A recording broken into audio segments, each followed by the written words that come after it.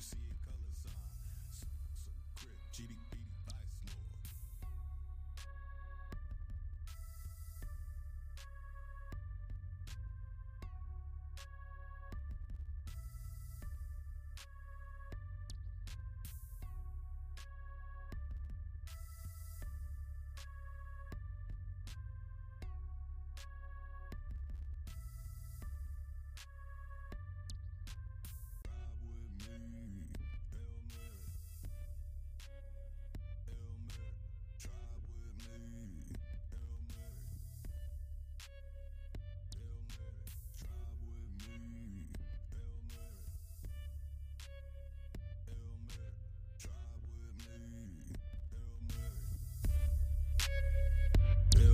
Growing up my hood, throwing up my sign. Don't wave back if you see a gang sign.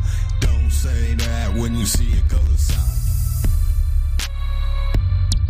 Growing up my hood, throwing up my sign. Don't wave back if you see a gang sign. Don't say that when you see a color sign. Some crip, GD, beady, vice lord.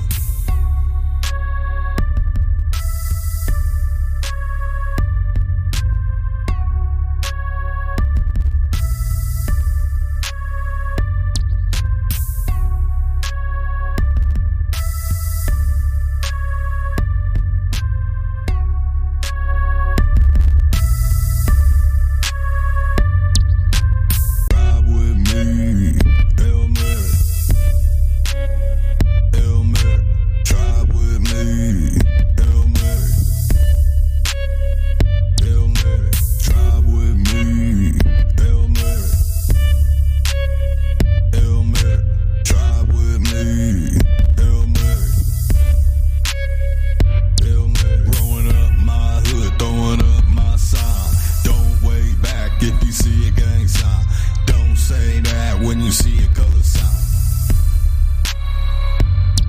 Growing up my hood, throwing up my sign. Don't wave back if you see a gang sign. Don't say that when you see a color sign. Some crip, GD, beady, vice lord.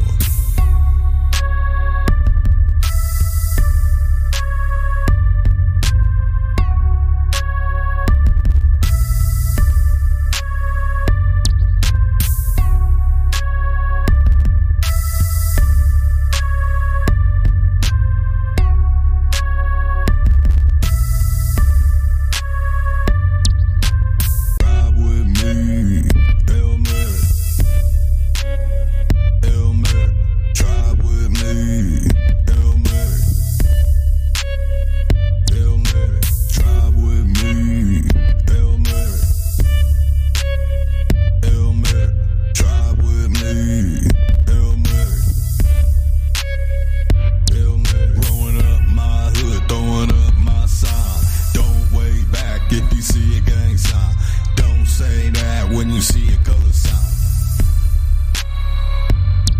Growing up my hood, throwing up my sign. Don't wave back if you see a gang sign. Don't say that when you see a color sign. Some crip, GD, beady, vice lord.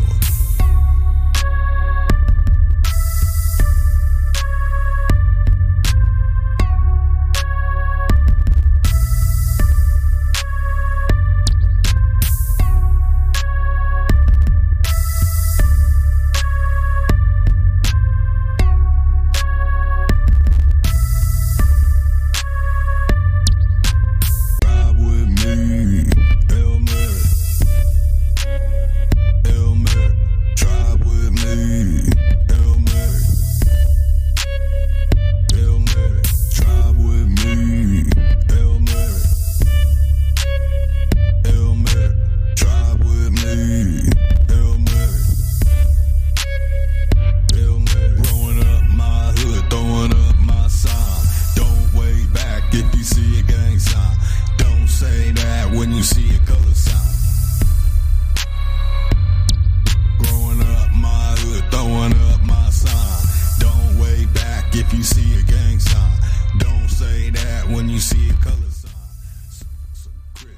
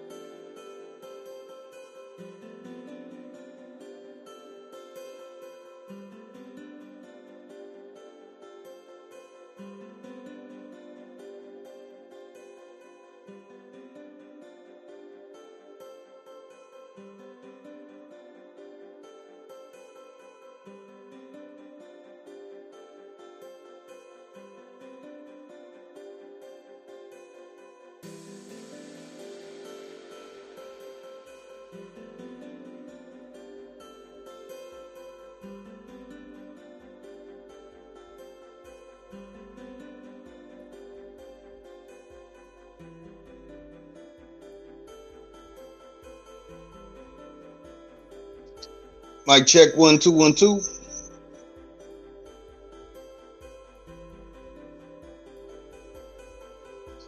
Mic check 1 2 1 2.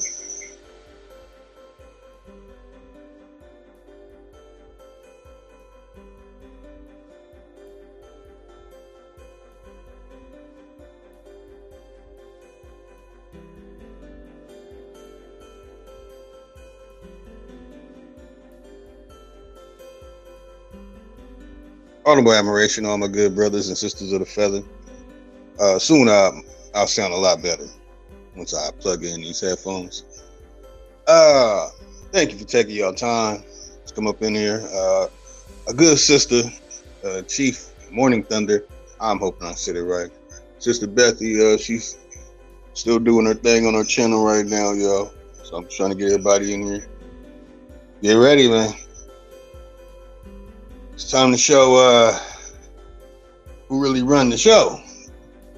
You know, I'm gonna say a couple names. We can't say the main name without getting, going too far. So it's time to identify exactly who is and who does what and who controls what. I heard mention of architect. That there's a master architect behind this, I guess, like the movie Matrix. We gonna see. We will see. And we'll deal with this Burlesque live today too. Next week, next Tuesday, y'all, I will be doing Tonto Tuesday, where we get these Tontos in here and see what's really going on. They got an answer. So the next Tonto Tuesday with a little enchilada sauce on the side, we're gonna see what's really going on with them. Who's they 6 grandpappy? And are they mestizo sexuals? That's a word I made up. That's right. Mestizo sexuals. We got mulatto sexuals. We got mestizo sexuals, octamaroon sexuals, and all kind of sexuals. But they all come from the 16 mestizos. We'll be dealing with that too. Asking them how do they feel. That like you're not from here and your genetic is so watered down that you're 1/8. So we'll be going into all that. All that. Yeah. Tonto Tuesday. All right, y'all. I got a treat. With this video, you can't show it and can't even have like more than 5 to 10 seconds of any footage from this video. But with these 2 clips from this video, it's gonna blow your mind. Oh, it's gonna blow your mind. Again, this movie came out in 1976. It's called The Network. Sidney Lumet. And the first clip is, I'm mad as hell and I'm not gonna take it anymore. And right now we can see Yeezy is literally at that point right now. He's mad as hell. He's not gonna take it anymore. Watch this, y'all. Watch what was said back in 1976. I'm telling you, 1970 movies, early 1980 movies, and even the Muffet, Dark Crystal dropped. They dropped so many damn jewels in Dark Crystal, pun not intended and intended. I ain't go watch that. Man, there's so much stuff that came out in these years, even the sci-fi stuff, revealing so much. Like the movie Dune, that's all Jesuit nonsense. Yes, you will.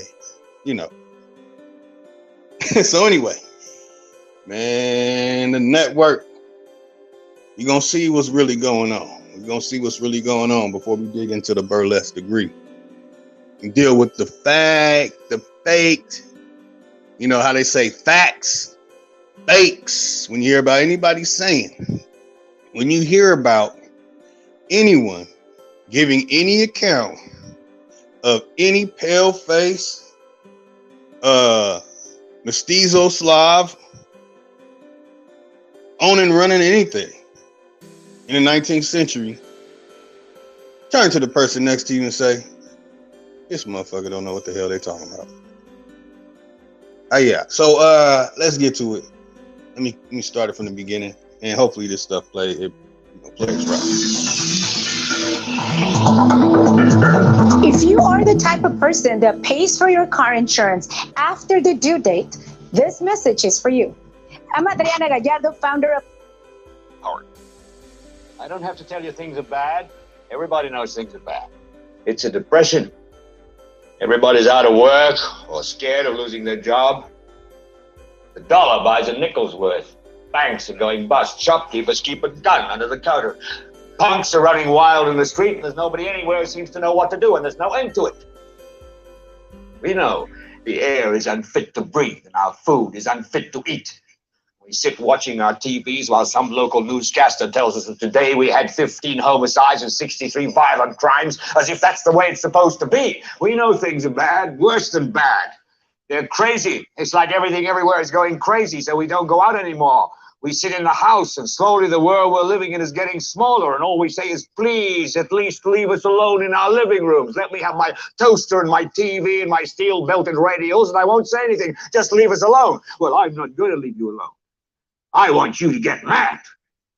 I don't want you to protest. I don't want you to riot. I don't want you to write to your congressman because I wouldn't know what to tell you to write. I don't know what to do about the depression and the inflation and the Russians and the crime in the street. All I know is that first, you've got to get mad. You've got to say, I'm a human being. God damn it. My life has value. So I want you to get up now. I want all of you to get up out of your chairs. I want you to get up right now and go to the window, open it, and stick your head out and yell, I'm as mad as hell, and I'm not going to take this anymore. I want you to get up right now. Get up, go to your windows, open them, and stick your head out and yell, I'm as mad as hell, and I'm not going to take this anymore. Things have got to change. How many stations does this go You've out? got to get mad. 67. Say, I know it goes to Louisville and Atlanta. I'm not going to take this anymore. Then we'll figure out what to do about the depression and the inflation and the oil crisis. But first, get up out of your chairs, open the window, stick your head out and yell, and say, I'm as mad as hell, and I'm not going to take this anymore. Who are you talking to, Herb? CGG Atlanta. Are they yelling in Atlanta, Herb? Are they yelling in Atlanta, Ted? But first, you've got to get mad. You've got to say, I'm as mad as hell, and I'm not going to take this anymore. They're yelling in Baton Rouge. Get up out of your... Son of a bitch! We struck the mother load! Stick your head out of the window, open it, and stick your head out and keep yelling and yell, I'm as mad as hell. I'm not going to take this anymore. Just get up from your chairs right now. Go to Where the you window. going? I want to see if anybody's yelling. Open it and stick your head out and yell and keep yelling. I'm mad as hell. I'm not going to take this anymore. I'm not gonna take it anymore! I'm mad as hell! I'm not gonna take it anymore! I'm mad as hell. I'm not going to take it anymore. I'm not gonna take it anymore! I'm mad as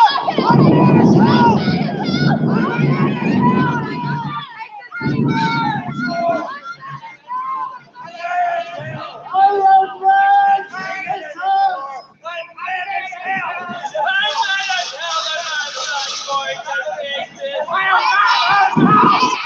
I'm not going to take this anymore.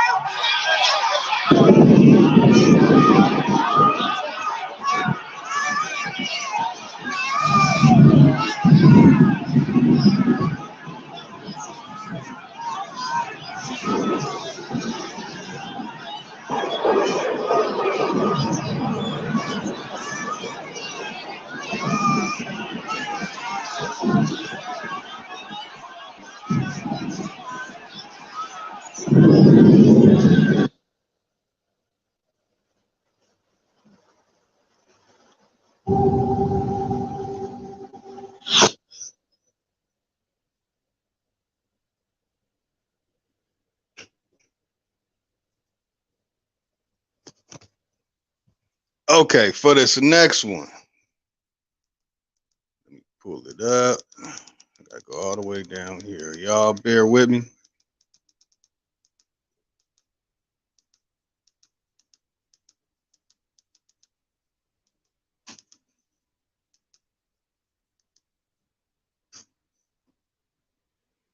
Okay, here go the architect. Watch this.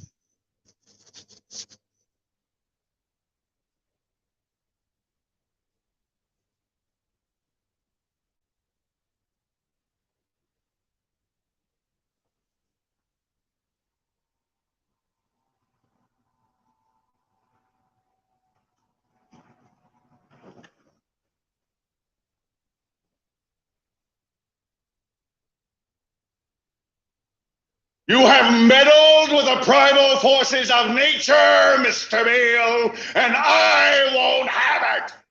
Is that clear? You think you merely stopped a business deal? That is not the case. The Arabs have taken billions of dollars out of this country, and now they must put it back. It is ebb and flow, tidal gravity. It is ecological balance. You are an old man who thinks in terms of nations and peoples. There are no nations. There are no peoples. There are no Russians. There are no Arabs. There are no third worlds. There is no West. There is only one holistic system of systems. One vast and immane, interwoven, interacting, multivariate, multinational dominion of dollars. Petrodollars, electrodollars, multi-dollars, Reichmarks, rims, rubles, pounds, and shekels. It is the international system of currency which determines the totality of life on this planet. That is the natural order of things today. That is the atomic and subatomic and galactic structure of things today. And you have meddled with the primal forces of nature. And you will atone. Am I getting through to you, Mr. Beale? You get up on your little 21-inch screen and howl about America and democracy. There is no America. There is no democracy. There is only IBM and ITT and AT&T and DuPont, Dow, Union Carbide, and Exxon. Those are the nations of the world today. What do you think the Russians talk about in their councils of state? Karl Marx? They get out their linear programming charts, statistical decision theories, Minimax solutions, and compute the price-cost probabilities of their transactions and investments, just like we do. We no longer live in a world of nations and ideologies, Mr. Beale. The world is a college of corporations, inexorably determined by the immutable bylaws of business. The world is a business, Mr. Beale. It has been since man crawled out of the slime. And our children will live, Mr. Beale, to see that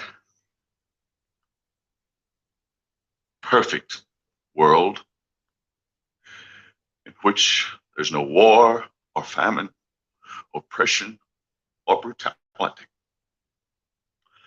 One vast and ecumenical holding company for whom all men will work to serve a common profit, in which all men will hold a share of stock, all necessities provided, all anxieties tranquilized, all boredom amused.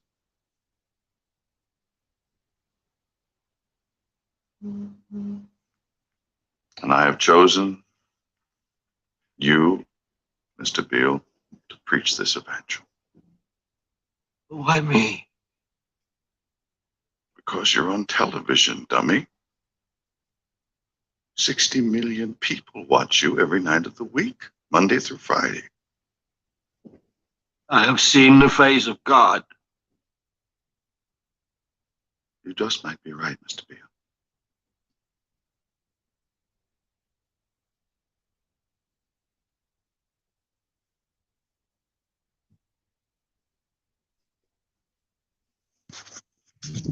Don't you enjoy how confident your Spanx make you feel in the office?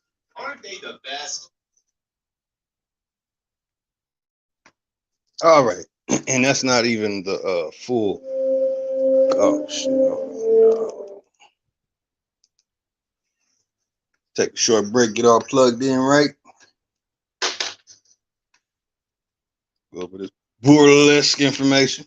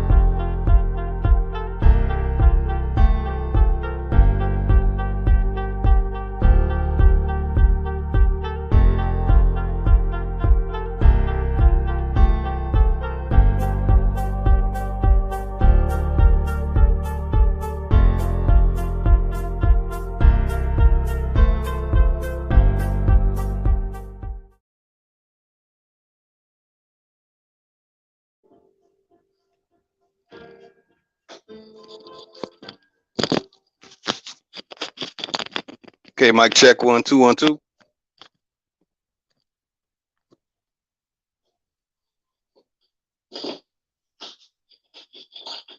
Okay, mic check 1 2 1 2. All right, I had to make sure I was loud and clear. Okay, mic check 1 2 1 2. All right, sure I was loud and clear. Okay, mic check 1 2 1 2. All right, loud and clear. Mic check 1 2 1 2. Oh man, I got double echoes. All bad.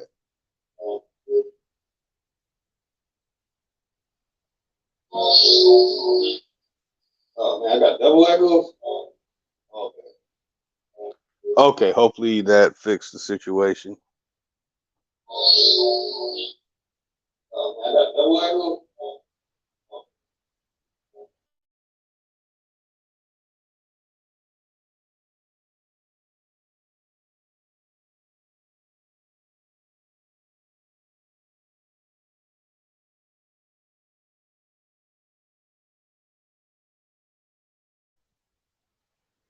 Okay. Okay. Man, that is no joke. Okay, you see the burlesque degree right there. Okay.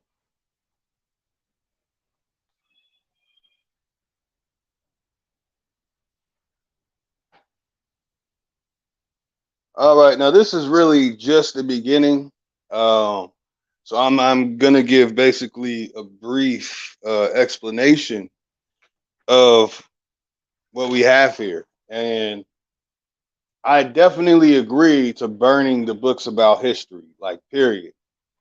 But I didn't learn that by ignoring the information. Like I didn't ignore the books. I've read like all. If you go to Time Life and you look at the selection of books they have on the continents, countries, and you'll find a great deal of history just in those Time Life books. I suggest anybody to, if you want to waste your time reading a bunch of lies, go ahead and read it. But what I figured was I can only use the images that they show in the description under the image because it's all nonsense. It's all nonsense. Now, to nip it in the bud so everyone will know, it was the burlesque degree that created these stories. It is the members of the burlesque degree that put this stuff together. So this is what happens when you run into a brother, in America, all suited and booted, Freemason ring and all that stuff, and Masonic ring. And they have ceremonies that they do. These ceremonies that they are doing are a part of the burlesque degree. And there's a faction of different orders of the burlesque degree. It just so happens that this covers everything. This is the problem we have today. So I'm giving everybody the actual identity and name that will connect you to those who have taken control and power over the lands of the Aborigine. Those who were doing the things that they did, creating history. See, they're doing plays here. You can see it here with this image. And you see the people with the instruments in blackface. Now, those that want to promote, we came on slave boats and we went through all these hard things, and they have not dug into the truth of what really happened. And we can find their information online. In fact, let me load it up. I'm gonna have to pull this back up and load this up.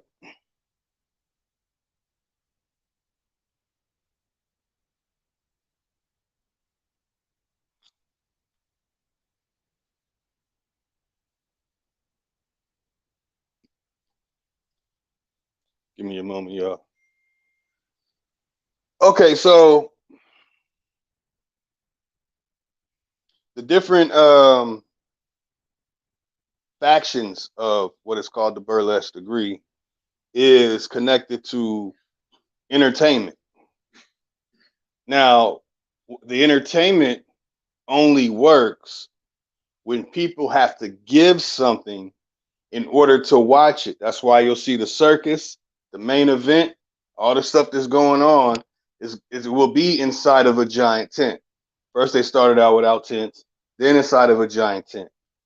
But even before that, they went into our ancient structures, dressed everything, facaded some stuff, made some wood stuff, painted the same color as the stone or whatever, and made plays. I have countless videos and access to even more of those videos showing these Slovak, these mestizo Slavs, mestizosexuals, mulatto-sexuals, coming all together and in a burlesque degree performing these ceremonies.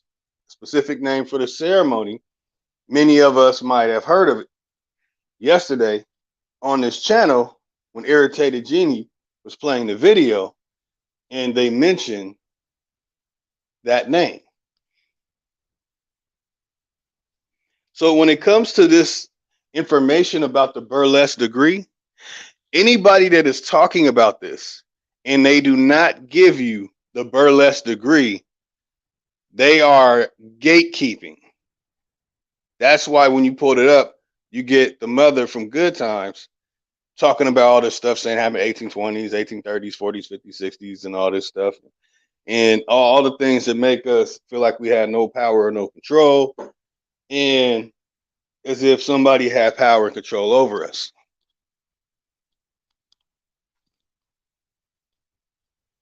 Okay, so there is a great deal of our people today that are in music and entertainment. And we just have to deal with the fact that they are controlled. And if they want to continue to get paid, they're going to have to continue to be in control. They reach a limit like Easy and blow up. I mean, brother said he made over $10 billion. Hey, Easy, man, you need to come support what we got going on over here. We're the only ones aiming in the direction to free our people from the very people you're talking about. Now, when I say the people, I mean that there are a small percentage of a nationality of people who really have no nation. And the achievement of their nation and the land where the nation was achieved is also the same land that Haile Selassie picked for his safe haven of people in association, because he was working with them as a person in control, working with them and helping them establish that land. A lot of people don't know about this. You get them in this area. Then these individuals make up a fabricated story as if they are the ruler of everyone else on the planet. And this is the mind state of the people. And you cannot talk about them. So I definitely feel that it is time for this information to come out, that it was the burlesque degree and those connected to the burlesque degree. I appreciate Elijah D sending the cash app. Appreciate you, brother. Y'all like, subscribe, and share. Get this information out. Get this channel out to everyone. There is definitely a blackball going on over here, and if you go through the selection of videos, if you just go back a year, you will see that there is no other content or any other channel that's covering a wide variety of information on a multifaceted of levels, covering each and every single section of everything going on right now. You're not gonna find it, especially what with Supreme Chief, the GOAT, and DJ Cut is doing.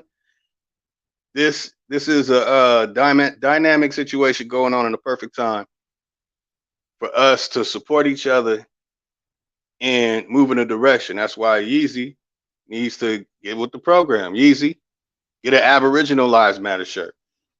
Let everybody know that we ruled everything. Kings, you got to shake that slave narrative. You got to shake the burlesque.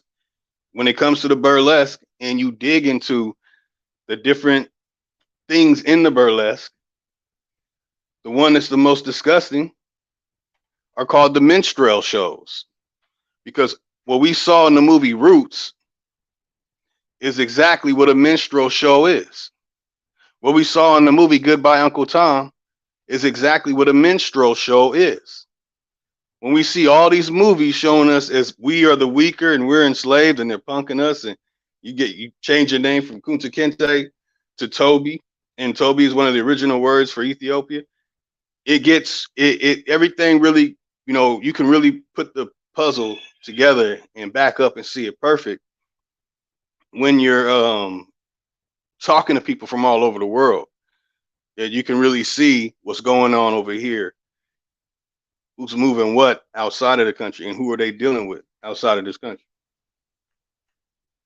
So when it comes to the burlesque degree, we have this minstrel cycle. I'm sorry, not minstrel cycle, minstrel show. Yeah. Let me load this stuff up, y'all. I was supposed to have this up.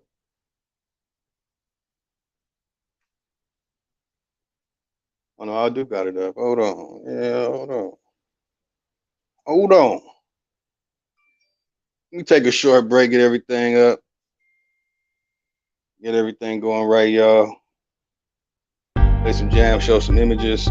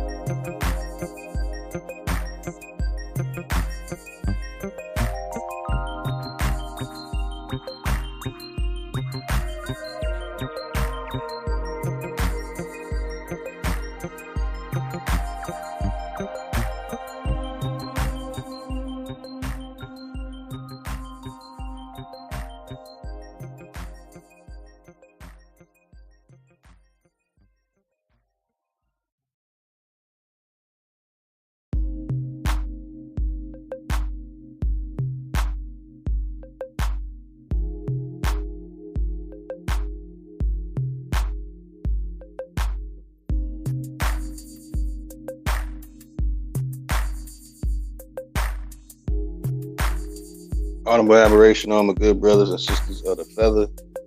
I would like to give a notification for everyone. Make sure we get behind this before Black Lives Matter tries to make another 50 million off of this and not give nothing to the people or the family, while the family's scourging around to try and sue Yeezy for something he talked about this on. Man, what's her name? I don't even remember her name no more.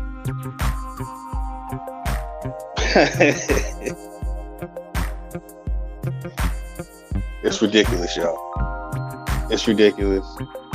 Pardon my laughter. But definitely need to demand justice for Denisha Montgomery Smith. I don't know the whole story on what happened, but enough of anything tragic happening to any of our people, you know, and especially coming this year, coming that in Chicago, they want us to just shoot, you know, have shootouts with each other. All right. So, okay, I'm gonna do a little bit of reading. And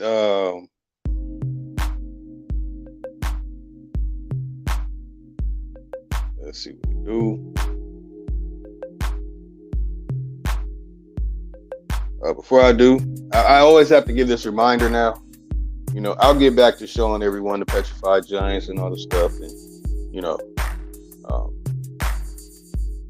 in the details to what you can find around those areas. It just covers so much. It's going to take time for the mind to grow, catch up to some of these things. I'll make it simple as possible. I definitely would like to talk to children about this. No weirdo. You know, basically just about the Titan, petrified giant, the things that are connected to it without all the weird stuff. Giant aliens or angels battling each other and cast it down to the ground and all that. But just teaching it and understand, giving understanding of mind manufactured, mass produced, understand the body of whatever it is they're saying, and think of the parts of our body and what minerals the parts of our body produce. And once you can find these petrified titans, the real stuff, supposed to be petrified titans, and you will find the minerals that are located inside of your body. One of the big intros to mind manufacture, mass produce, everything we use without needing any. Which, what other direction should we really go other than that? Back to the way we lived when we had this. You know, again, 30 years ago, the Negroes,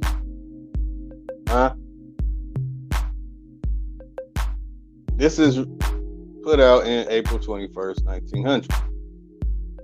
So we had all this stuff going on like that, huh? Let me show this. I have to show y'all because supposedly the minstrel show is going on. So it says right here, 30 years ago, the Negroes of this country owned nothing. Why would that be? Why would it be they owned nothing, not even themselves? Who put this? W.E.B. Du Bois. W.E.B. Du Bois traveled around with the cameraman. Y'all, this is the paparazzi. This is W.E.B. Du Bois was the paparazzi working for, And I can give the information about W.E.B. Du Bois, the one and only who brought the word pan to America and created Pan-Africanism, but got pan from Otto von Bismarck after going to Otto von Bismarck himself and sitting in his class and getting the lessons to come back and teach us that nonsense. This is what he wrote. They now own property aggregating in the neighborhood of 940 million. Okay, how much is 940 million worth at that time? It's impossible to know because there was no Federal Reserve until 1913. So how do we understand? How can we understand what's going on with this number 940 million? Once you understand that, you will know that you would have to do that 940 million times 1,000. Because it's talking about aggregating. And why is it called sharecropping? Is it about sharing it with somebody? Or was it what they call the Black Wall Street, which is the Aboriginal Wall Street? Or was it that was the share? How many hectares per crop that you had and measurements per, in which whatever of the fruit, vegetable, nut, and grain, it fell in those that are good to be sold. What to be sold as? There would have to be a trading system. In this book, this agent, just like the people we see going up against Yeezy today, of that time, story going on with that. I don't want to focus too much on it because, that's going to dig into it, but I will say this. Burlesque degree. That's who's in control during that time. And before they had control, this is what we had. So if we had these things, we didn't use Federal Reserve. And somebody made a comment about, oh no, that's not true. We had some type of trade, and yes, it's called a barter system. I have this, you have that. Go watch the Book of Eli. They didn't have paper. Well, you watch money just flying down the street, blowing in the wind. And other movies pertaining to that, to use a movie. So we had all this, right? But they want us to believe that this burlesque degree situation, as you see in the background, as if that would have meant a damn thing. We're controlling everything. We have everything going on. Let me get down to that. All right, let me show y'all, and I'll be right back up in here.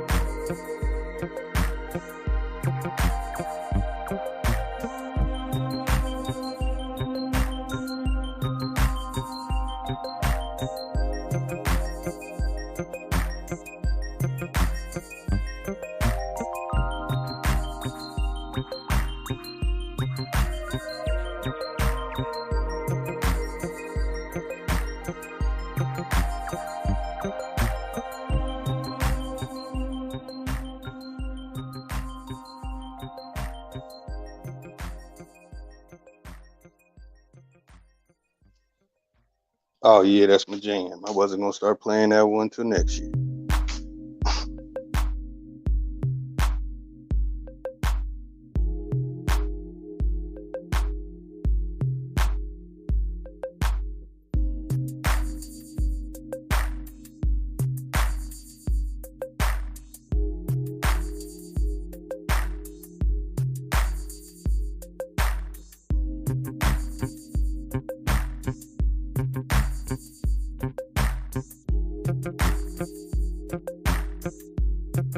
I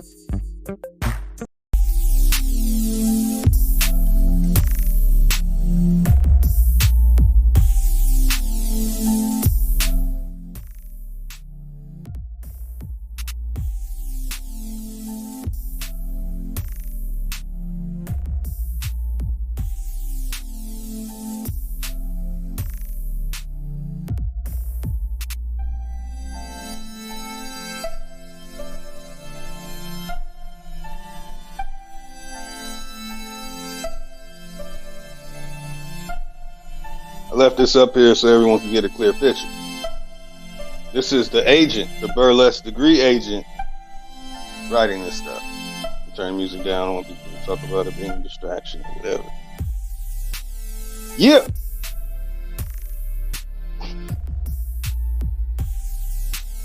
Yeah, just get started, y'all. So, okay. I got me some water.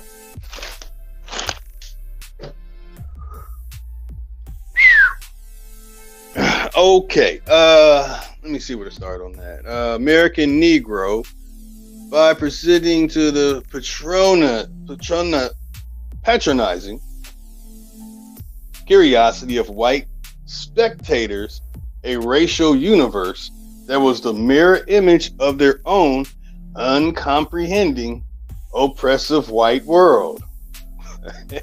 There were photographs, models, industrial work, and pictures, right? Mm-hmm. But the display offered much more. He explained, beneath all this is a carefully thought out plan. That carefully thought out plan consisted of 4 parts. History of the Negro from arrival to modern times. Okay, this is the burlesque degree, y'all. I'm giving, this is W.E.B. Du Bois' mission statement for that burlesque degree, that menstrual cycle nonsense they had going on. Because they had manginas back then, I guess. Huh? Yeah, okay. So let's get it. Let's go over this again. That carefully thought out plan consisted of 4 parts. History of the Negro from arrival to modern times, contemporary social and economic conditions, educational progress, production of literature. We had it cracking. We had all that. Let me go back. Yeah. Been flashing this, man, and I guess people ain't catching it. Y'all gonna catch it today. We had all this. Get back to it.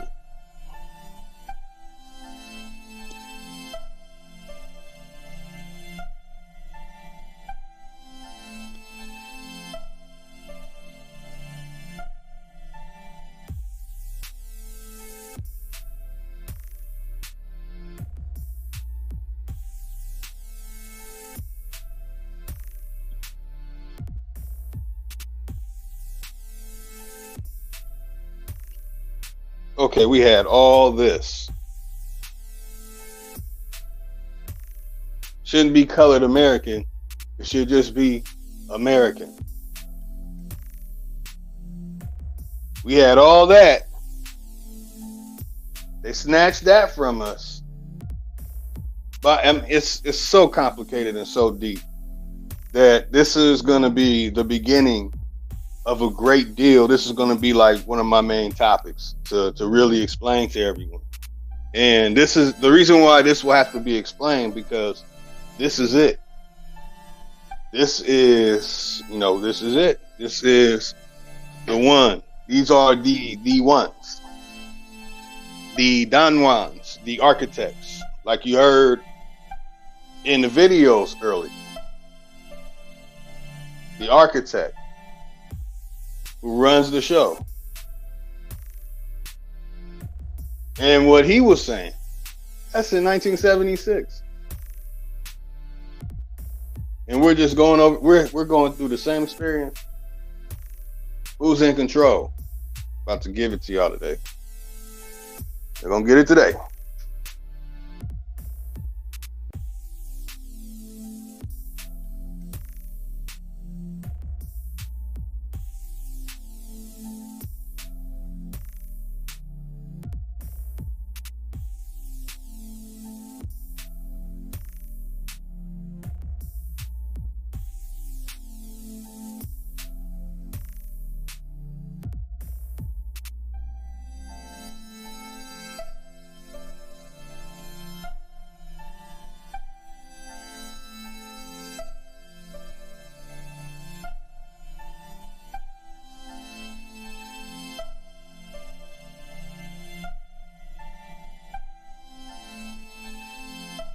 Okay, I just wanted to go over this before I dig in.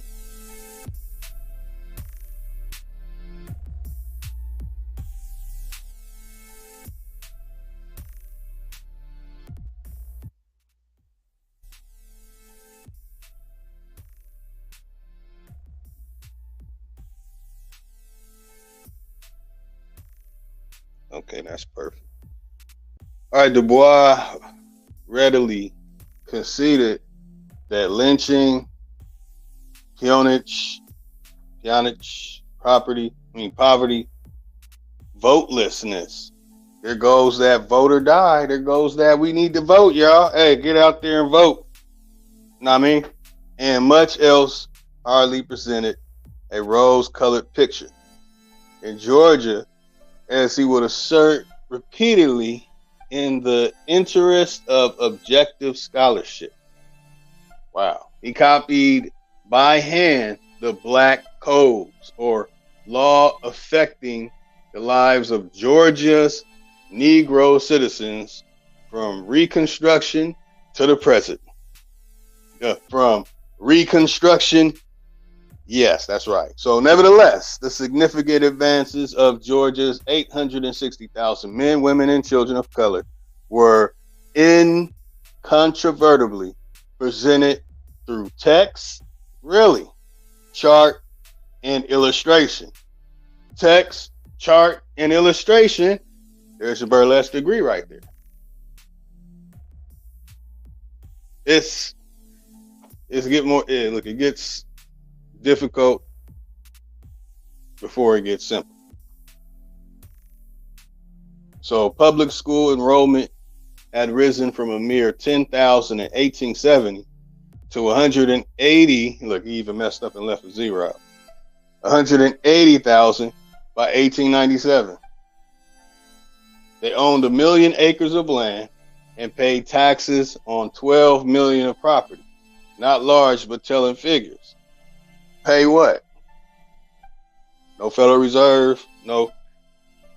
And please don't try. Please, hey, look into the bull or what's it? The buffalo coin with the Tonto looking head on the other side. That people that were minting that, these are all the same people. So okay.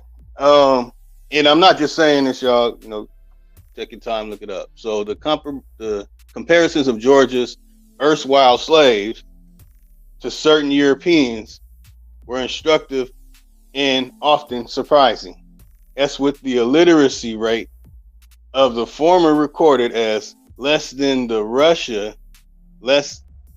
of Russia, and only equal to that of Hungary. The hell are they talking about?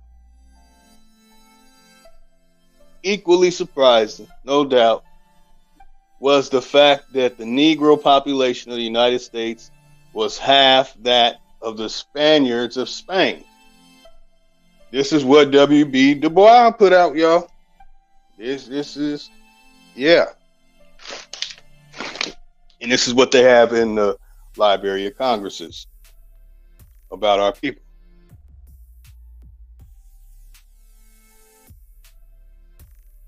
Now, where's my book?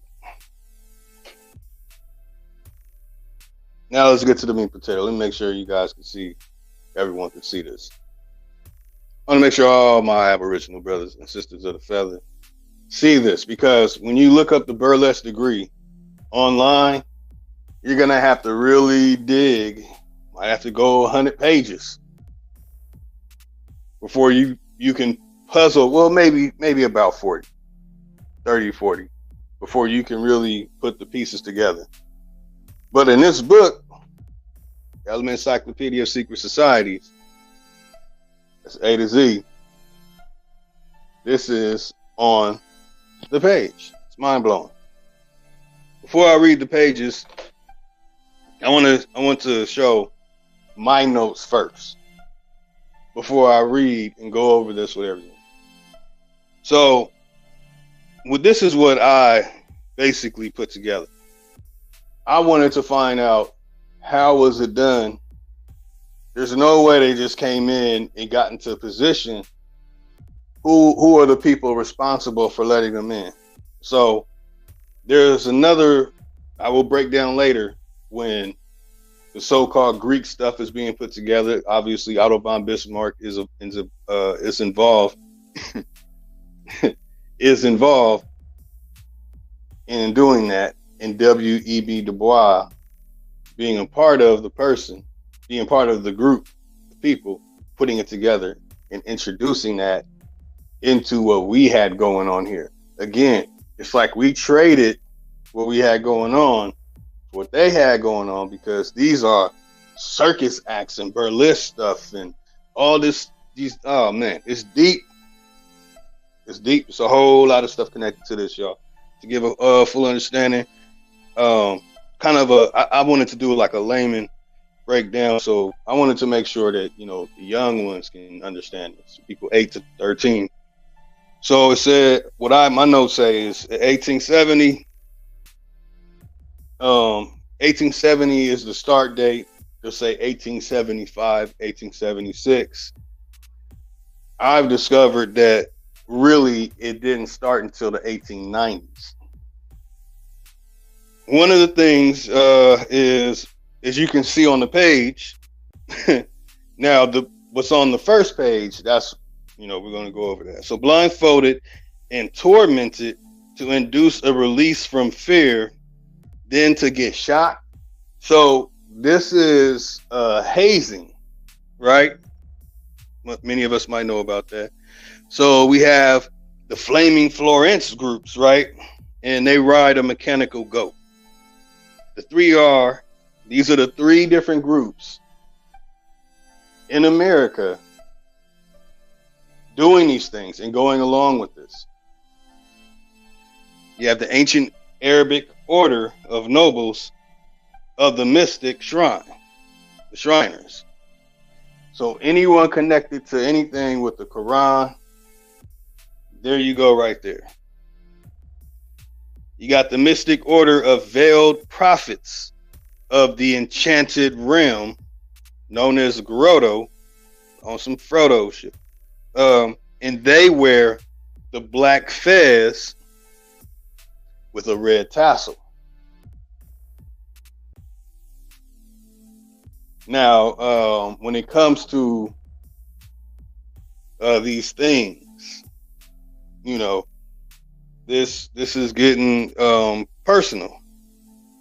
But the third one is something that needs to be investigated. Still looking into it. The tall cedars of Lebanon. Like, what the hell does that even mean? But here go everything else that's involved. Okay, other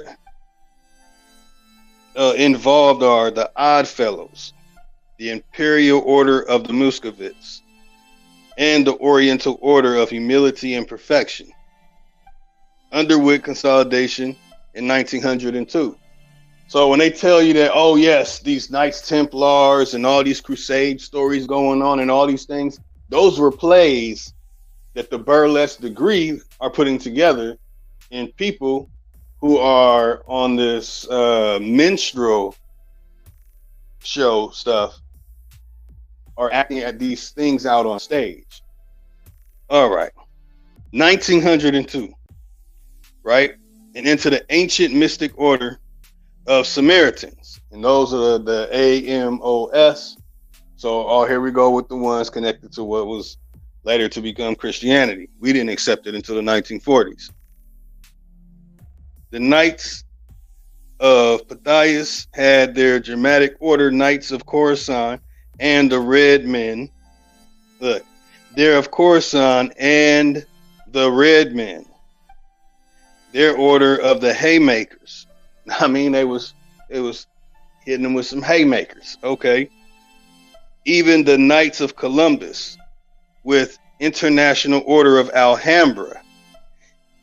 In this, you can find a study in the name E. Clampus Vitus, and you'll see that in the bright, dark ink. Okay, so the run children's hospital and bird treatment centers. So here we go. when you have to look into the children's hospitals, well, a children gets hurt, they don't have a parent, and they go into the children's hospital. Where are they gonna dump them at? Then we getting into the orphan train stuff, y'all.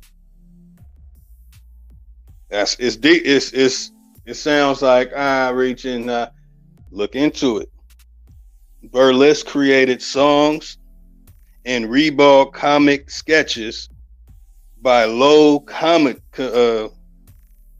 comedian assorted oleos in male acts such as acrobats, magicians, solo singers, course numbers, and politics.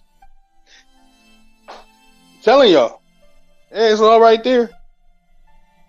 Well, we watch these politicians doing all this stuff and passing all these laws and got us thinking that we're all part of it. Like, yeah, Proposition whoop-de-whoop going down and all that.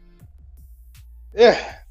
When you see it on C-SPAN 1, C-SPAN 2, Fox News, and all of them, you're just watching a burlesque. That's it. That's all it's a show. Now, some of you might look up burlesque and get a bunch of nudity or some showgirl stuff.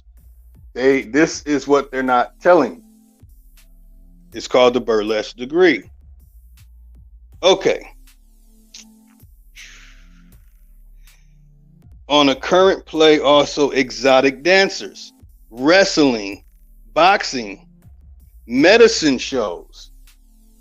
Okay, we got wrestling, WWE, Rock, Batista, Hulk Hogan and them, all hey. But look, it's right here. Boxing, medicine shows. We just experienced a medicine show. The world is a stage. You can hop on the stage, or you can stay in the audience.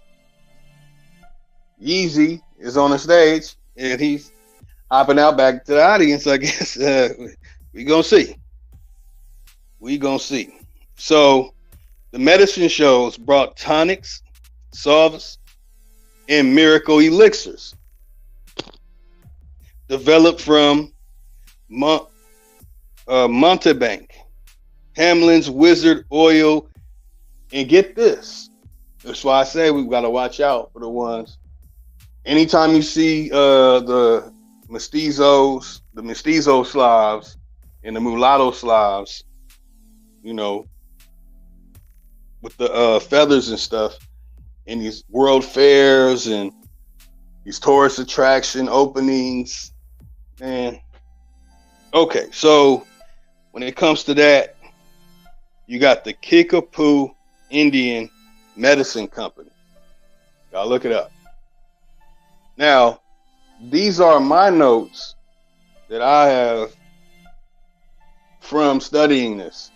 And I didn't really get into really digging deep into this. So this is the standard for understanding who's in control. It's not some boogie oogie people with some fingers over, like it's nothing mystical, magical, like some Illuminati. It's really simple. It's really simple. When you simplify it, you can understand that one day we're gonna wake up and say, we don't have to do this anymore. And I'll be waiting till that day. So when it comes to Hebrew and Christianity connecting into this, the origins and rights, that's the 1950s and 1960s Christian identity movement. The Knef, and that is the 96th degree. The Philadelphus.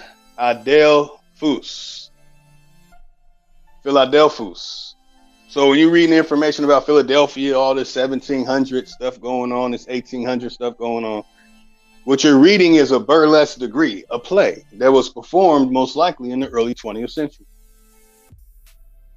The world is a stage. Yeah. So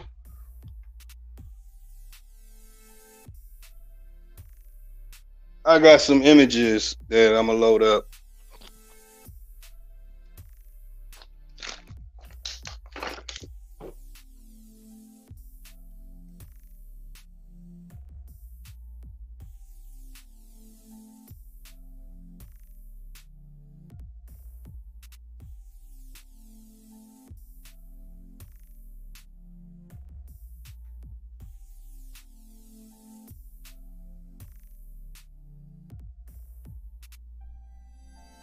Okay.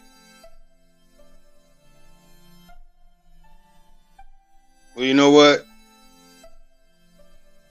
It's so many of them, and it's so. I'm only going to show so many because these are, further exaggerations. But I want to read this too.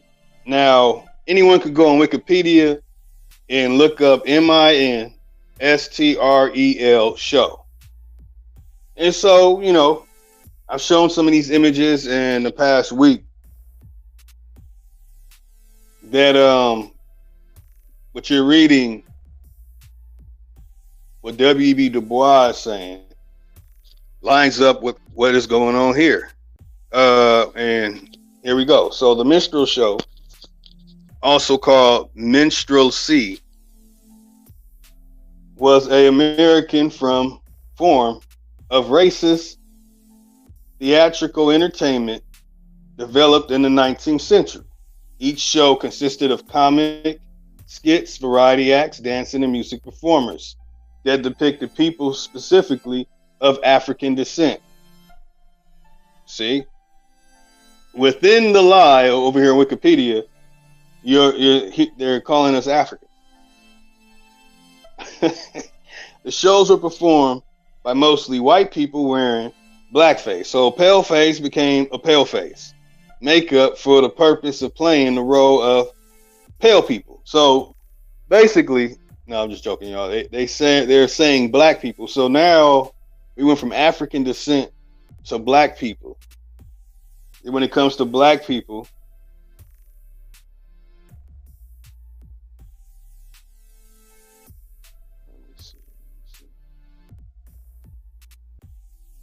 okay, when it comes to black people, black Canadians is a designation used for people of black African ancestry.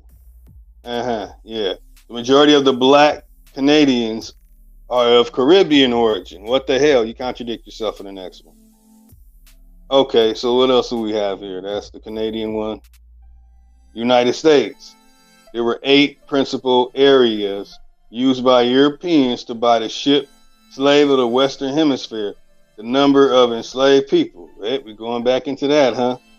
And then they give out the so-called countries. Well, this whole story, what they're saying in the percentages, is all a burlesque play. It's a play. It was a play that they performed, and it was them performing this.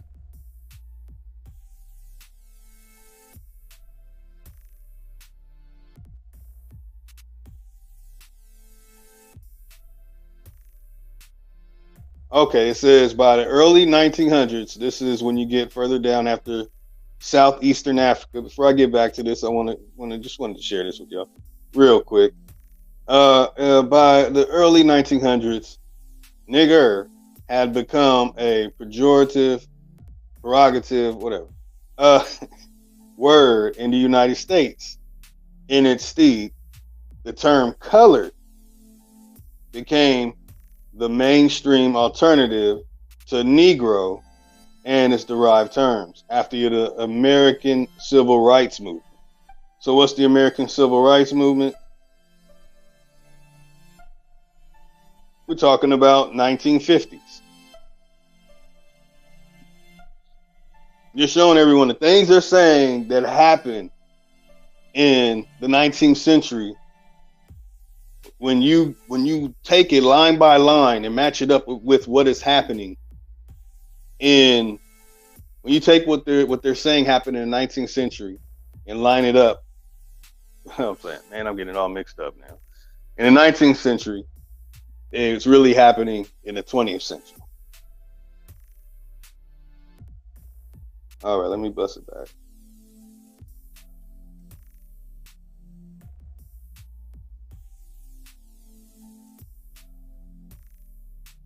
All right, so let me cut the music.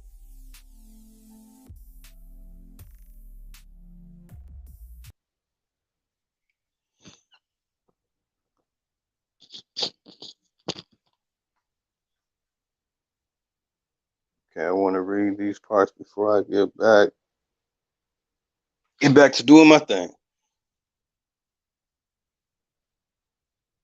Oh, come on.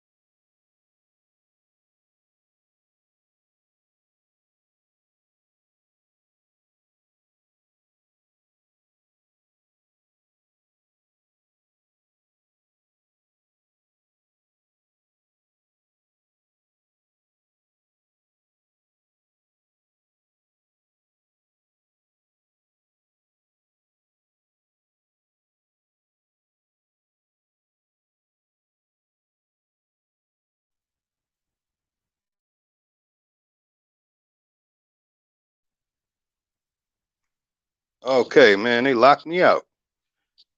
Okay. Um, I didn't even know. Dang, babe, I was saying all that and it didn't mute it. That's weird. Okay, so blackface minstrel was the first uniquely American form of theater. Minstrel shows emerged as brief burlesque and comic entr'actes in the early 1830s in the northeastern states. They were developed into full-fledged form in the next decade by 1848. So this is what they're claiming happened in 1848. Blackface minstrel show were the national art form, translating formal art such as opera into popular terms for a general audience.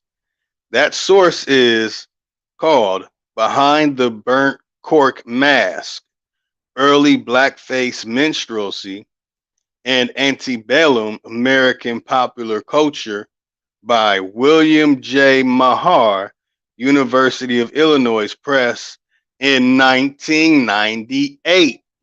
Lying ass motherfucker. By the turn of the 20th century, the minstrel show enjoyed but a shadow of its former popularity, having been replaced by the most part by vaudeville. Okay, we're gonna look into vaudeville. It's a theatrical genre of variety entertainment, and they'll say it's born in France at the end of the 19th century. Now, this is the direct connection I have that the Alliance Israelite Universal, the university that was created in France, that were creating these very things that I am saying right now. They even wrote a history of themselves, putting themselves back further in time, y'all. This it's the same people in control running things right now. So, born in France at the end of the 19th century, a vaudeville was originally a comedy without psychological or moral intentions, based on a comical situation, a dramatic composition of light poetry, interspread. Oh, wait, what's intersperse. I haven't seen that in a long time. With songs or ballads. Intersperse. Yeah, that's okay. Y'all check that out. Interspersed. Make sure I spell stuff out. Make sure people can get it. With songs or ballads, it became popular. First of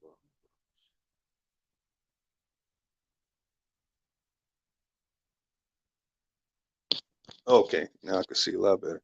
Became popular in the United States and Canada from the early 1800s until the early 1930s. So now we're seeing in the 1880s to the 1930s, but the ideal of vaudeville's theater changed radically from its French antecedent.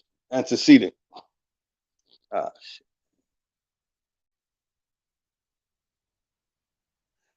Wow, man, I'm messing up on my words. Y'all bear with me. Falling off, man. I used to be on point. Man,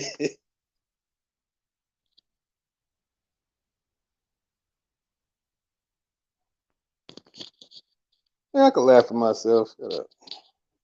In some ways,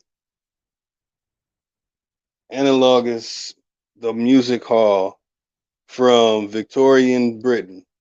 A typical North American vaudeville performance was made up of a series of separate, unrelated acts grouped together on a common bill. Types of acts have included popular and classical musicians. Here we go. Singers, dancers, comedians, trained animals, musicians, ventriloquists, strongmen, female and male impersonators, acrobatics, clowns, illustrated songs, jugglers, one act plays, or scenes from plays, athletes lecturing celebrities, damn, back then, minstrels and movies. A vaudeville performer is often referred to as a vaudevillain. Oh, shit. Vaudeville developed from many sources, also including concert saloon, minstrelsy, freak shows, dime museums, and literary American burlesque. Called the heart of American show business. Again, the heart of American show business. Vaudeville was one of the most popular types of entertainment in North America for several decades. So, yes, you can find that under VAUDEVILLE. Now, the stuff that I'm going over right now is what you will find online. Tell me this: when I read the burlesque degree in this book,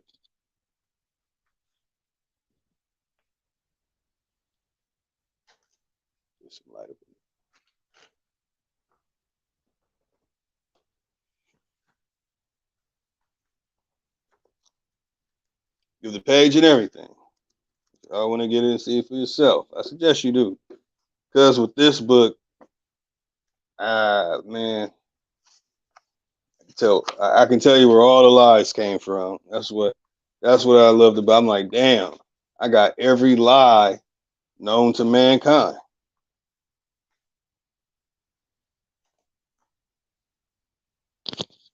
So on page 105, burlesque degree, a feature of American fraternal secret societies in late 19th and early 20th centuries. Late 19th and early 20th centuries. Burlesque degrees were humorous ceremonies enacted. What?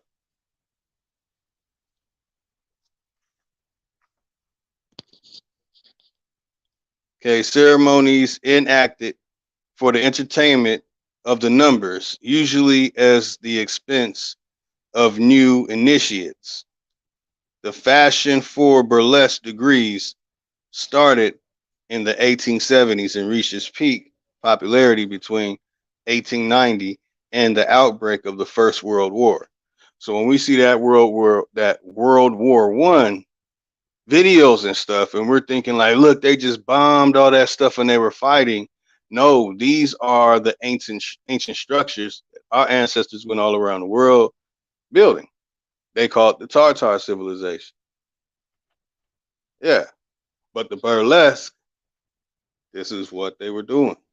These are the people that did the reset. Okay, so it says burlesque degrees featured a combination of raucous humor and ingenious mechanical devices designed to. Shit, man, I need to stop eating that starch shit. Fucking.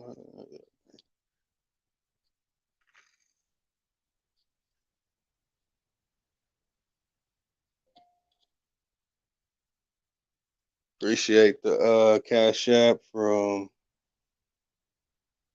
Let me see.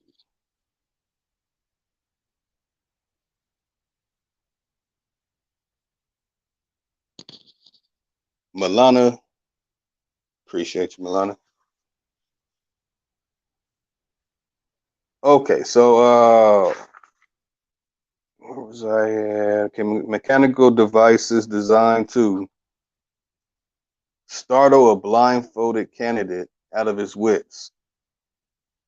Examples include chairs rigged to fire a blank cartridge and collapse when someone sat on them. Imitation wells containing real water with the spark coil beneath to provide a harmless but startling shock to anyone touching the water. paddle machines designed to swat the candidate unexpectedly on the backside. Now, when you look up backside, that don't mean somebody got their pants up. And mechanical goats that candidates had to ride. See, riding the goat.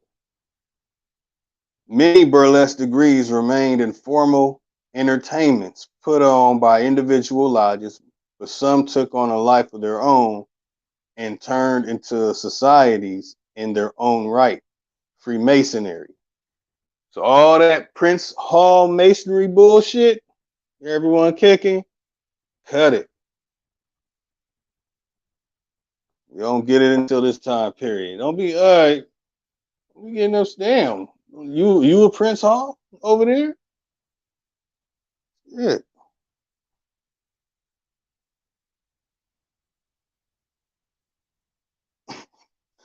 Always quick to establish new orders, took the lead in this department with at least 3 major burlesque branches: the ancient Arabic order of nobles of the mystic Shriners, the mystic order of veiled prophets of the enchanted realm, Roto, and the Tall Cedars of Lebanon. A similar profusion of burlesque degrees and odd fellowship. So basically, this is exactly what I read earlier.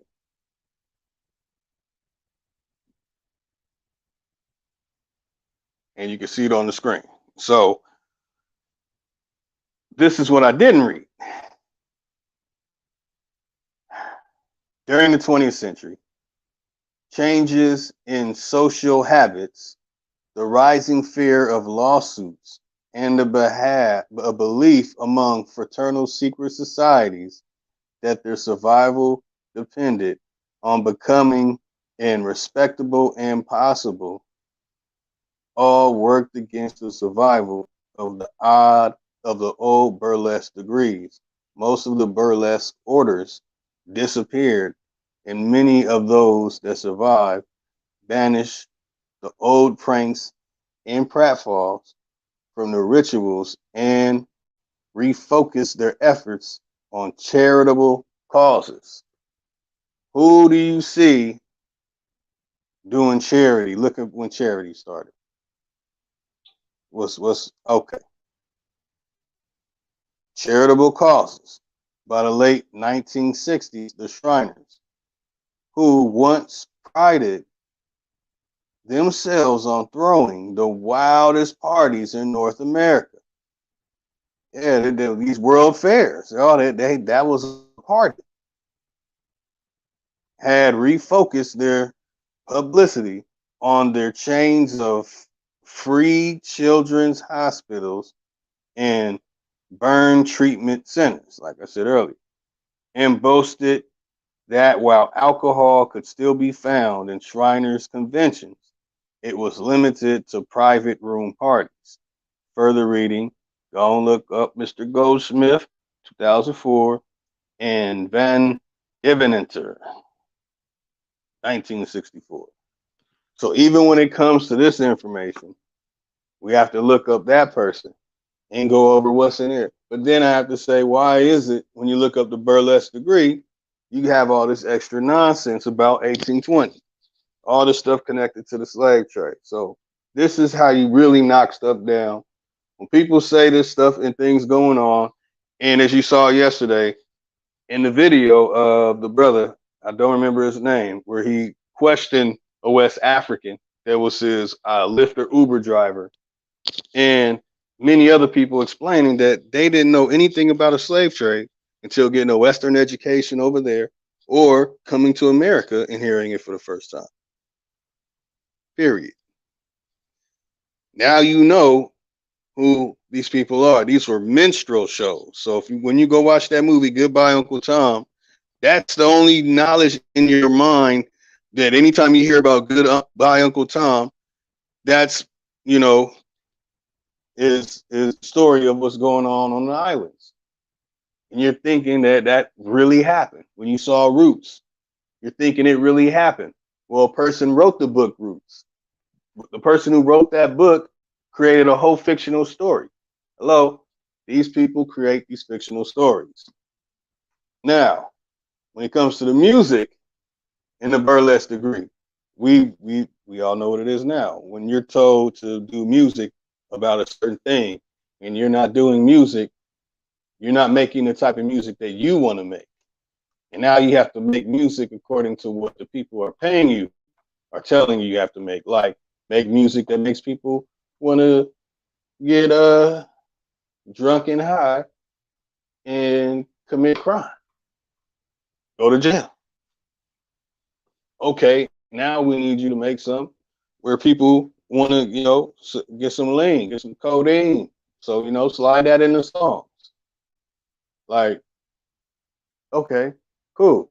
Now we need the ladies out there. Hey, can we get these ladies to say, like was said way back in the days when we started the burlesque degree? There's an old school video.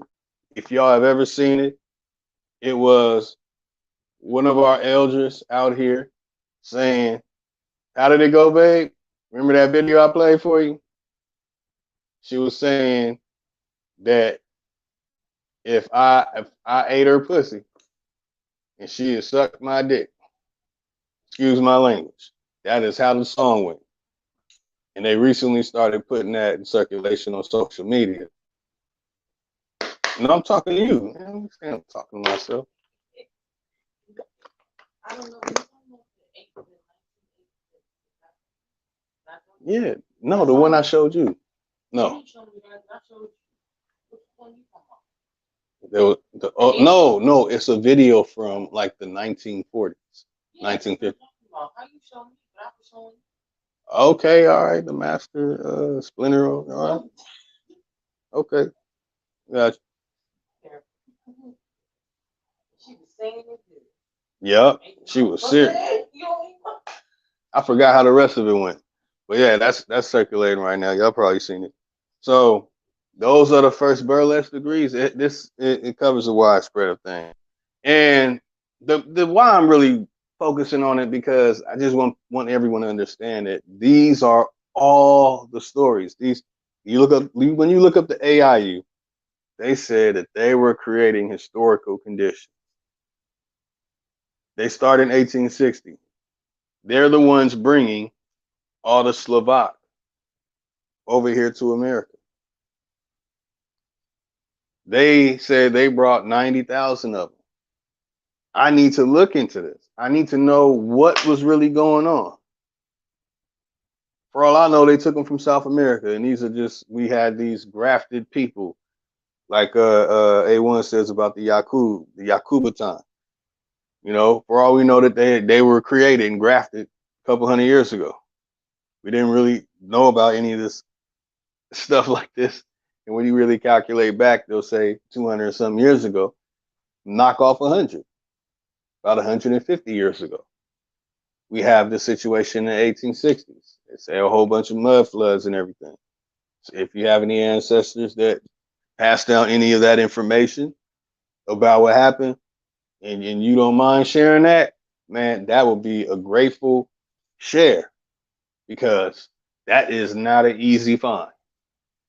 To find out like what great grandparents said, like, yeah, man, it was some crazy stuff going on. Everything flooded, this, that, and the third. Would it even be the English language? How would we know what these? I'm telling you, that's why I feel after 1860, and the things that they say that they wrote in 1860, that you'll find out is really from the early 20th century.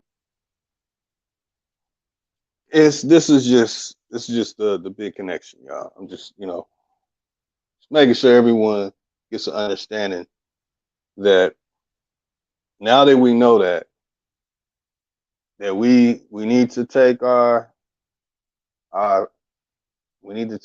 shit on the road for ourselves. It's a hard shit to give up all the things connected to it, or make it to where we create our own network and communicate with amongst ourselves. Anything outside of the original people of America, the Aboriginal American, the first American, the real First Nation, would have to pay a terrible barter, putting tariffs on anything outside of our stuff. We have too many markets and everything that we are the ones who are the biggest consumers. And we see that when we had it the way we had it, that it was an aggregation and we could get it. So hopefully everyone was able to learn something. I'll even let me send it out.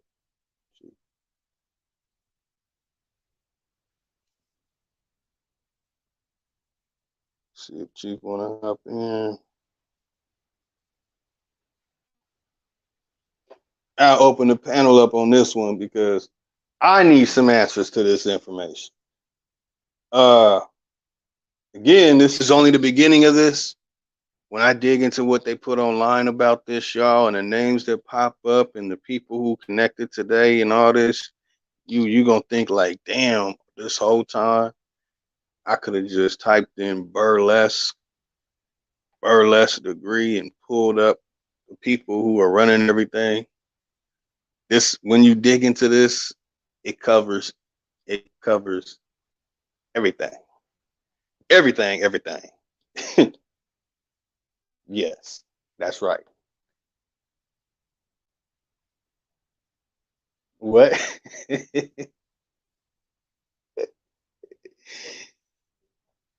Hey, hold on, let me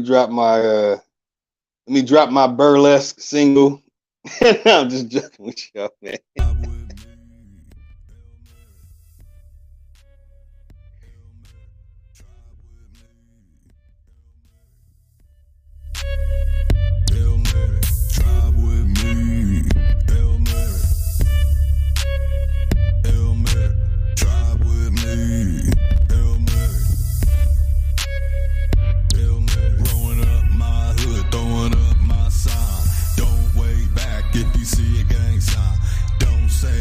When you see a color sign, growing up my hood, throwing up my sign. Don't wave back if you see a gang sign. Don't say that when you see a color sign. So crip, GDP, Vice Lord.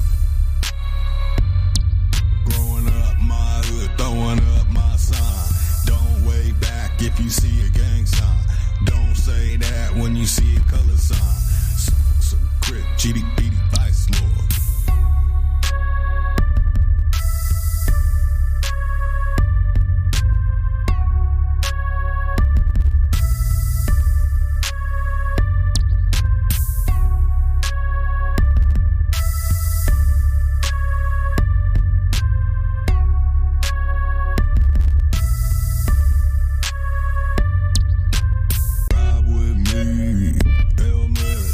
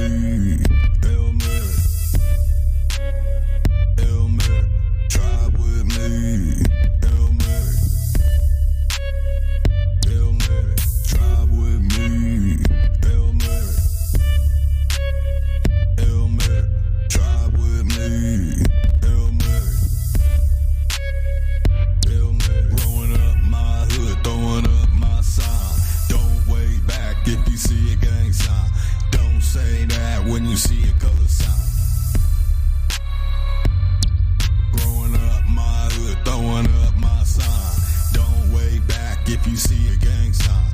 Don't say that when you see a color sign. So crip, GDP, vice lord.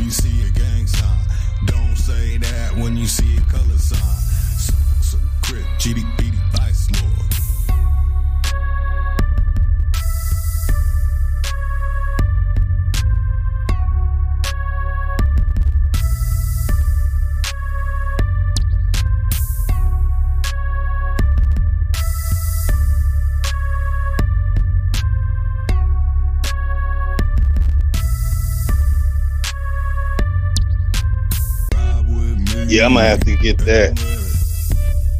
Got my tribe with me. Yeah.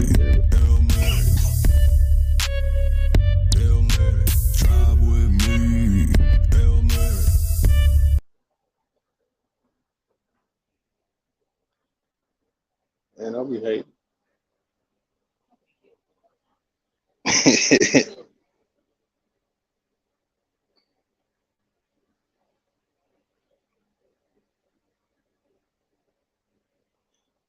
Yeah. And I probably got some loud background noise. So, I mean, you see it right there on the screen.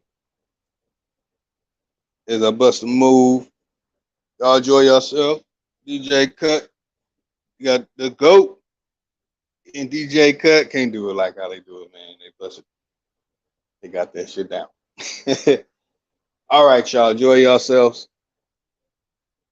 And I mean, there it is. The Trickopedia. But that's the minstrel show. So much more to come, y'all. Peace.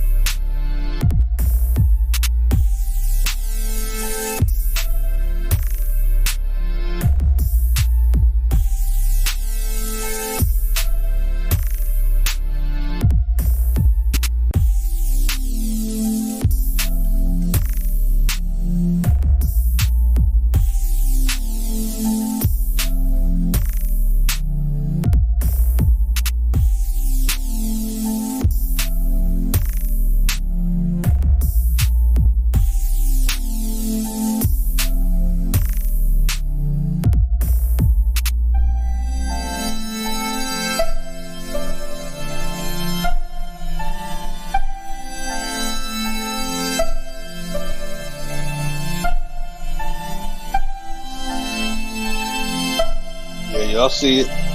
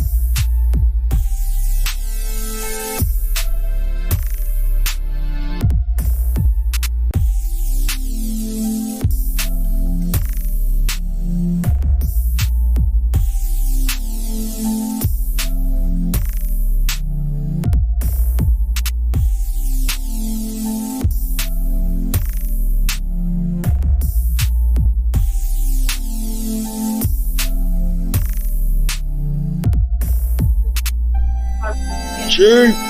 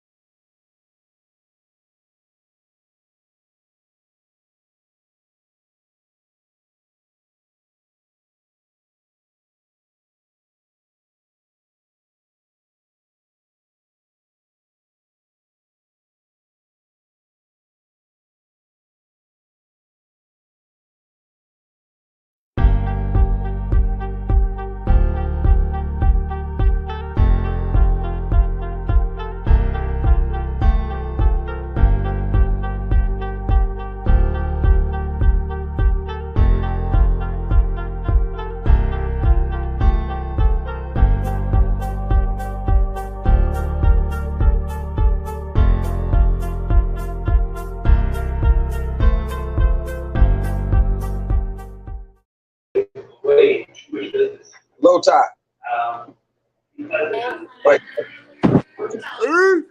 What up, though?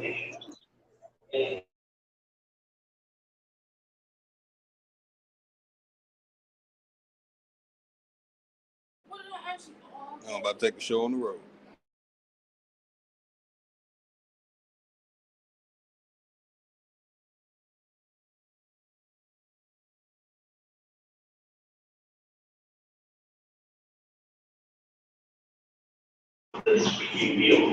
What's up with it, bro? On your way to the road.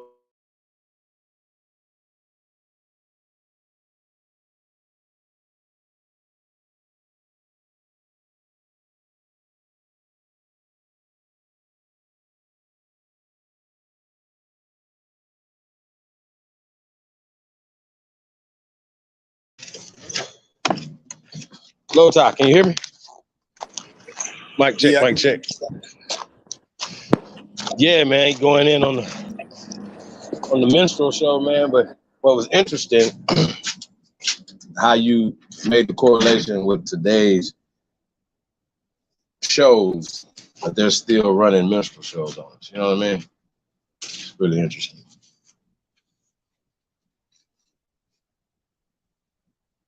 Can you hear me?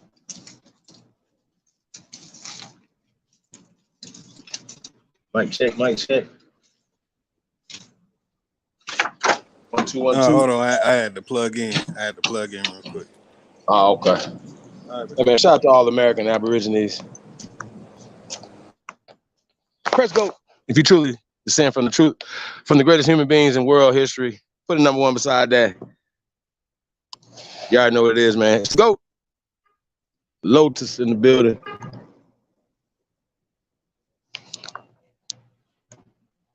We got in the building. I see Sagittarius, DJ, Fishing, General Peace, Aboriginal React, Mighty Timberwolf, Truth Master Dre, Hefe, Smoke Signal, Anthony L.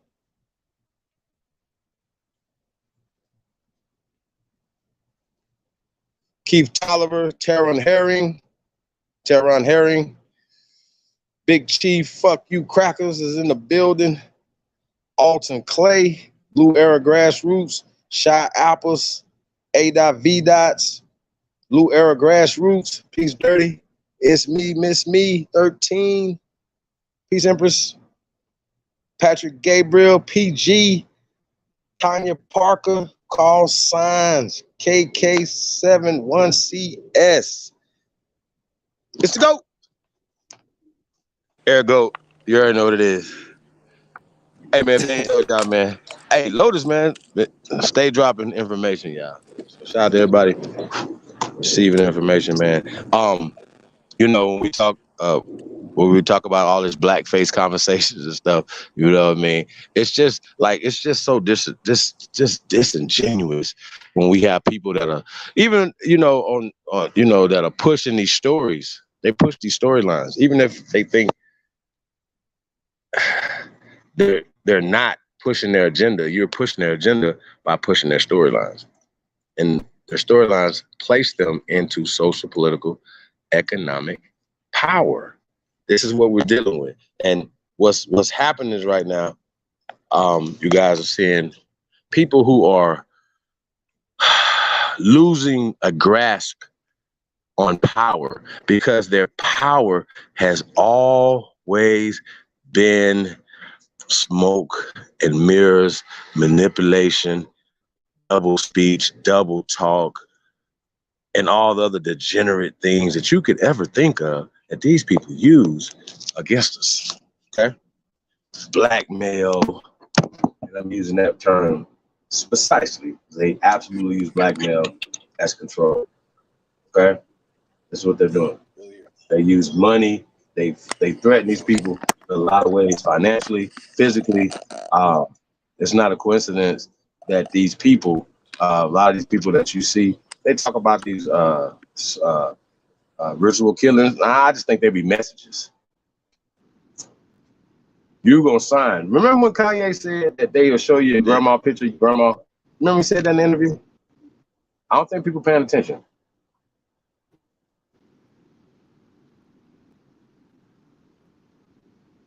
You understand? Oh, no, I don't remember that part. Yeah, he said, I don't care if y'all showing fucking a goat. He said all that, bro. So he don't care. He telling the truth. And took everything and lost it. Oh, He yeah, don't care. yes. That's the every song. Okay. That's the same time he said that. Yeah, he said he don't care about that. And think about it, people say, well, why he hasn't said anything before? Well, he said it. He was afraid for his So, children. hey. Yep. So yeah, damn. Well, there it is. Yeah. People do. Hey, how they do Motherfuckers that? act like DVD, LA that's Confidential awful. was based off of a false story. And like The Godfather and all that shit ain't real, man. What is happening right now, man? What is going on? Goodfellas ain't never happened. It's the mafia does not exist, right? They don't exist. Meyer Lansky, Lucky Luciano, really?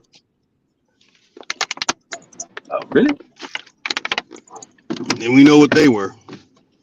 Come on, y'all. And so when you see these people, even these so-called Native American tribes, they're attached to these people through blood because remember we showed that some of the first tribes that formed these civilized nations in Oklahoma that excluded us were infiltrated by Jewish people. Like, are we not paying attention?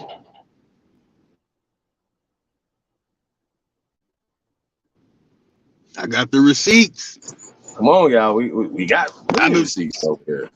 Yep. Master Green, And I what up, know though? other What up, people got them. T. Roberts. Peace of the guys. Huh? It's time for us to take. We see what's controlling our people. Let's take it. Let's It's Let's all put out our mental own though. stuff. Isn't it mental though? Like, let's say for Yeah, instance, nobody have to exactly. really say nothing. Okay, Exactly. we understand how these people feel about us. Okay, well, fine, but they will respect. Y'all don't think they respect Kanye? They can say he's crazy. Oh You yeah. don't think they respect him? Hey, you Oh just yeah. seen Piers Morgan. Piers Morgan just tried to have him on there, and Kanye, he was trying to tell Kanye some stuff. And Kanye just asked him straight up. He said, how much money you worth?" He told him, "Not much as you." He said, "Well, why should I listen to you? You should be listening to me." Yeezy. Hey, asked him if he want to apologize. He looked at the camera, a big grin on his face. No. But he did say that he did get a backhand apology. And I got to keep it real. The way he did it was sweet. Like, it was not specific, but it's just like, yo, if anybody, like, he was specifically talking about people who run these industries or whatever. And if anybody is offended that has nothing to do with that, then I apologize for the confusion and your little hurt feelings, right? Just like that. But he was like, I'm not apologizing for what I'm saying, the sentiment, everything he's saying. And we have to talk about that because these guys apologize for giving them people a compliment. Remember? 6'9", 265 pounds. LeBron James apologized for singing a damn rap song. I told y'all, man, I'd have been like Prince. I'd have had some pants just with my ass cut out, just for them. Y'all kiss my whole ass around this bitch. As a matter of fact, say too much. Never mind. Y'all, we gotta stop playing with these people, man. Y'all play too much. Y'all hear Vivica Fox and them and they little group of hags, Claudia Jordan, them over there. I gotta call it like I call it. Y'all, listen, shut the fuck up. Either you're too stupid or you're working for these folks. Shut the fuck up. That's what y'all need to do. Shut the fuck up. Because you guys are literally doing exactly what Kanye is saying. You guys are literally frontlining for the people who have historically hurt us. Now, George Floyd, tragic death, everything, that's one person. When we're fighting for millions of us, we're fighting for all of us.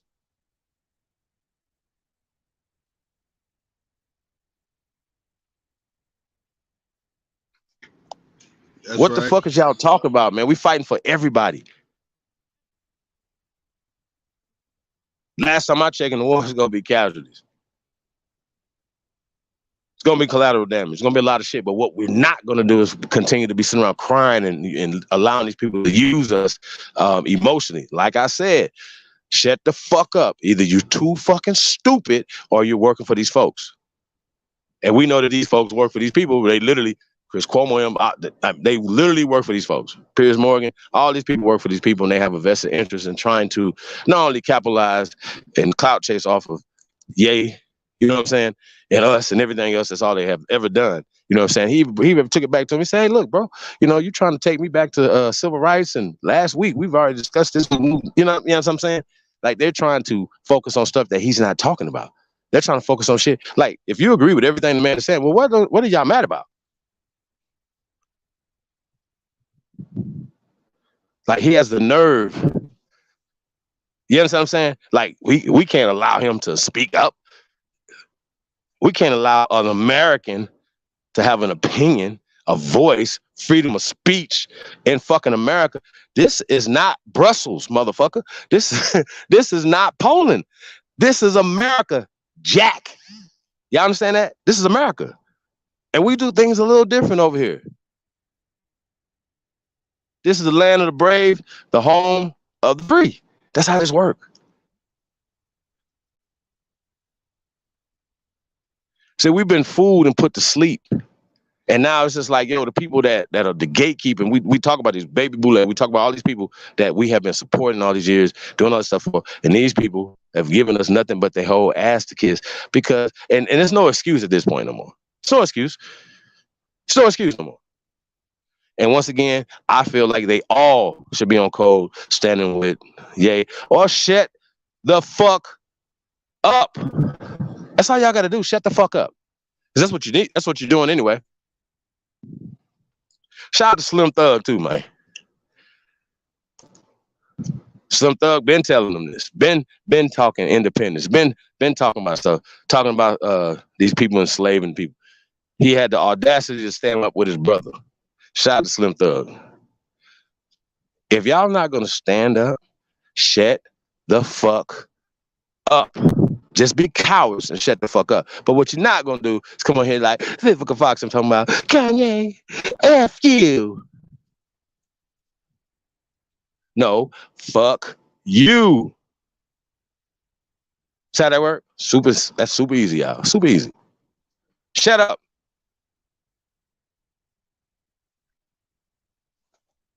Just be cowards. Don't be saying, don't come out here and listen, you guys. We have to punish these people. We got to cancel their shows. We got to unfollow these folks. We got to show them that you cannot, for no circumstances, stand against your own people. And they up here trying to make it seem like Kanye standing against people. And he's specifically telling the people that all you niggas are scared to talk about. All of y'all are scared to talk about.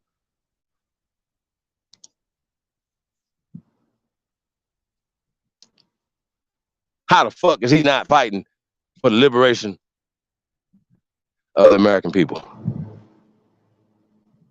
Why are we looking past Planned Parenthood, eugenics,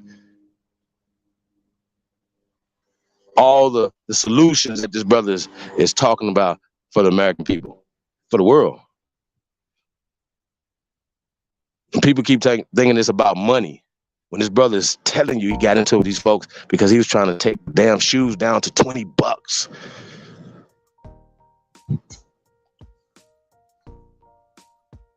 Niggas wouldn't even want the motherfuckers no more. Y'all see how this work? Same shoe, be like, man, look, we made a shoe for $1.13. You know what I'm saying? Here you go. We're gonna sell it to you guys $20. Instead of selling you for $750, $800,000, whatever they selling these ugly ass motherfuckers for, right? Once again, for full disclaimer, I'm not a Kanye fan. I'm a fan and a supporter of the movement, of his movement. Shout out to Yost, Hawk Yost. Don't follow the people, follow the movement. All you naysayers, what is your movement? When have you even spit a spitball at these people, let alone swung at them? When?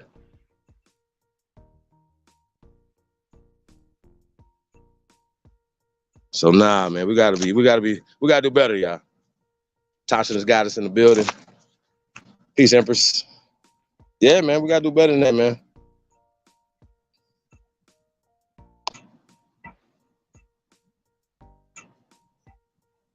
Hey, y'all, I'm telling y'all, they be, man. Yay, holla at your boy, man. Real talk. We wouldn't be having none of this. Bro? Lotus, you there? Oh yeah, I'm right here. My mic might act up a little. We wouldn't be having none of these conversations, bro. Seriously. Piers Morgan, none of them. They would be like, bro, we're not fucking with y'all. They wouldn't even do it. They wouldn't even be trying to play with us like that. Because we're not gonna play. We're not gonna play with y'all. I've been patiently waiting for this. We're not gonna play with none of y'all. See, the problem is we got too much that, like, you know, we got too much energy for each other. It would be up there already. See what I'm saying? Rappers running up on Charleston White. You got bigger fish to fry. Yeah, we turn to everything first. You not ready? See what I'm saying? Nah, Money Grip, we good. Like I said, I've been boycotting these fools. Like I said, shout out to Slim Thug, standing up, standing with what's right. Shout out to Cam, West Coast Cam, another real one. Hey, man, Cube, you're going to have to step up, man. You're going to have to clarify that little tweet. I ain't going to condemn you yet over a little tweet. What he saying in the tweet, man? You know, basically, I don't know why y'all dragging my name up in there. Keep me out of it. I don't want. He talk about he don't want to be involved in anti-Semitic talk. What, nigga? We are still bumping him already. Predator, nigga. It's too what late, you talking about? Come on, Q. Come on, man. Hey, but Doc, rest in paradise to Dr. Khaled Abdul Muhammad. He did point out that Cuban was some fake gangster rappers. I'm just saying, he did call these folks out. I'm just saying. We gotta call it like it is, man. My favorite gangster. We gotta call it like it is, man. Gotta call it like it is. We can't. He's the player. Mince words. He's the player. He's not a gangster. Well, he was a player. I'll say that. He's the player in the crew. He's not the gangster. Well, I mean, but it's not even about that. Like I said, it ain't about punching on nobody. None of that. You know what I'm saying? Being a man, you know what I'm saying, and being a credit to your people. You know what I'm saying? I don't know if the people call that gangster or whatever. You know, have a warrior, or how about this? As men, I can only speak as a man, having a man gene in your body, like having some nuts, some testosterone, some testicular fortitude. When y'all gonna get that? If you don't, shut the fuck up. Be silent, cowards. But what you're not gonna do is get a pass for being traitors, my son. That's what you're not gonna get. You're not gonna get a pass for that, sir.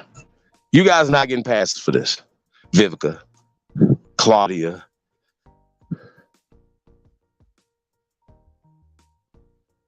Real talk, y'all. They even had Selena Johnson up there. Selena should have been like, nah, Money Grip. Kanye gave me my, you know what I mean? Put me in the game. Nah, Money Grip. Nah, we're not gonna do that. They trying to cancel him like they have the ability to cancel somebody. They should be canceled. Your face should be canceled, Vivica. How about that? Fuck is you talking about? Real talk, y'all. Shut the fuck up. And then look, when you listen to these people and they be so emotional and going off and mad about shit, right? And you just ask them, why aren't y'all gonna tell us what has he said other than the George Floyd thing that got you guys so up in arms? And then once again, people are talking about all this anti-racist race talk and wait a minute. This motherfucker's running around here doing racial talks every day, all day. What did y'all talk about? This man ain't said nothing but factual stuff. When was it racial?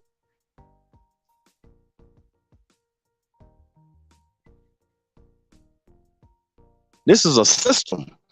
This is a mindset. You don't have to be a Zionist, Ashkenazi Zionist. Most of you niggas is Zionists. The fuck? It's a party. It's a political party. Just like the conservatives and liberals and all this, right? How y'all got a whole race of people? It's not a it's a religion. So when we start talking about the historical people, we understand that there was a conversion. People converted. That don't mean that you're the original. That means that you converted. That's just simple. That is a historical fact. Am I right? Lotus, am I saying something wrong? When the Khazarians converted to Judaism?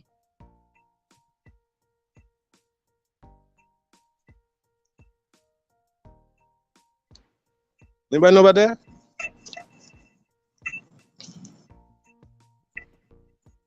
Yeah, and then what's so crazy is they still mad about slavery was a choice. I'm gonna take it. Yo, I've been saying this a long time. Y'all gonna be mad at me? Slavery's fake. How about that? Fuck is you talking about? Y'all don't know what the hell y'all talking about. Do some type of research on the conversation that you're talking about. Stop running around here half cocked or uncocked. You're not talking about nothing. You don't know nothing. When he said slavery is a choice, when your ass go and apply for a job, you are putting yourself in enslavement. When you break a law and you get put in jail, it's enslavement. You marry a man, husbandry, that's enslavement. Your children are your humble servants until they're 18, until they're emancipated. Dumbasses. That's your slavery when it pertains to American Aborigine. Respect to the check-in. Whoever, I got 10,000. Whoever want that smoke. What's up? Fuckers. Make sense, man.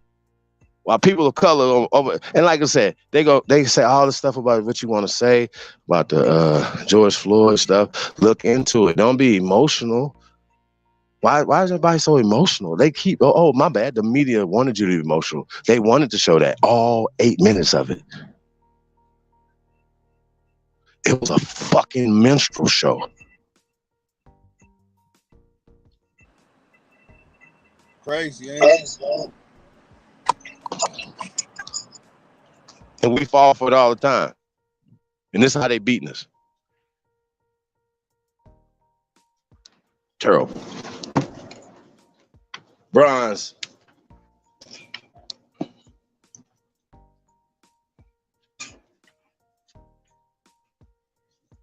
It's getting crazy out here, y'all. Hey man, we're gonna turn this thing up.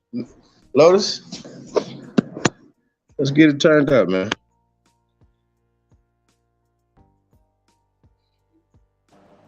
Open up the panel. That's cool. So, like I said, man, I was just seeing. You know, you sit back and you watch this shit, right? You say, wow, like, just the trickery. You know what I mean? Like how they just try to trick everybody.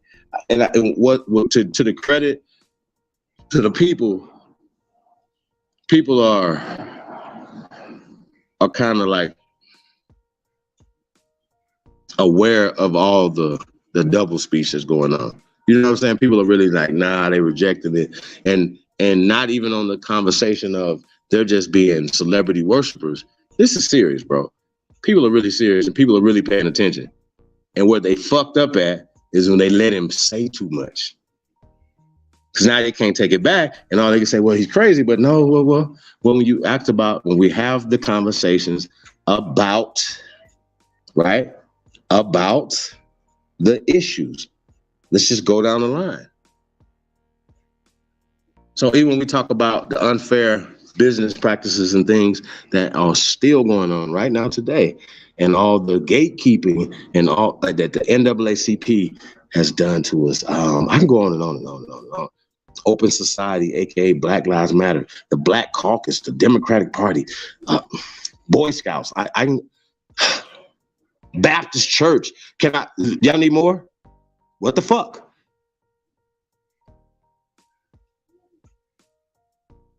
When is enough enough? When we just gonna take our ball? Mic check. Nah. Huh?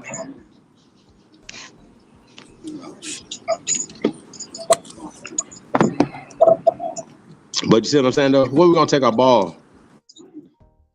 Like we good. It's over. We good.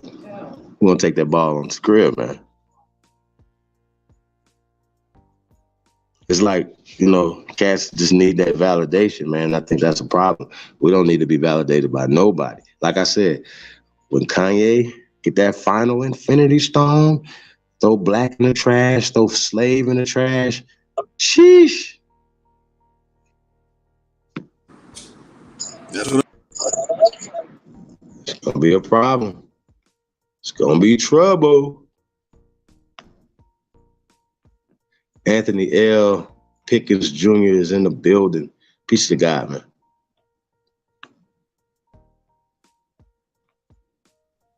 Peace to the panel. Peace to God. What's up, man? How you feeling? Enjoying the show. It's been trending that Kanye West is getting sued for $250 million, but I was doing some research, shows that he paid George Floyd's daughter's tuition, like $2 million. Very funny how people are turn and bite the hand that feed them. I mean, I think they just be talking. Like, well, of course they haven't had time to file the lawsuits, so why report on something that hasn't happened yet? They filed a lawsuit on Kanye West. You see what I'm saying? And here's the grounds of it. So now they're just talking, wishful thinking, or sway court of public opinion. You understand what I'm saying? The poison the well. Oh, the Floyd family's even suing him for what he said. Shut the fuck up. Like you said, it's a minstrel show. Yeah, all of it's a minstrel show, man. And I don't believe shit no more. I don't believe nothing that y'all talking about. All y'all need to shut the fuck up. Real talk. I'm just at this point, bro, like it's too much, man. Like the traitorous shit that's going on, Anthony, is too much, bro. Like we got to start calling these folks out. It's time out for bullshit, bro. It's a lot of content. Yeah, but we can't say, it's okay because he getting paid. Nah, it's time out for the sellout shit. And we don't want to wait 20 years until you become a billionaire, then have to turn around and then you trying to do something. Nah, no. We need the young Michael King Jr. You know what I'm saying? We need you when you're young, when you was viral, when you get your voice out there when you're young. Now when you done what did he say? Well, he said, ushering the niggas into a burning house. But y'all understand the sentiment. You know what I mean? Niggas just say, man, what's the boy name? Damn Alpha. One of the first Boule guys. What's that guy's name? The Boys. And all these guys, man. All these dudes been selling us out, man. Huh? Mr. Dubois, the Frenchman. Yeah, I don't know about all that, but you understand what I'm saying though? Like, far as I mean, goddamn, they're not selling us out.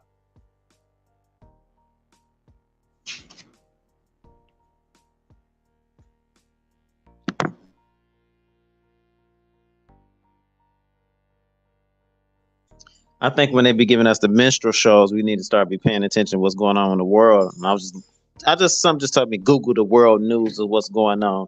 I didn't even know it was people in Iran dealing with COVID. And doctors are getting in trouble for treating them.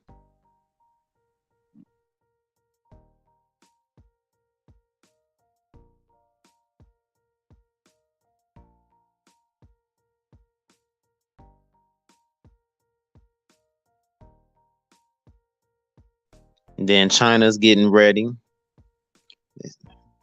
Xi Jinping from China says he wants China to win the local wars. Like, what? Whoa. What local war?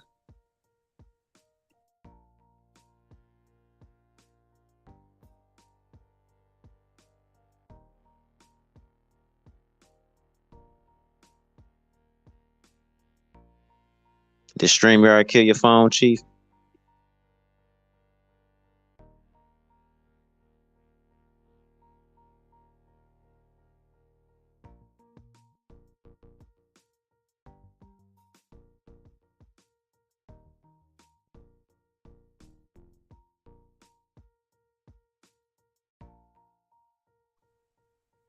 Peace to the chat. How did everybody enjoy the information?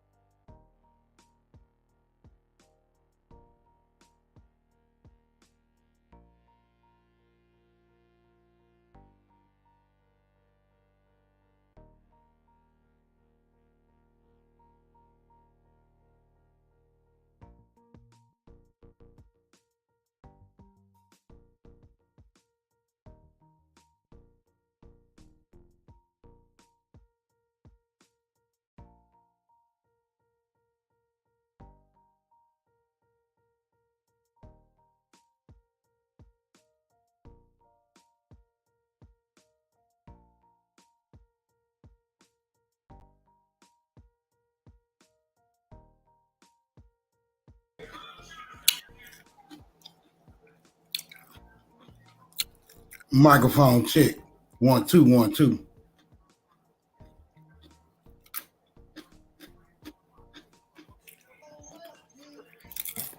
Your mic sound nice. Check 1.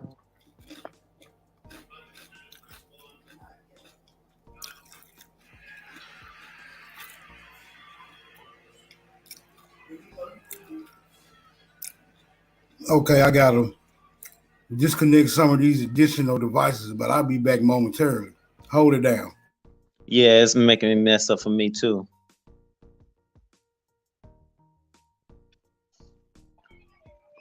Oh, some people won't hear. Can y'all hear me? I can hear you. Peace Oh, okay. and almighty power to the American Aboriginals. Yes, ma'am. Peace to you. Who am I speaking to? Who this? Who that? Autonomous goddess. Oh, the goddess. Yes, sir. Okay. How you doing, goddess? Just hopped on the panel real quick. Went through a little, excuse me, a little slight intermission. I'm But very well, thank you. okay. Well, the bill, the bill on y'all right now. I'll be back in a minute. Y'all, man, come on with something. Keep us entertained real quick. I'll be back momentarily. well, I don't know how to do that, yo. I'm only, I'm only here to give out some information, though. Yo, I ain't here to entertain this shit. You know what I'm saying? But if y'all want me to on a later date, I can. You know. I think the information will be entertaining. That's what I'm talking about. So I think on this subject, yo, got a lot of people showing their true colors, yo. Okay. My man Kanye, even though he said a bunch of stuff that we already knew, you know what I'm saying? But coming from him, it seemed like everything he say, you know, everybody want to be, you know, all up in arms about. I just can't figure out why he ain't getting no support, especially from these so-called black people that's supposed to be his constituents. You know what I'm saying? Because they overlooking at certain points that he was bringing up in that interview, right? He brought up something interesting when it went over people's heads, but they all seem to want to have any conversations about it. All they want to talk about is George Floyd shit. You know what I'm saying? Like the dude had an unfortunate situation that happened to so many black people on this land and shit in our land. But all of a sudden, his situation gets special treatment. You know what I'm saying?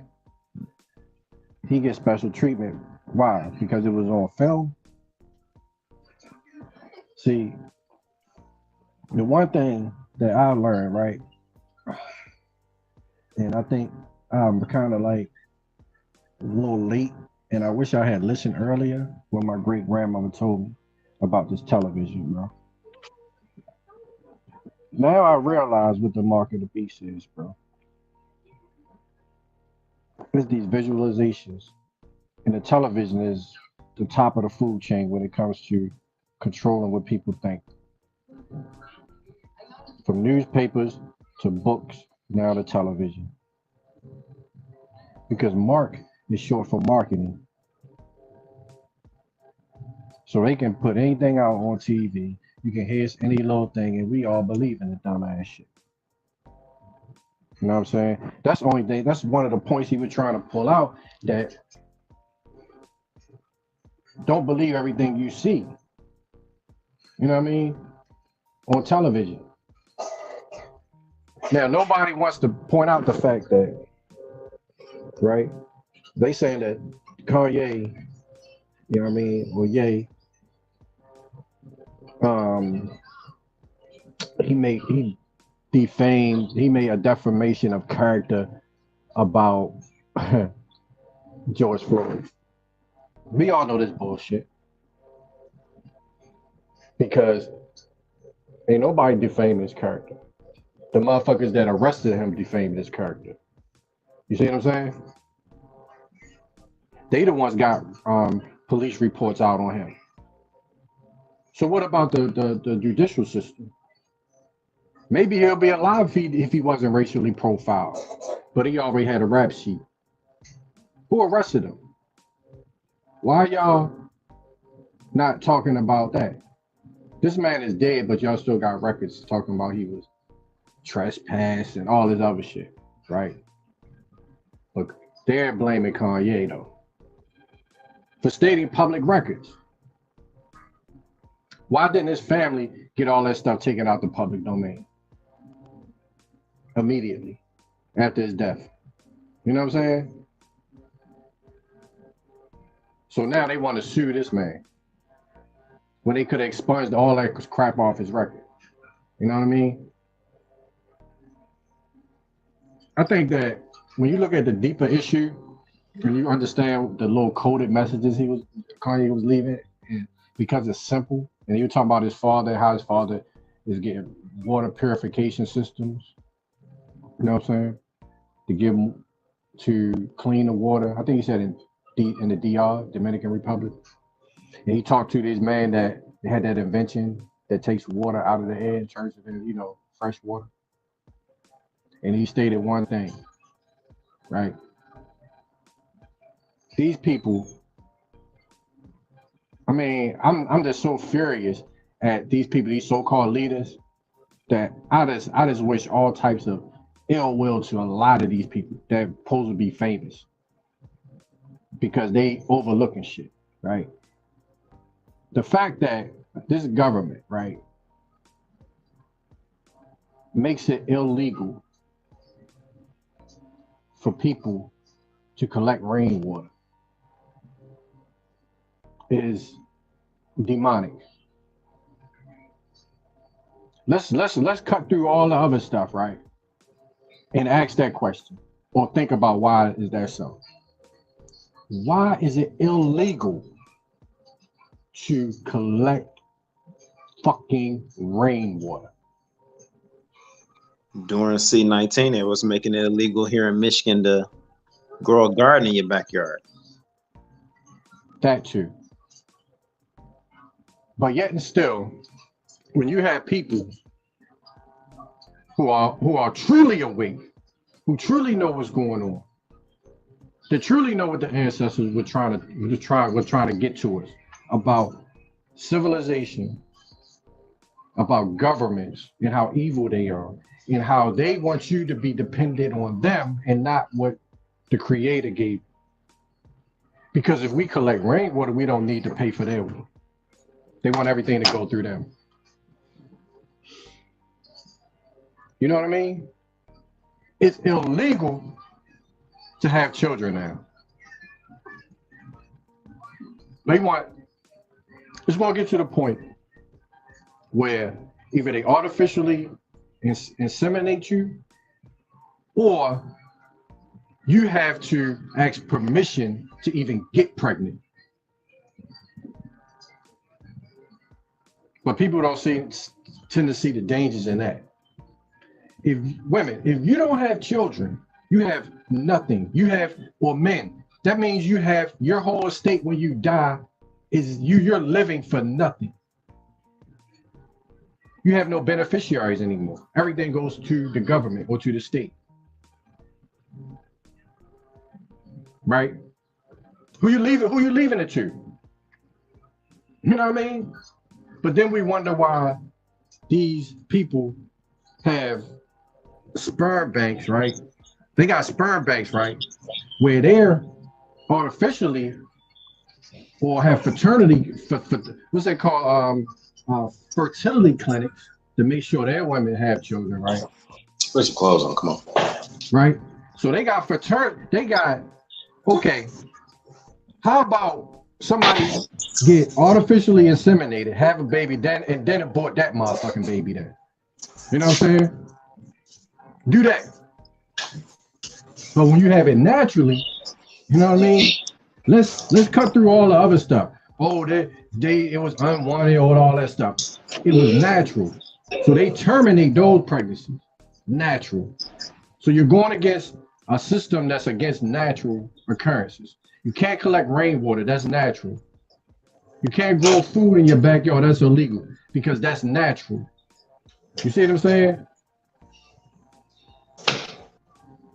But nobody, all these other celebrities ain't want to talk about that point that Kanye brought up.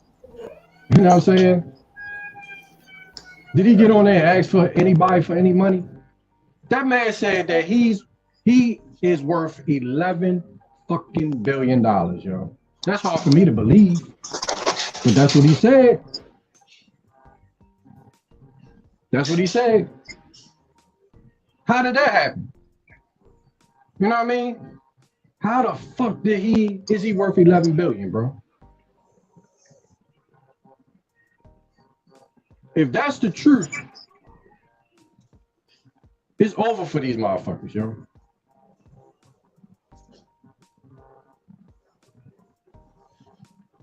They really can't fuck with him. Do they really want to fuck with that hornet's nest, bro? That nigga got on there on that drink champ and said that he is a GD, gangster disciple.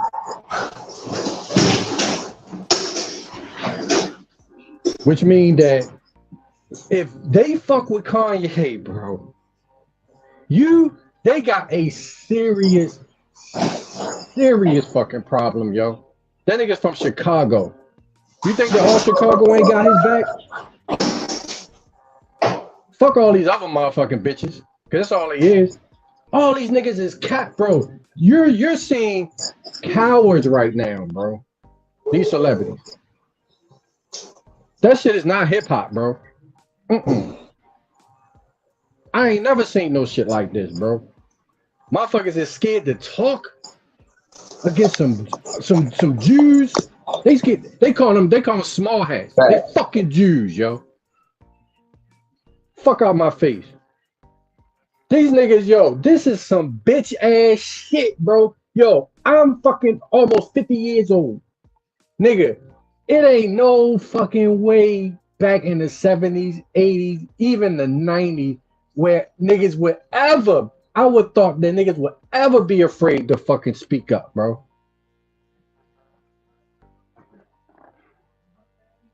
Yo, for some reason, I couldn't figure out why I was so much connected with Kanye or understood him so much and a fan of his until I kind of like started listening to his music. Always kind of liked his music and kind of got him better than other people. You know what I'm saying? Until I found out man his birthday on the same day.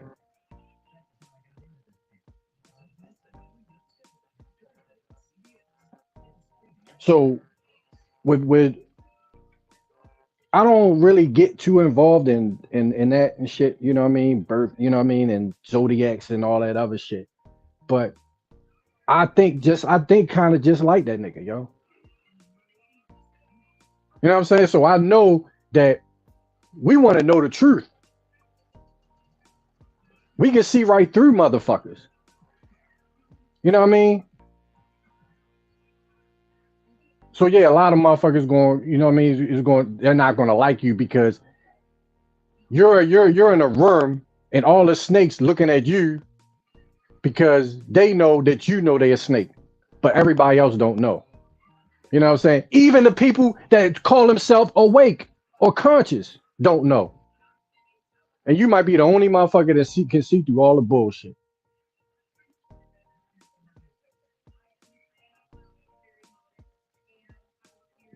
This nigga's a genius, bro.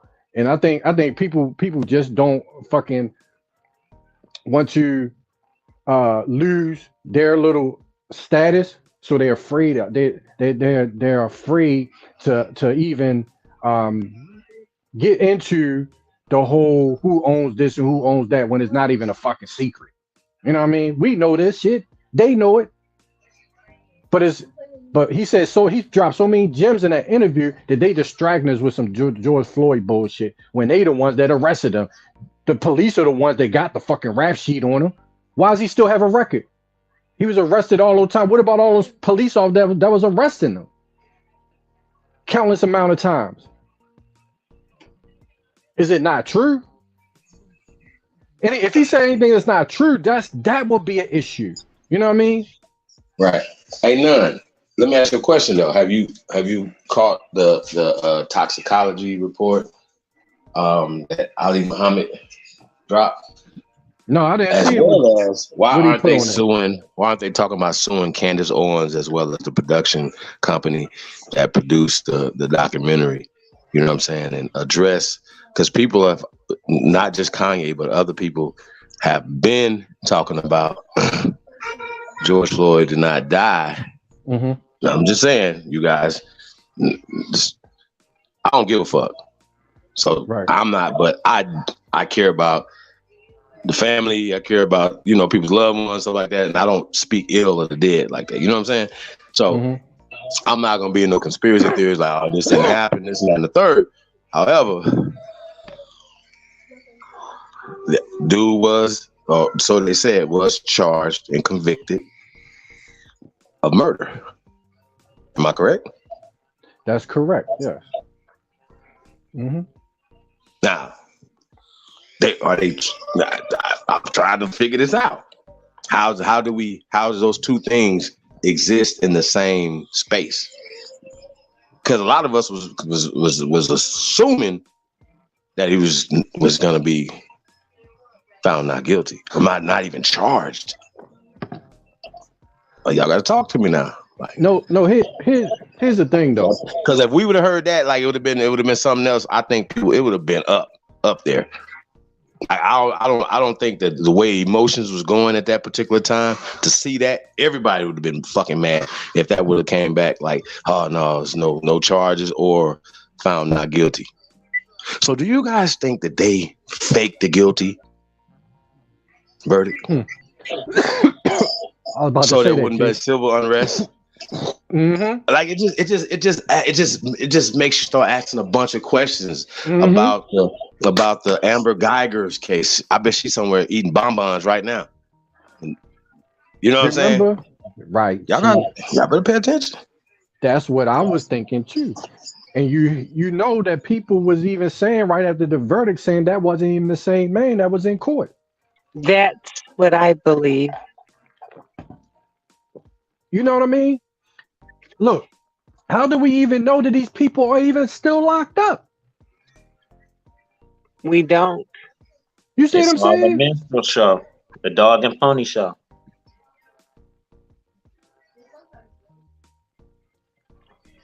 That's what I'm talking about with this television and all this other shit. They'll have it out there. The only way we know is if we see it on television. That shit's not real. You know what I mean? How do we know any of this shit is real? We just seeing it on television. We seeing reports about it, but we don't really know. You know what I mean? That's what I was getting from them.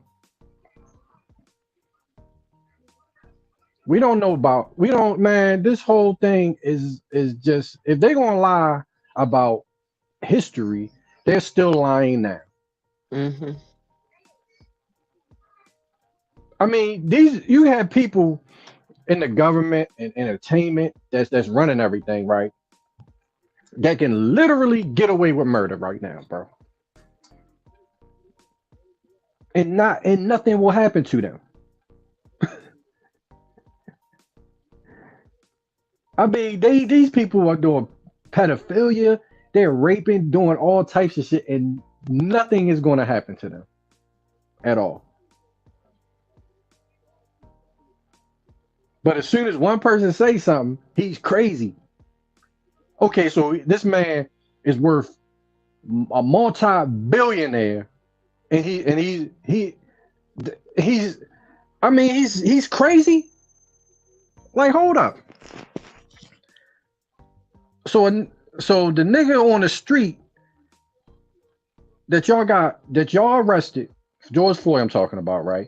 You arrested several times, you harassed him several times, and put him on the ground and murdered him in front of people when you know somebody is recording, right? How dumb is that? He's more revered, held as a hero than a fucking billionaire, bro. We Does can't it win. seem Go ahead, sis. I'm sorry. Go ahead. no. Does it seem odd to anyone? I don't know whether the Floyd family is considering or has filed the suit against Ye. Mm-hmm. But doesn't that seem odd, being that he says that after watching Candace Owens' documentary, right? He said that that's what was, because I didn't watch her documentary, but that's what he learned.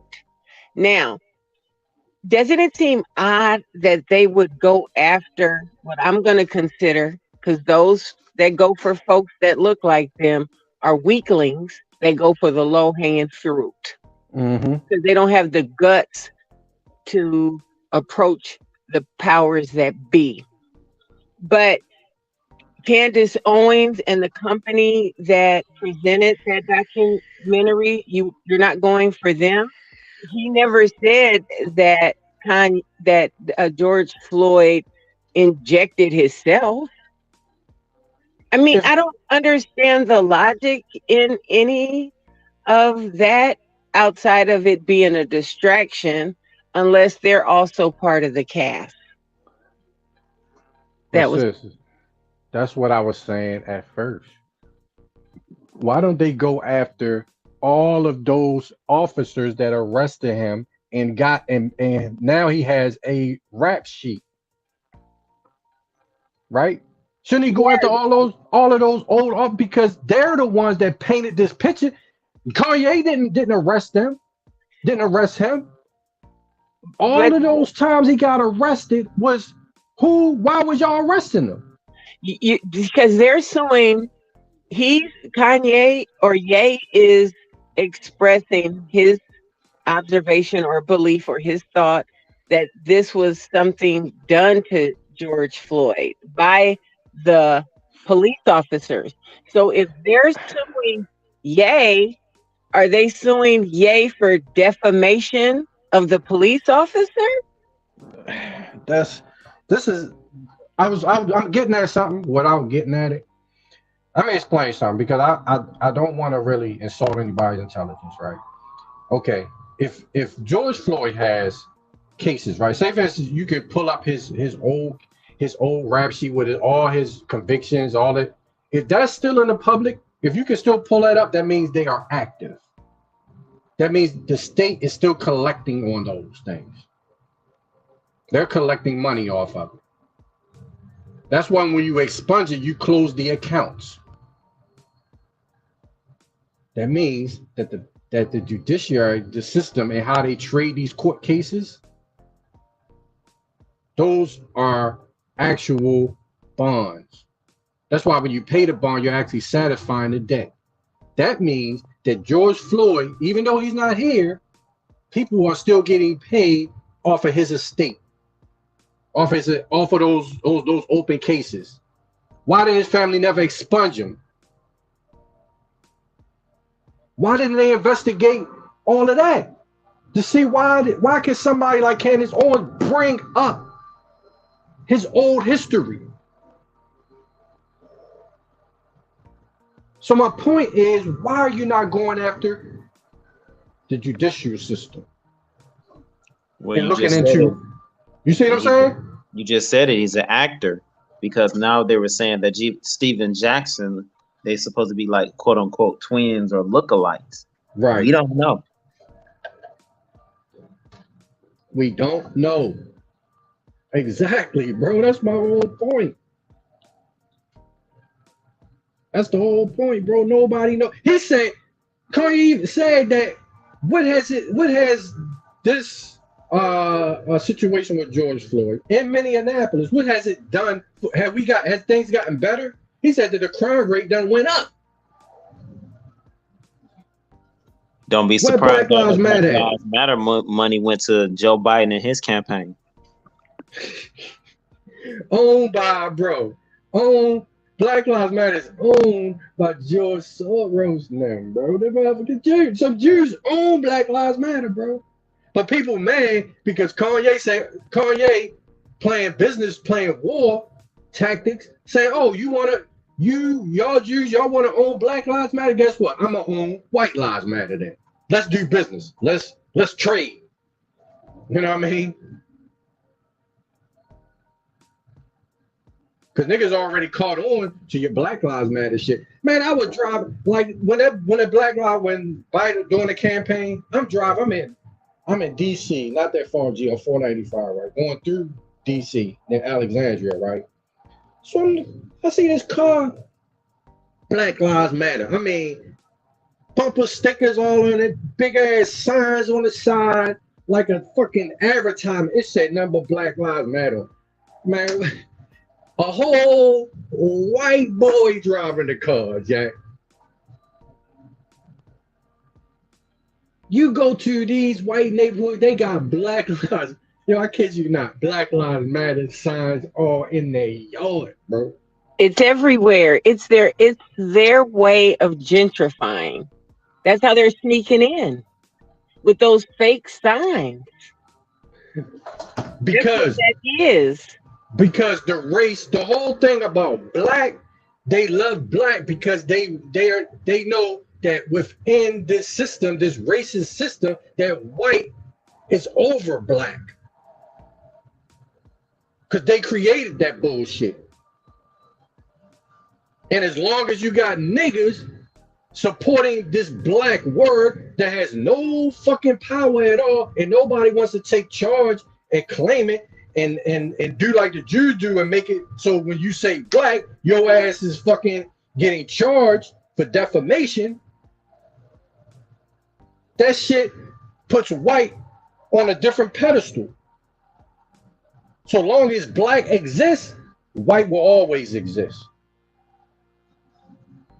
You see what I'm saying? You can't get rid of it. That's why okay, tell a white person you're not black. And watch how they look like, you know how in the Matrix, a motherfucker start, it's like the squiggly lines and shit on TV, they start disappearing and shit. They start fading out. Why do they look like they short circuit? You literally see, look, they start short circuiting. What you mean by black? You know what I mean? I'm not, what you mean? Just even if you do subscribe to it, you know what I mean? Just do the experiment and see how they react. They ain't gonna know what the fuck to do. That's their baby.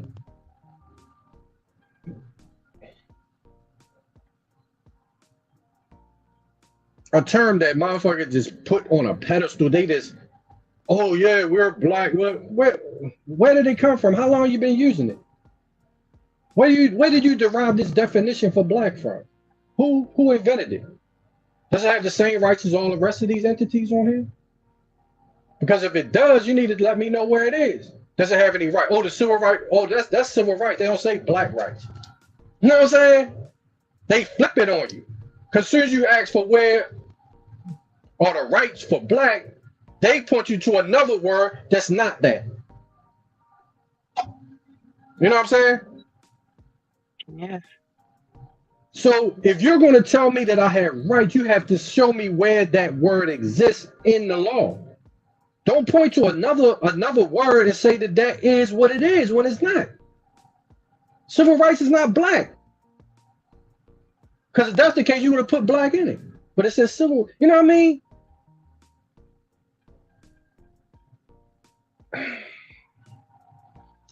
It's just, I don't get it. I don't get common sense and how people just don't have it, man. They don't have common sense nowadays. It's like everybody wants to be intellectual, or they want to be better than someone because of their educational status. You know what I mean? They want to be, oh, I got a PhD, I got this, I got that. You know what I mean? I'm so and so. You know what I mean? This, I'm like, okay, where's your common sense? Because somebody that's a thinker is better than somebody that has a degree.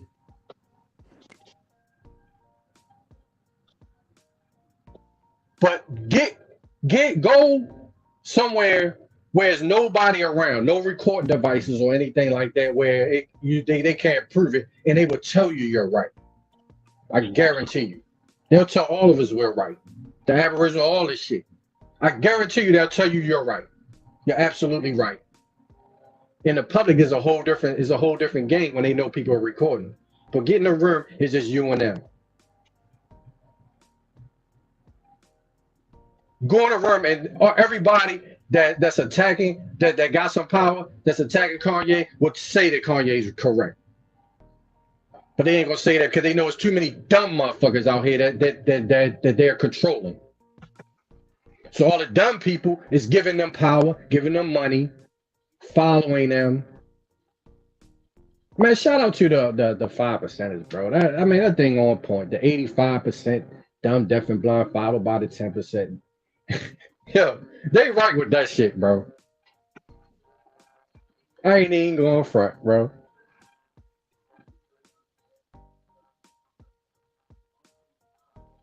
Everybody fighting over the 85%.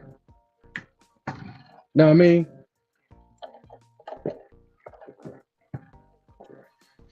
All we need is 1%. Right.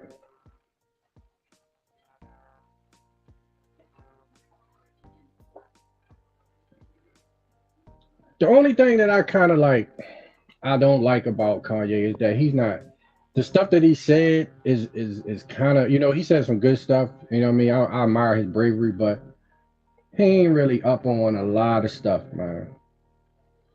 He's not up on a lot of things, bro. You know what I'm saying? And I think that's what they really are afraid of, that maybe he might actually get it. You know what I'm saying? Because he's not really 100% on the Bible. You know what I mean? He got the way he's talking, the way he's acting, he's still not consciously there to understand what that book is talking about. So, and you can tell, you know what I mean, when people, the way they carry themselves, he's above the being in the pulpit with the preacher, and he talking down to the people. He's above that, but he's like a little bit above that, you know what I mean, as far as conscious, and not listen to a lie, that lying ass preacher and all that other shit. You know what I'm saying? But he needs to build with other people that really understand what that whole Jew and who they are and who he is, who we are. You know what I mean? And really don't say anything until he drops all the information out for people. You know what I'm saying? So I don't want him to really speak anymore until he gets a little bit more, thoroughly, you know what I mean, put down with what's really going on. I think he knows the inside better than everybody, of course, as far as business and the snakes, you know what I mean, and contract law and all that other stuff. I give him that. You know what I mean? He's a genius with that, and the music and that. But when it comes to the history, I don't think he got it all the way yet.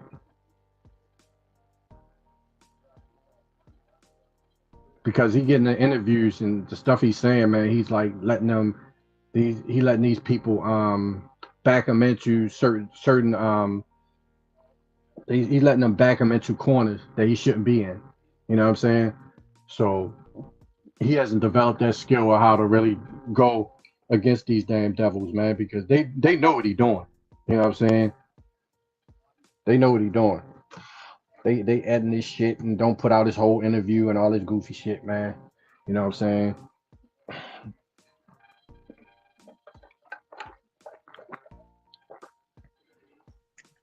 Hawk School dropped a video, Michael Rappaport, and he was saying that in the Jewish community, they're actually agreeing to what you were just saying. Nonetheless, they're talking about how did he figure out the secret about them actually being a gang and running everything. Mm-hmm. about how's actually ran like a mafia and all that stuff. Yeah, Is it a secret? it's not a secret. Everybody knows. Right. Everybody. Everybody. Kanye is just the little boy that is willing to say the emperor has no clothes. Mm-hmm. Everybody, this is not a new thing. I have heard it for 5 decades or more. Right. Mm-hmm.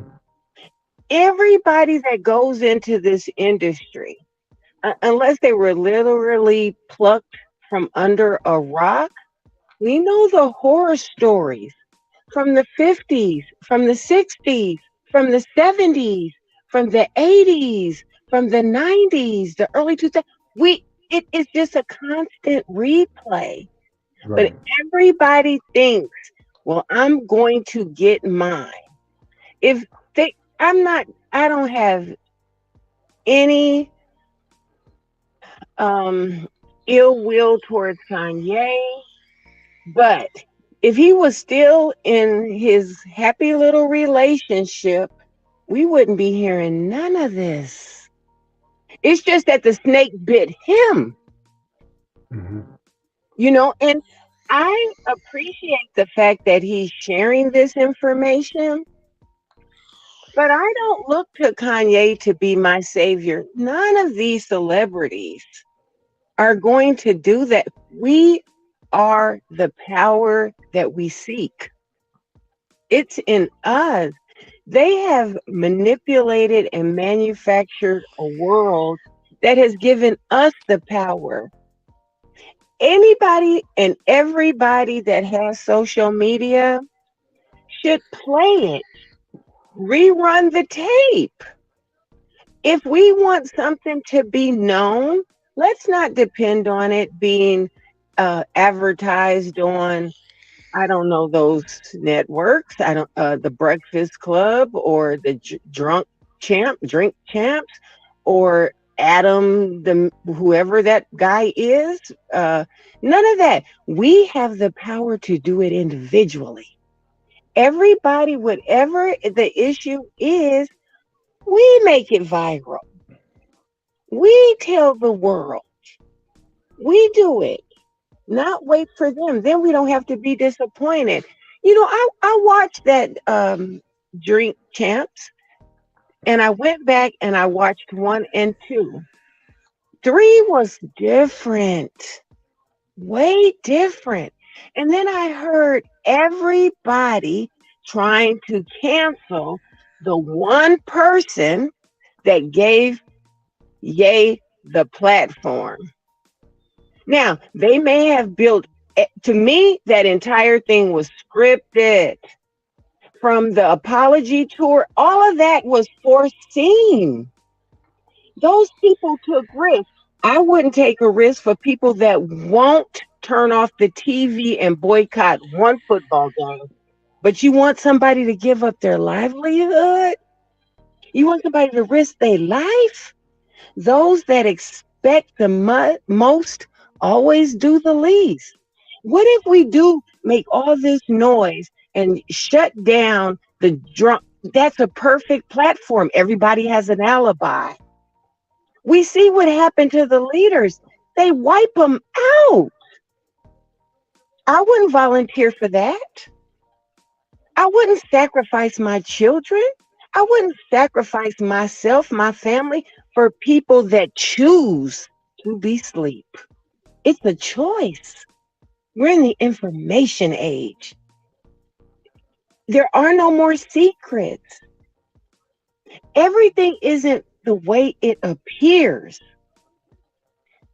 I would love for there to be a place, even if you say, oh, they're capping for the so-and-sos, or, oh, they're just why shouldn't they? What would he get out of losing his job? The Drink Champs people, I'm not sure what the man's name is, but Nori. Nori, is that Noriega? The same? Is he? That's the same one? Noriega, Nori. Yep. Yeah. Okay. Why would he? I wouldn't. Why would I expect him to? The average person, the so-called community, we can't get people to stop watching the NFL.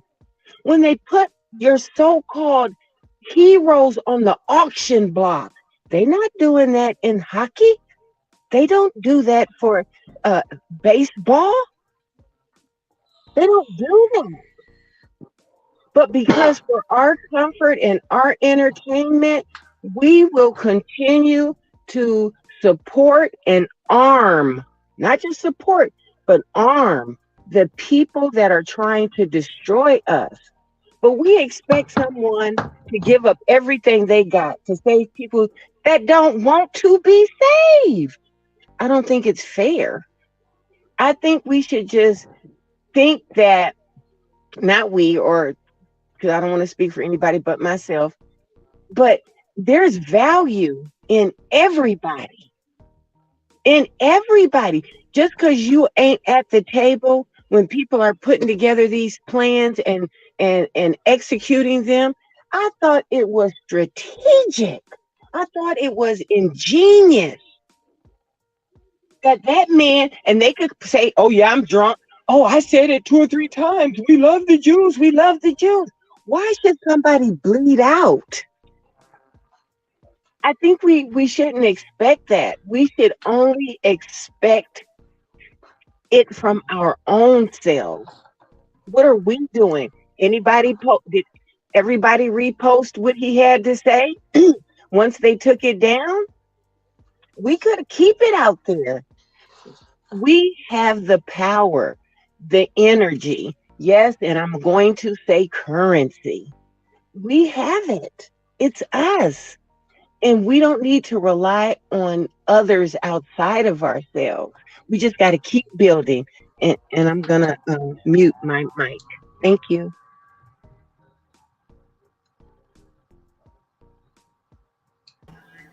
Powerful, powerful. Anyone with any anyone with any objectionable insertions, take the floor this time.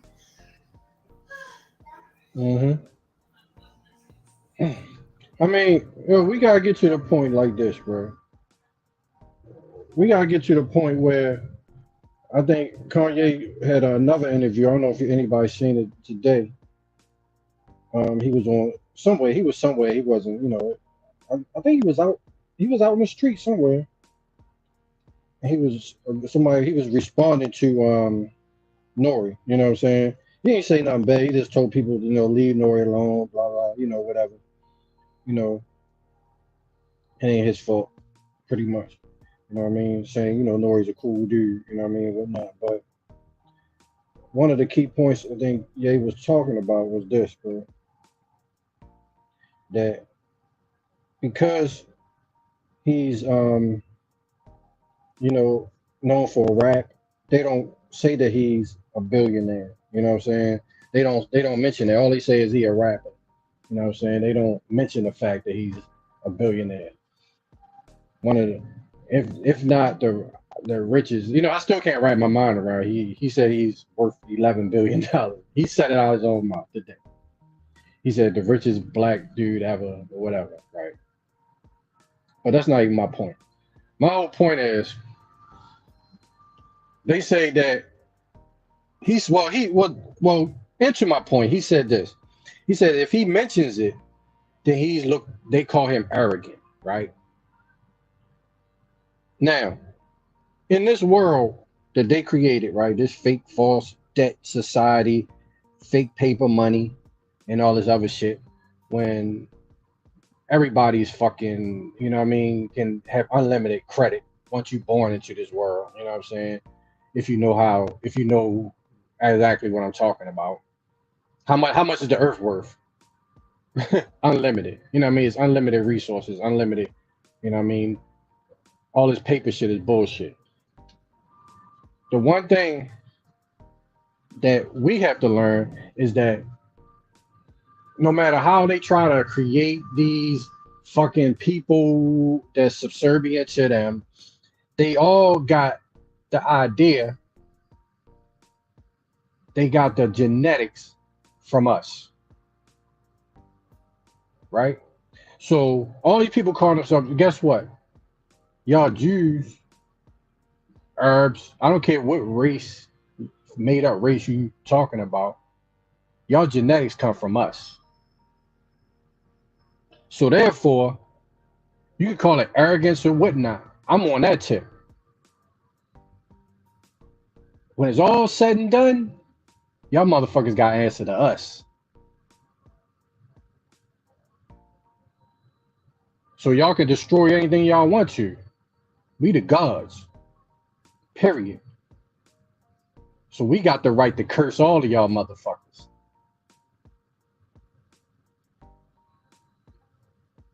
And y'all already showing that y'all ain't nothing but some evil bastards. Y'all don't deserve none of this shit.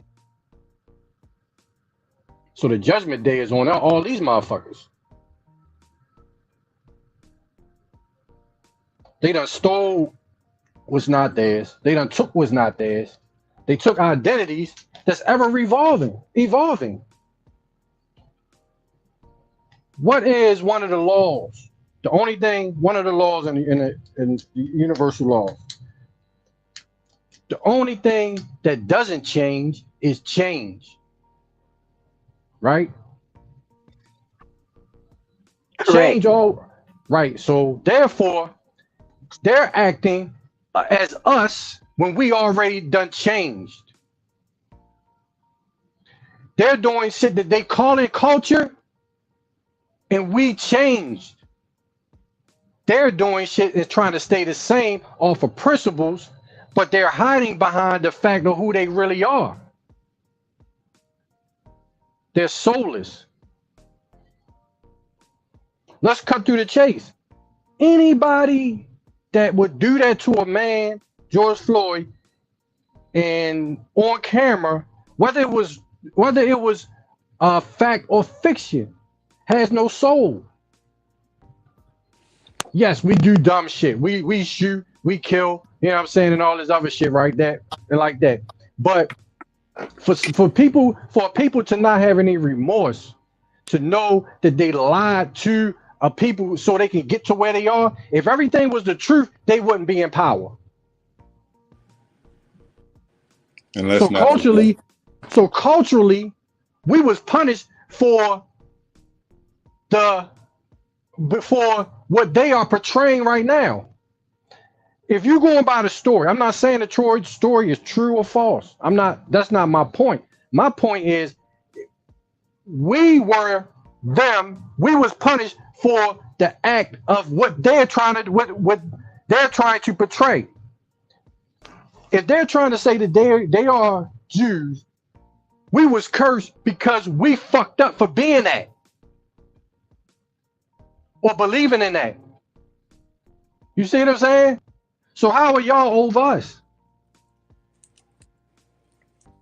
Because the universe don't even know these people exist.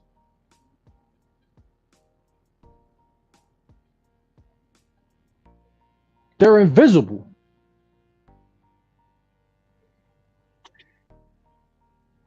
My mother referred. I'm sorry. Go ahead, sis. I'm sorry. Go ahead. You said they're invisible, and it made me think of my mom. Mm-hmm. But you know how? Well, the reason why I'm saying, because you know in the movies, right? They say when the Dracula looks into the mirror, you don't see a reflection.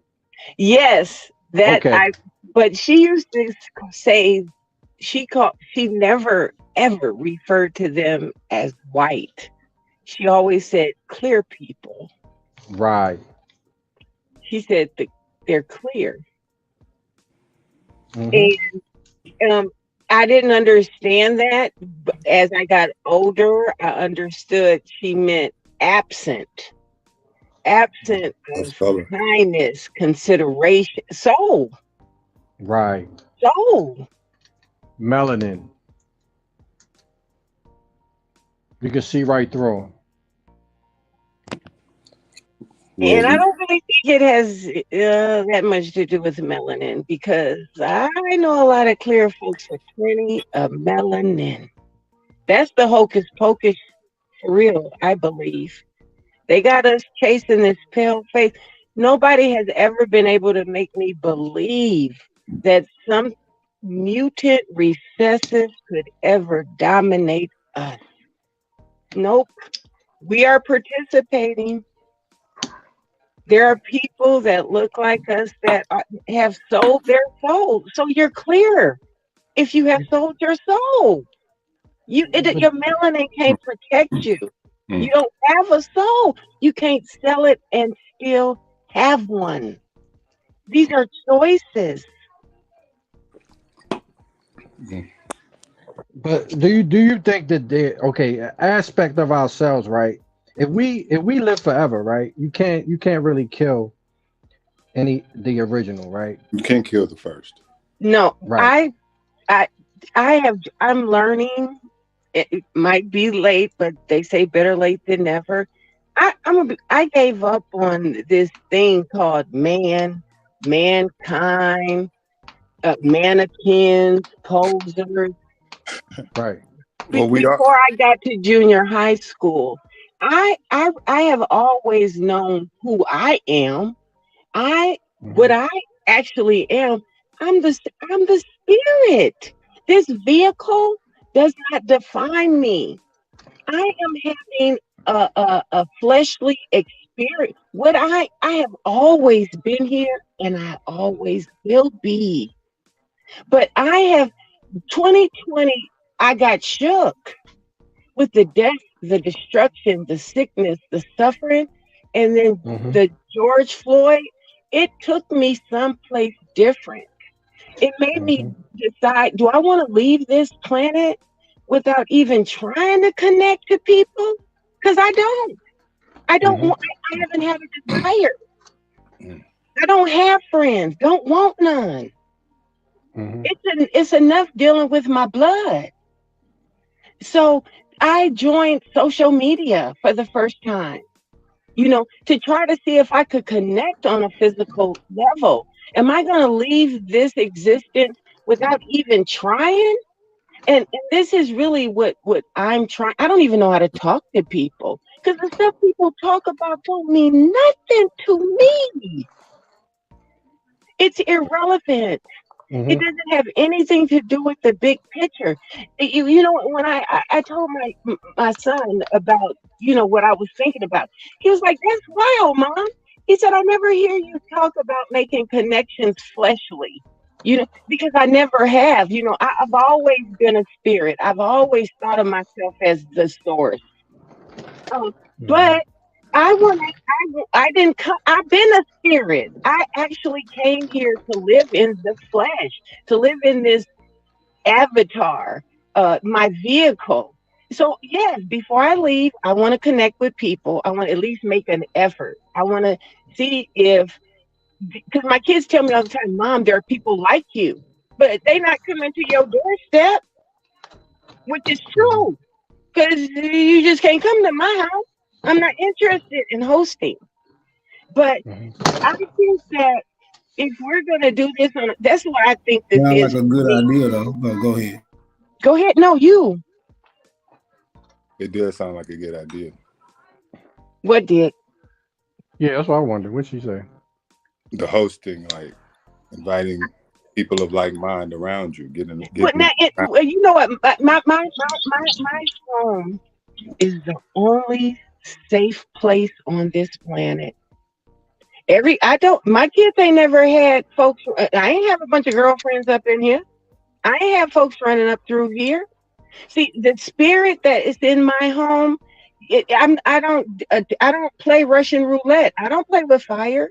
I'm very protective of me, my environment, and I do want to. I decided 2 years ago. I want to know. I want to know that yes, there are people like me, and I don't want to just hear about it hearsay. And the thing that was so bizarre about how I fell into this situation, or not fell into it, it was the algorithms. Everybody always complains about the algorithms. I told the algorithms to serve me only what I need and I want. I love it. And every now and then when goofy crap jumps in, I just dismiss it and keep it moving.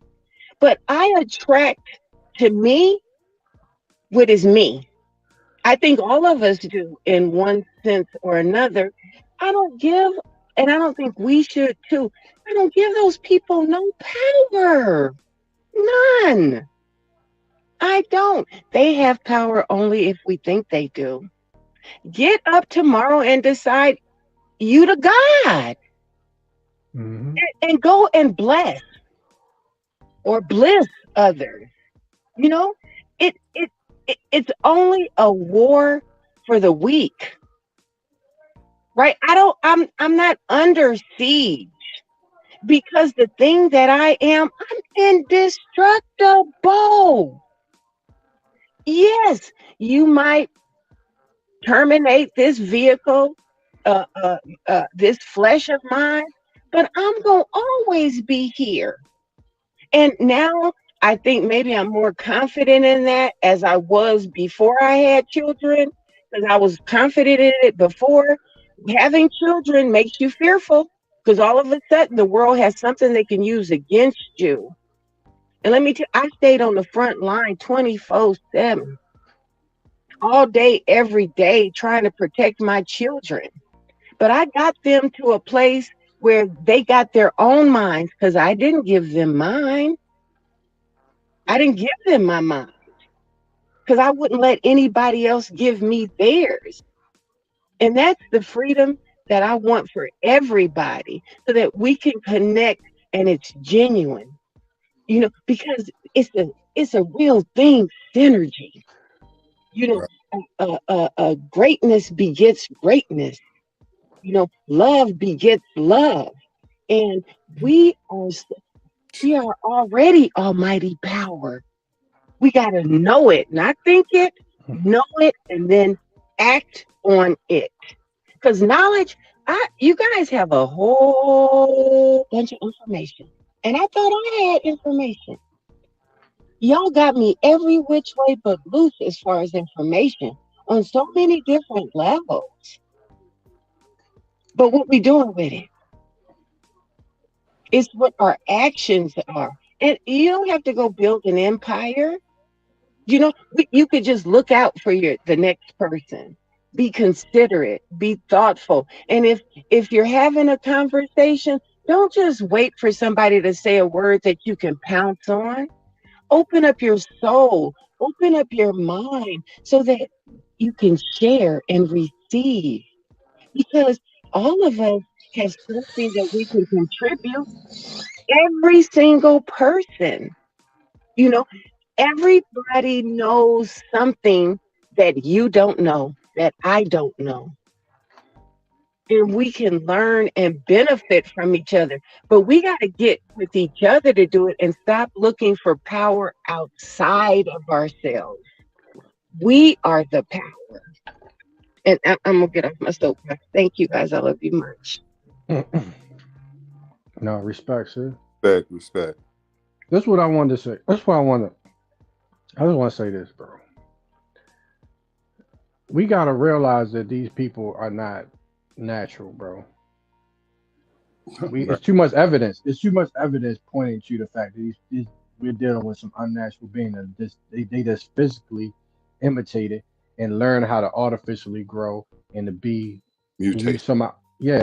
Just because look, we already got so much evidence that they can take sperm, inject it, right?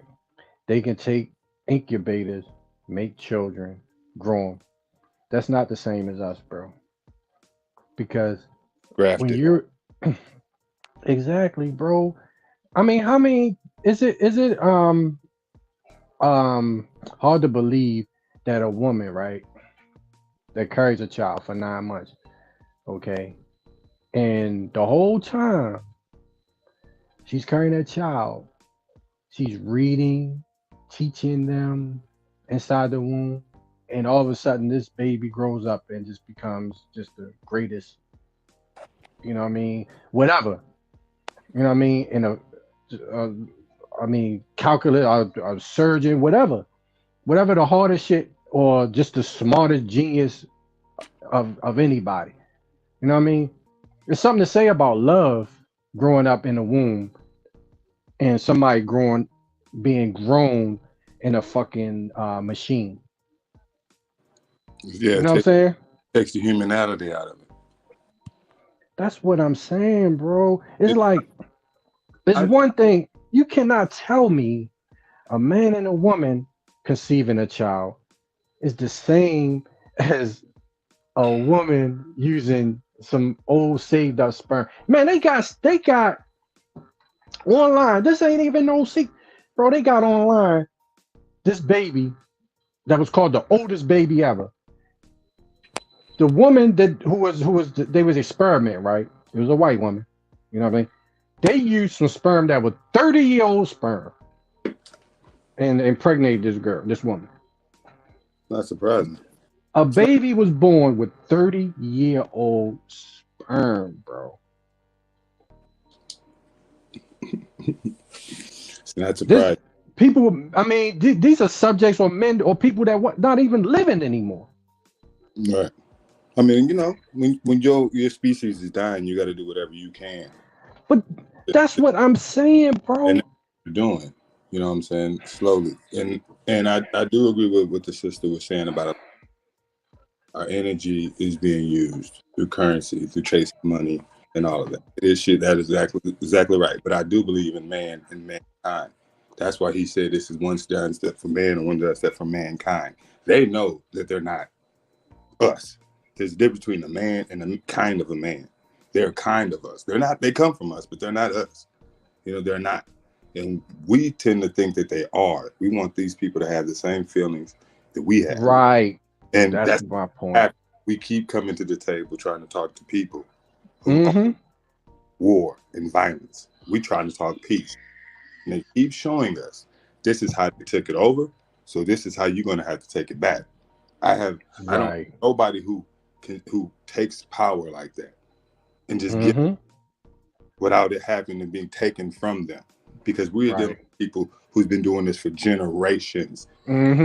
Species is survival, bro. Species is survival. They're going to do everything they can to make sure their offspring get the best. We sitting back asking for help. We are, but we're not on that with their own. They're on survival mode. We on just trying to get along. Two different pages. They're not ever be us. They never give a damn about us. Sooner we realize that, the better we'll be. The better we will be. That's why this race shit is fucking bullshit, bro. Because it's not equal. We're not equal to y'all. You know what I'm saying? It's like a God. It's like a God complex, man. You know, they know who the original man is. They know who their creator is. You can't. So you want to destroy him. Right. So when you equate us to colors and say, oh, this is black, this is white, this is a, bro, that means that you and I are just the same, and we come from the same type of background, and we have the same principles. We just different. We come from different places on the earth. You know what I'm saying? But we all came about the same. You know what I'm saying? Yeah. That's not true. Of course it's not. I mean, that's why their own history only go back 6,000 years for a reason. You know what I'm saying? It's a reason why it's a reason why they got the pre-Columbian era, because that's when they shit really started. I mean, where they can start writing, stealing stuff. That's when they started, and it's obvious. But our mission is to wake the people up, because they don't. Well, know. this what I'm really trying to get at, bro. We naturally have empathy, right? We naturally have love for other living beings, right? We should. So you see what I'm saying? They come from us. Right. What I'm saying is us as being dark or whatever from America. We naturally loyal. You see what I'm saying? We naturally will give our word and stick to it. These people are not. Don't do that now. They have to be taught those principles. You see what I'm saying? They have to learn how to be how to love. You see what I'm, they have to learn how no you got to keep your word. You see what I'm saying? Right. They do have to learn, but they don't have to learn on our expense. Damn that. Learn on your own. No, not that's because I'm sick of it. No, not at our expense. You know what I'm saying? But we always got to explain to them what they do to us, or how they did to us, or how this makes us feel. Like right. They're a damn robot. Because they don't naturally have it. I know, but how much you gonna explain? That's my point. You're gonna keep what I'm trying to say is right. They had to learn it through religion. Those books was written for them. For them, that's correct. You see what I'm saying? If you're natural, you already know that stuff. To tell you not to kill, steal, and destroy. That's my point. That is not. You would not need to be told that. Yes. Someone would not have to tell you you shouldn't commit this or commit that or do this or do that. Everything isn't for everybody. But see, the power of withholding, we don't realize how powerful it is. So they tell you you can't read the book, so more than anything, you want to read the book. They tell you you can't have the lily white woman goddess sitting up on the throne. So they got to make a law, as soon as you can, you got to have it. Mm-hmm. And the reason for that is because you will not accept denial. Because you have free will. It's in us. No, you can't be deterred. But if sometimes the introduction of something, like for the example, the naysayers, well, why this? Or well, why that? Or what? Sometimes the problem is that things are presented to you like this. I don't even know how to explain it. So I just think that we don't have to have everything that everybody else has. We have to get more in tune with ourselves and what is natural. It's already in us. Yo, the thing about is that's why a lot of these stories don't resonate with us. You heard when Kanye said this, and I think everybody can relate to this, right?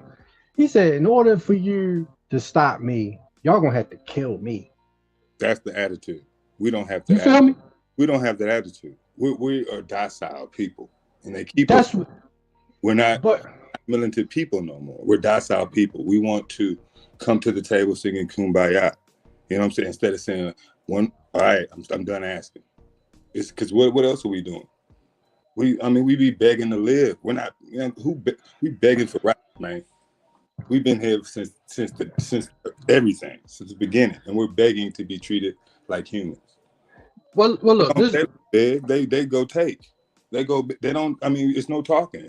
Honestly, we can only try to educate our people. It's no talking to these people. You know, there's no talking to them. They ain't gonna listen. Why would they? This is control. This is power. This is everything. Why would they give that up so easily? Why would you? I wouldn't. If I was in their position, I want my family and my people and my tribe to have everything. I mean, that's just human nature. I mean, I ain't gotta hate you. I just want mine to win. Not at the expense of others. I ain't gotta hate you. That's not natural. No one should want for nothing. That's true. A fact. The world is they say, and I don't know, but they say that America, the United States Corporation, that we utilize 80% of the world's products, and then we throw half of it in the garbage. What's that about? No one should be hungry or cold or without water. These are choices that people have made, and then when other people get themselves in a better position, they forget about the people that are doing less than. All of us are responsible. Nobody wants to be their brother's keeper. Not really. We want the government to do it for us. We want the government to provide it for us. I don't want nothing from them except for to be left alone. Because everything that there is, we created it. We don't need them. We do not need them. We need for them to just leave us be. But that requires us doing things for ourselves. People want But freedom. don't we, Pe- go ahead, sis. I'm sorry. No, I mean, we want freedom. We wanted this, that, and the third. But what are we willing to do for ourselves? Like, really do for ourselves. When the pandemic happened, we realized we couldn't even wash or wipe our bottoms. We don't create toilet paper. Nothing. We don't invest in the things, the necessities. We want and I don't, there's nothing wrong with wanting nice things, but we want the bling bling. And as opposed to thinking about the necessities, we take them for granted, and we assume that the corner stores will always be stocked, which means we're reliant.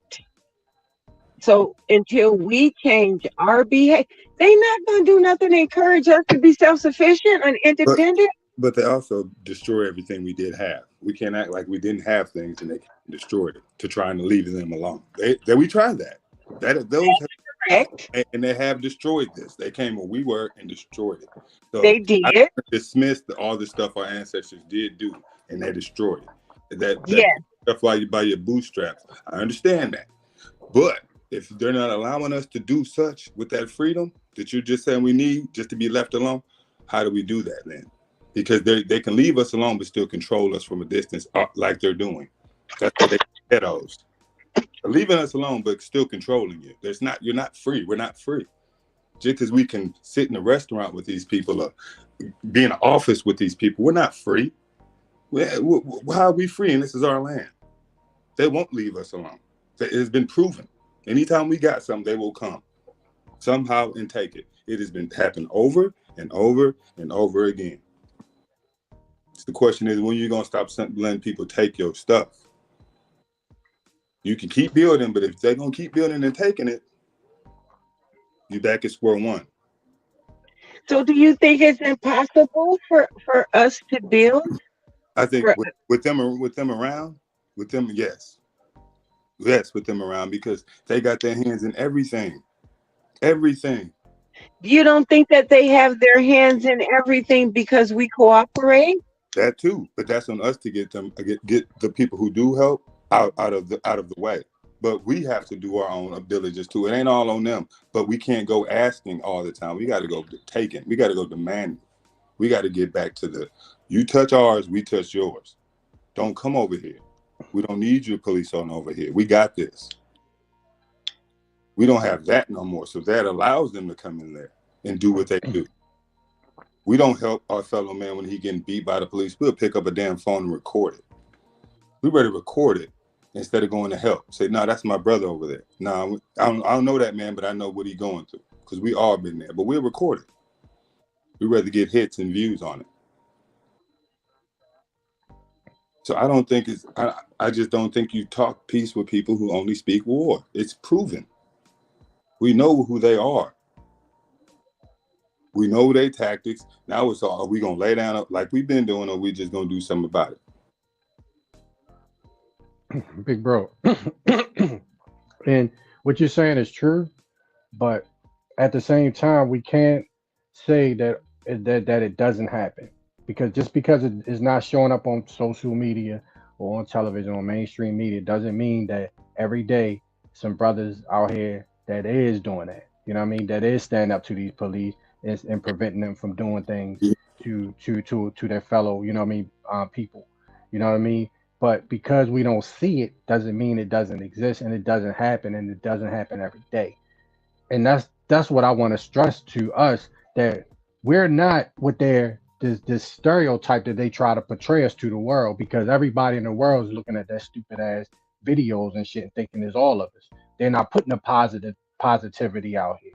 You know what I mean? The unsung heroes, our mothers, our fathers, our family, our aunties, and all that other stuff. You know what I mean? They got this cult of personality out here and pushing up a person and fitting a story to it, and then years later we thinking that that person is real. You know what I mean? Where are the other millions of people that are out here that are actually are the heroes? We don't hear about them. But then you get people that want to argue with you and say, "Oh, you're trying to tear down the person that helped all these black people." Like, who are they? All I know is my people and the things that they done, they stood up for. Just because you're not out here organizing a march and you're not out here with the cameras and all that other stuff, doesn't mean that work is not being done. You know what I mean? And people are not standing up to the wrong, because some people don't want that attention. You know what I mean? So it is happening. It just you just don't see. You see what I'm saying? You just don't see it. What's going on. I ain't say it's not happening. But it's not. I think it's going to be, the more we keep asking, like the way we're asking, even for reparations, even, you know what I'm saying, for anything you talk, we think we should have from them, because we're asking them. We're not taking it. We're not demanding it like the LGBTQ community or nothing. We're asking. So as long as we do that, coming with our hands out, you know what I'm saying, it's going to be that they'll give it to us, whatever they want, how they want, slowly, to keep us in the same position, like Juneteenth and all that other symbolic bull crap that they throw at us, just to keep us smiling and happy. And yeah, we got something now, type stuff. Right. Nothing real, nothing tangible, nothing we can give our children. It's nothing. Right. They're giving us nothing, and we come back to the table begging some more. That's all I'm saying. Bro, but it's gonna happen. It might not happen the way I want it to happen, but I think it's going to happen. I really do. It might not be in my lifetime, maybe my children when they my age. Maybe. Let's hope. It could. Yeah, it's happening. It could, but I don't know. It's happening now. Every day. And the wave is going to get bigger and bigger and bigger, and more than anything else. Forget their firepower. That's not what it is.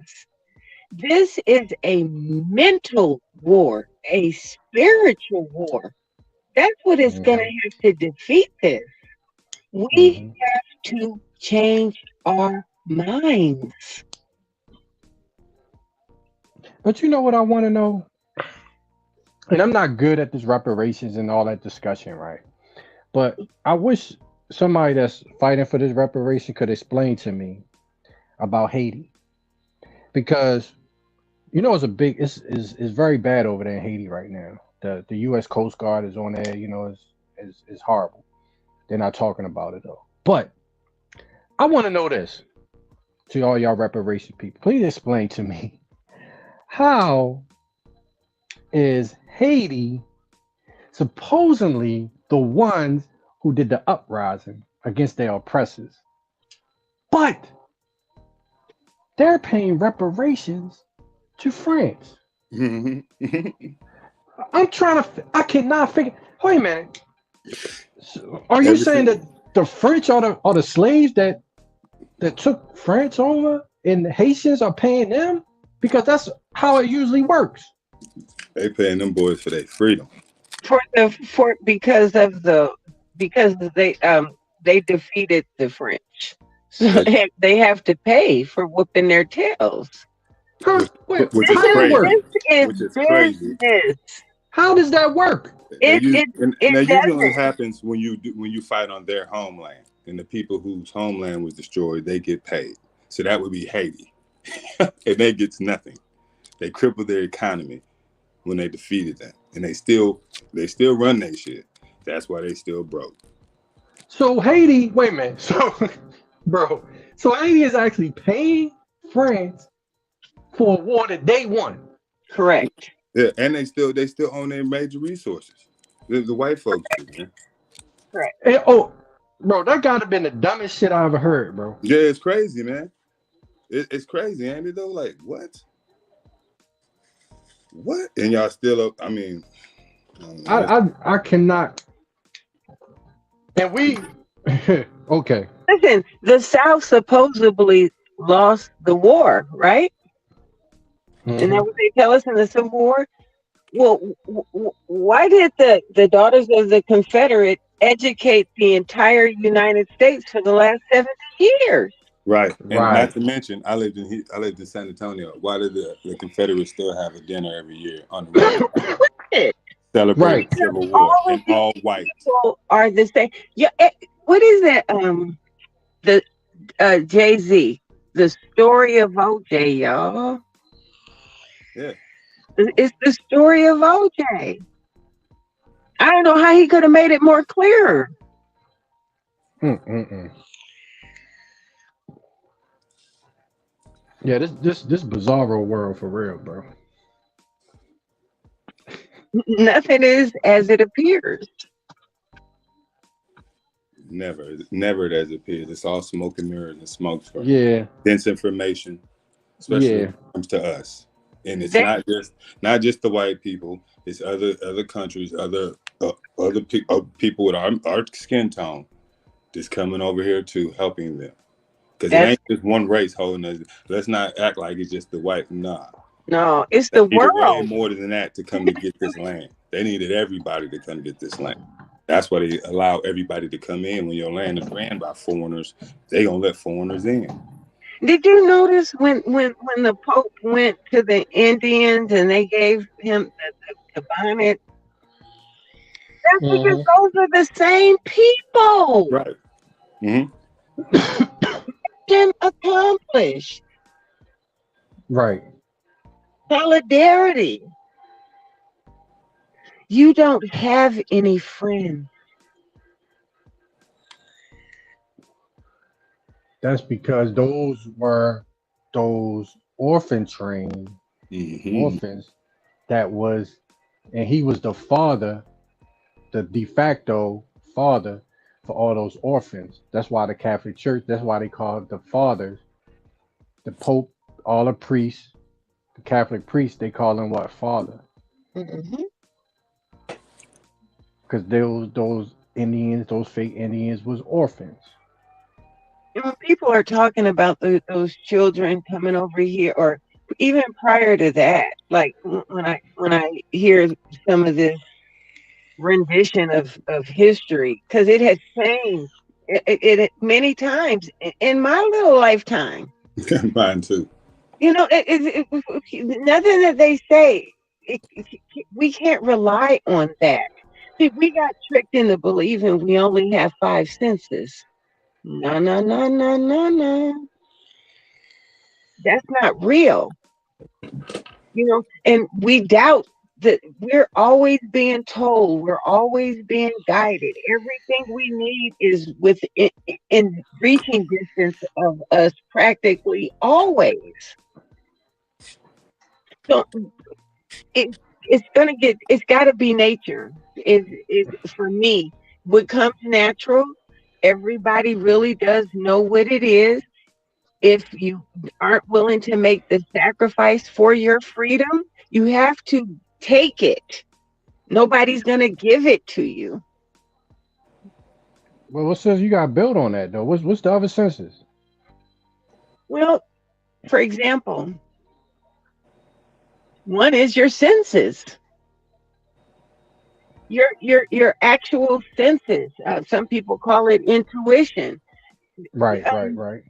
You know, people talk about a third eye. Well, me and mine, I come from folks with eyes in the back of their head. People, we deja vu. We have been so miniaturized on every level, and it's based on the information that we have been given from the time we arrive.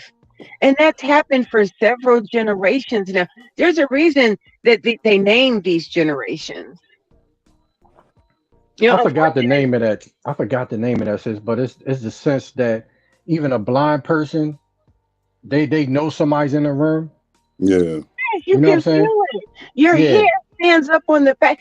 There all this stuff that happens to us naturally, Mm-hmm. it has been demonized.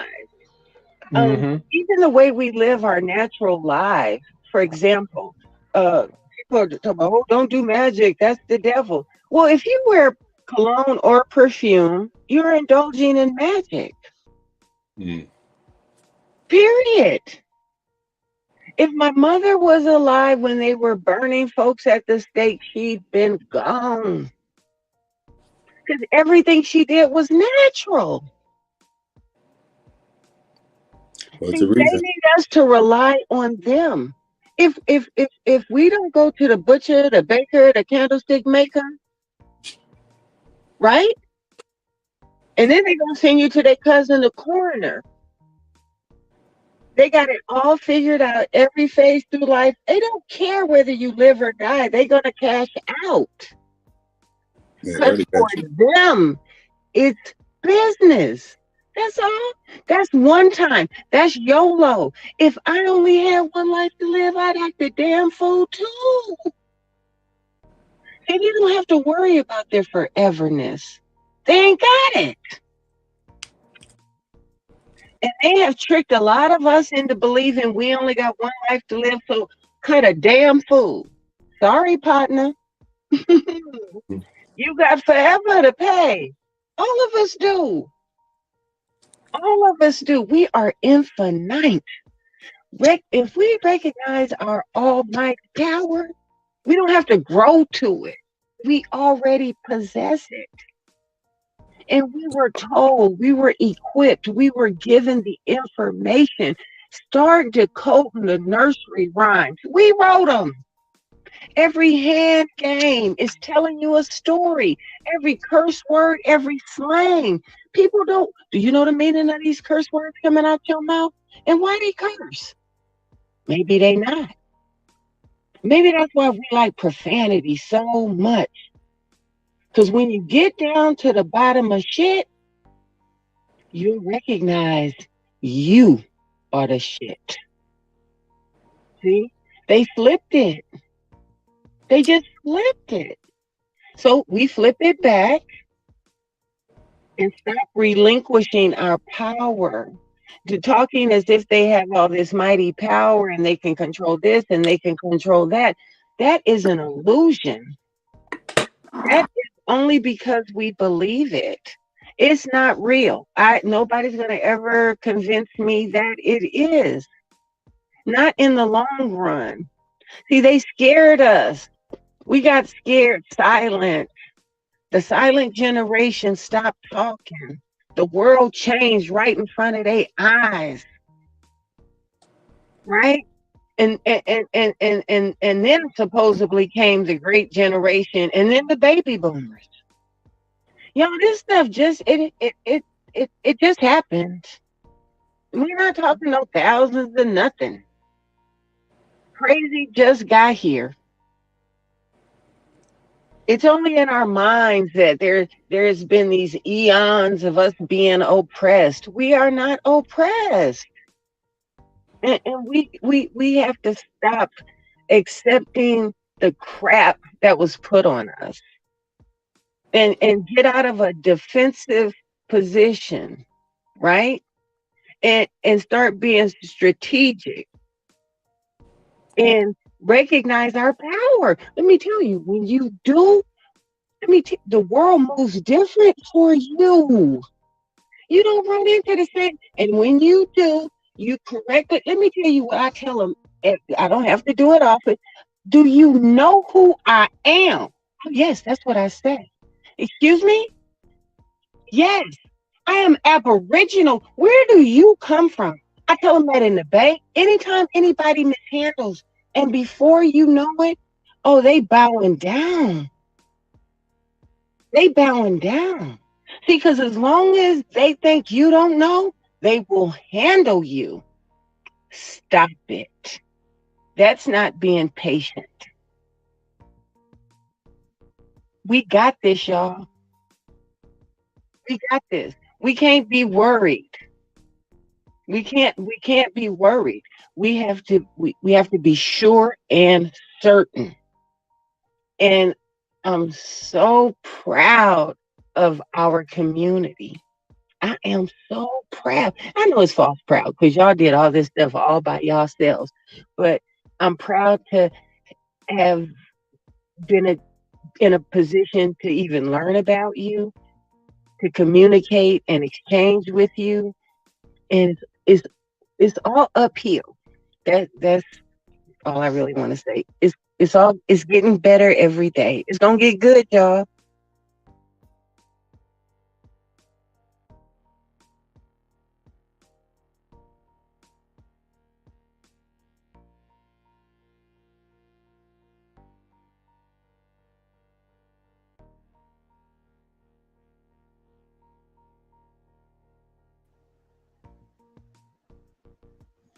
Thank you.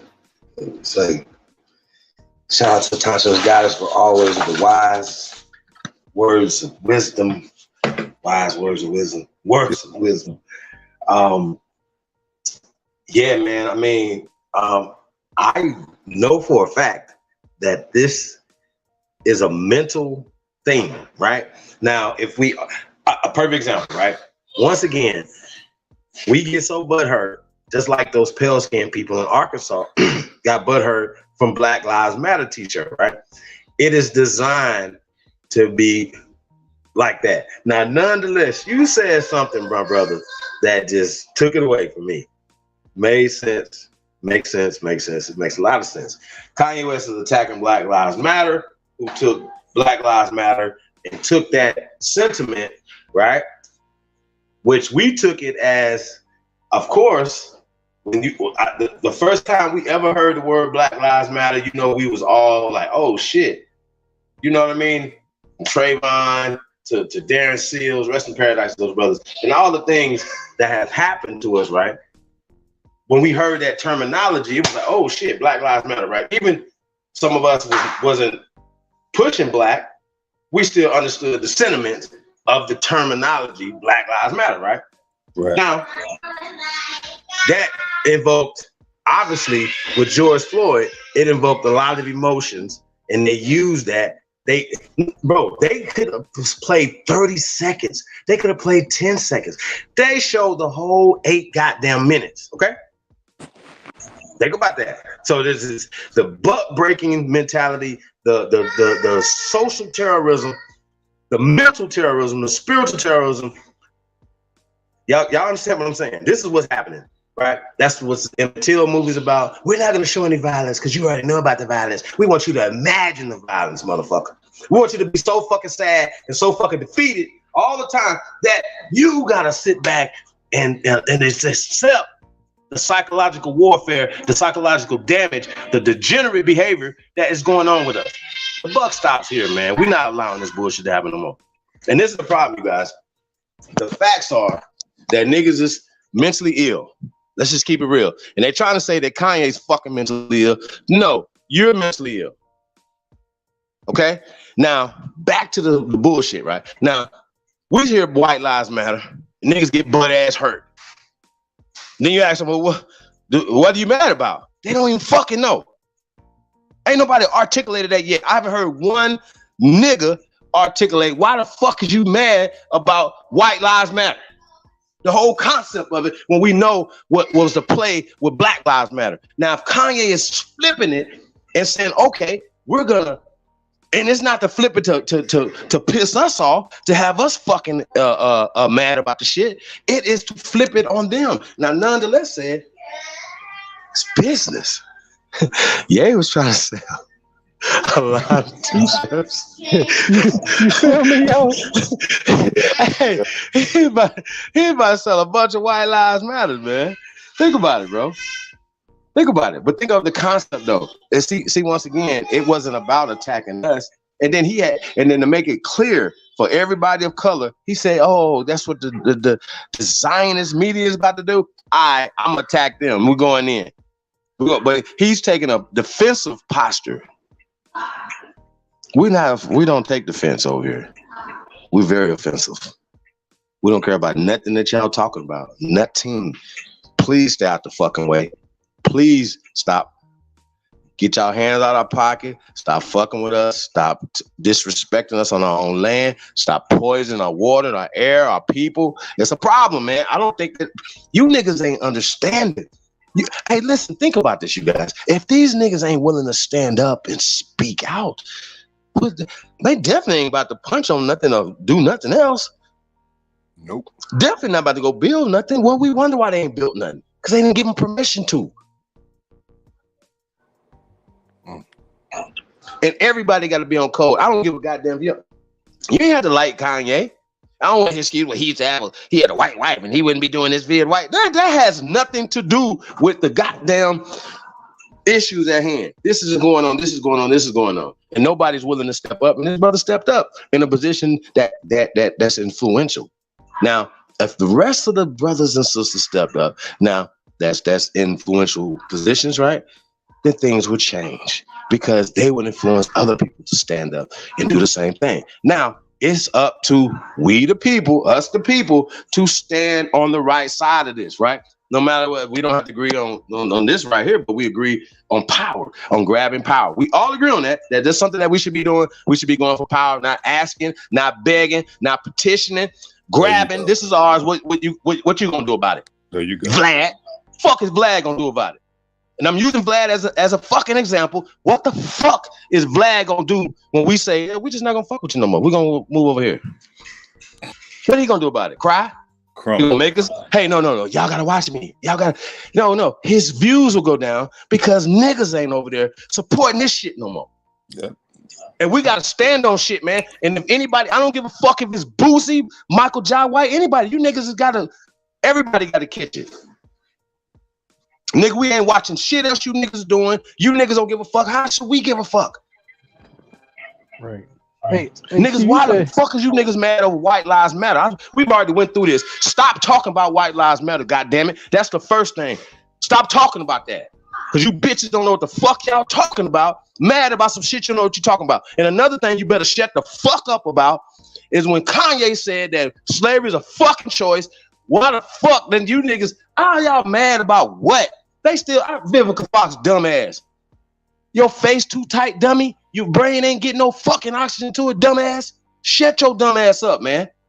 I stand on that. All y'all shut the fuck up. I'm gonna keep saying that. You niggas know y'all and people got their finger in y'all butt. Shut up. They can't pay you to stand up and say nothing because we gonna cancel all you niggas. That's what we doing. The people gonna stand up, and that's what it is. And you know what they're gonna do? Just like some groupies, they gonna switch up. Damn right. Just like Boyce Watkins and switched up. Y'all, Boyce done switched all the way. He's Team Kanye. Hey, but salute the boys though. Hey, right is right, wrong is wrong. Stand with the right. Mm-hmm. Hey, Chief, you said something key though, yo. They did. You know how if something's real graphic, they won't show it on TV. They made sure to show the George Floyd joint every day, super slow-mo of this man dying. They show everybody. Yeah, usually they won't show stuff like that. They show everybody. But look, you know what I want? But they won't show when them terrorists was killing them white soldiers over. They won't show that though, cutting their head off. I want to see that then. Oh my God. It's ideological subversion, man. Ideological subversion. That's all they won't show that though. You feel me? They won't show them getting fucked up. No, it's just keep us in line mentally. Like Chief said, it's mentally. Like Sister said, it is mentally. But it's mentally that's got us fucked up. If you got your mind, you get somebody's mind, you got them. You don't need nothing else. If I got your mind, I got everything I need. Everything.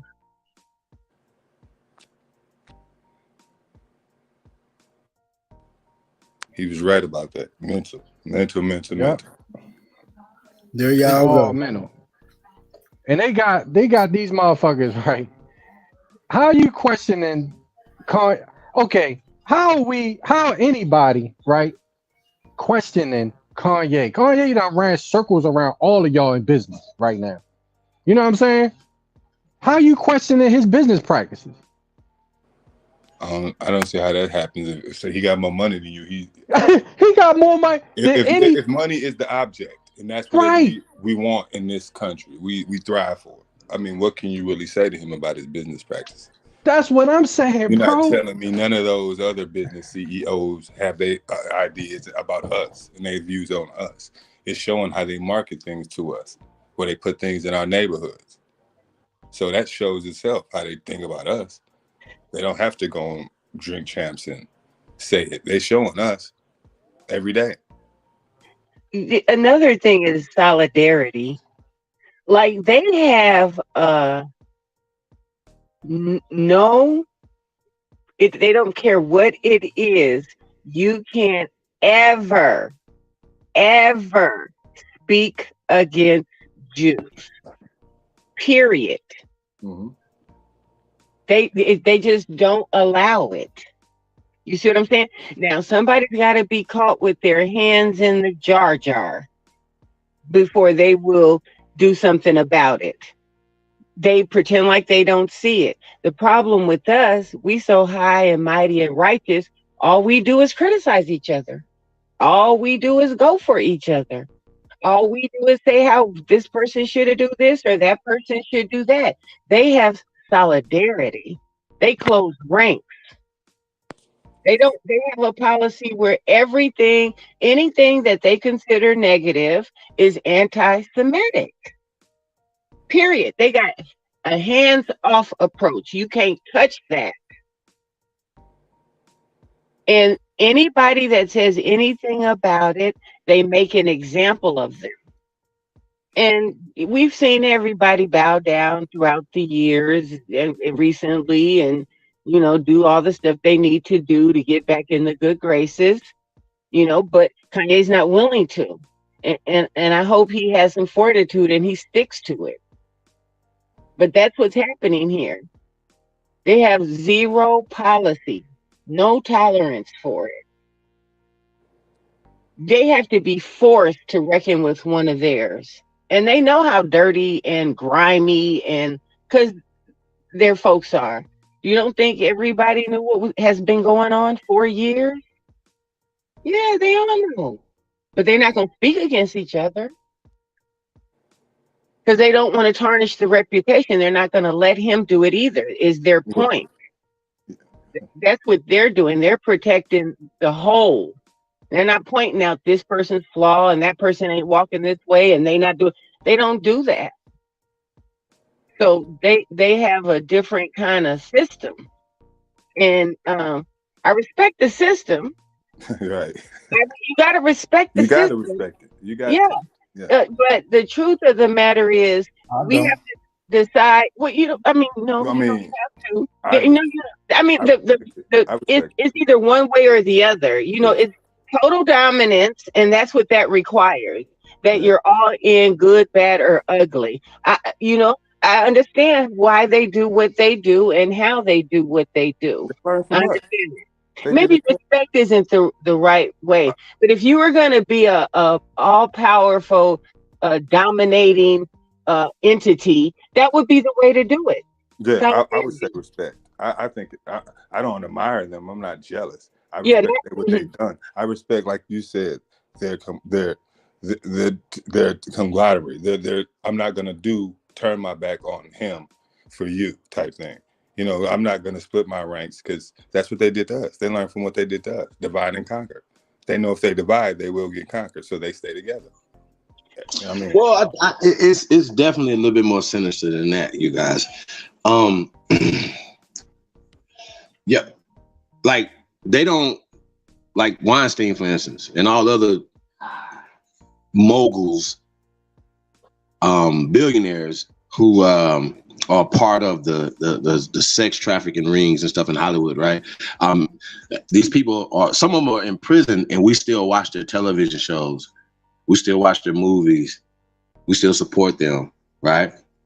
And when a person like Dame Dash, who's last time I checked, still the only Negro who put hands on Weinstein, to be exact, taking up for women. Now, you would think that would have been an honorable thing, but when you stand up and do something honorable, you know how they do. They it's like, what is that? The kill the hero or something. So basically, you're saying, Chief, there's more honor amongst thieves than ourselves. Absolutely, and they know that they definitely been jerking us. They definitely been not only in entertainment. This is in every facet of everything. These people from kindergarten to Boy Scouts to Girl Scouts to Little League baseball, Babe Ruth. I everything that you could think of, these people have infiltrated. Your house, your job, everything. Now, with that being said, like you know how when you sit in the grocery store and they have like that little Circle K on it? That means it's kosher. But you're paying a tax. Why is this stuff on our why is this stuff on our food? These people have dominated everything. This is the problem. Dominate the media. So when we say, okay, well look, let's boycott their media. Let's boycott every fucking thing they got going on. We don't want to play with y'all foot. Like, we're like, well, why we don't have any black owners in the NBA? Let's start our own league. Yes. Just stop. We're done. We're gonna bring our ball over here. You LeBron James ass basketball playing ass niggas. Just stop. It ain't that many of you niggas. It ain't that you niggas can stop. Just be like, no, we done. We made you guys enough money. It's over. Now with the Donald Sterling thing, that was an internal beef. They was trying to get rid of him for some other business moves and some other things that his old ass wasn't trying to do. So they forced him out. Now think about that. They forced him to sell his NBA team. That was because of real estate thing. You see what I'm saying, though? Yeah. But they got him to do what they wanted him to do. It wasn't about no damn racism and talking about Magic Johnson. That's real estate shit in LA. There you go. It's always about money. So once again, we have to stand with Ye.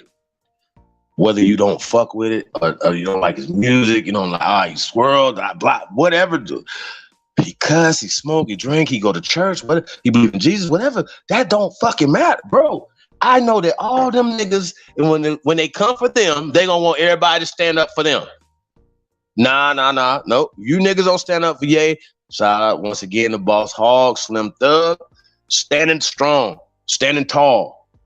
Thanks. We're gonna honor that. We're not honoring you fucks that's just being quiet, and you niggas that's got the fucking nerve. Shut up. Shut your mouth, man. Like we have to ostracize these people. We gotta call them out. I heard somebody just made a song about Kanye. Who's that? Who's y'all say just made a song about Kanye? J. Cole? Shut your ass up, man. Oh, you basketball playing ass niggas with the Black Lives Matter on the court. You don't think, hey, is Jason Whitlock wrong? No. Y'all know he ain't wrong. Y'all dead ass wrong, and y'all know this. Y'all know Kanye ain't wrong. Y'all know this. They having the same conversation behind the scenes. All the comedians, all the basketball players, all the football players, everybody knows this is happening. Now, this is another thing that was interesting to me. Not everybody says this. They called the fucking Patriots cheating. Am I saying something wrong? They got caught cheating. Stop it. Okay? They got caught cheating. That's what it is. Now, you could have predicted some of these Super Bowl wins that they had, though. Like, you could have been like, no, they're gonna win it. like Tom Brady had like 159 yards the whole game. Yeah, and just you know what I'm saying? He did, the other team ain't did nothing the whole game, and then they get into position. Tom Brady does an amazing drive at the end and puts him in a position for Vinatieri to come on and kick the field goal. Y'all know how this work, right? Patriots. Y'all know how this work. Niggas throwing an interception on the 1 yard line when you got beast mode in the back. I can go on and on and on to all the dumb shit that these people have done that they continue to do to put themselves into position of power. This is crazy to me. I really, at this point, bro, we calling you niggas out. I'm sorry. All y'all getting called out all the time. I think I'm just gonna make this is my business. Like, just seriously, all the time. Y'all, fuck y'all, man. Y'all are enemies of the people, all y'all. And until further notice, until y'all start stepping up and saying this, showing something else, no. So the people gonna stand with Ye. If they don't stand, we standing with them. We canceling all y'all, bro. All you niggas getting canceled. All y'all. We don't need you. Why would we support somebody that shows us they don't give a fuck about their people and that they some cowards? Why we're not dealing with none of you niggas. All you rappers, fuck y'all. You niggas is fake as hell. And that's why I retired from the music business 10 years ago, because they didn't want me to make Cracker Killer Project. They wanted me to kill niggas, kill niggas, kill niggas, but I couldn't kill no crackers. Why? Why they wouldn't distribute that? I was really trying to make the KKK Project. They wouldn't let me make it. They wanted me to make dope man music. They wanted me to kill niggas and sell dope to us. But they want I couldn't kill no crackers though. Why? Well, I'm in favor of killing crackers. Carry on. Well, the sentiment was I didn't understand. Y'all, I couldn't even get rappers to rap on the I was like, fuck it, I put out, I'm an independent nigga, I'm gonna put this shit out independent. I couldn't even find a rapper to rap on it. I was just like, yo, bro, all you gotta do is where you say nigga at and you killing niggas, just put cracker right there. No, man. So when I asked him, I say, hey, Smoke, I say, well, damn, well, who you making music for? Well, I make it for my people. Well, if you make it for your people, then why are you killing your people in your bars? Why you can't kill nobody else in your bars? It's just an interesting dynamics of things. So stop killing anybody then. How about that? I just don't like dummies. I don't like dumb shit, y'all. And we actually are watching dumb people run the world. Real shit. Real talk. Just because a motherfucker done put them in a position or they done got lucky. Y'all understand what I'm saying? Yeah. $11 billion. What would y'all do with $11 billion? I spend that shit.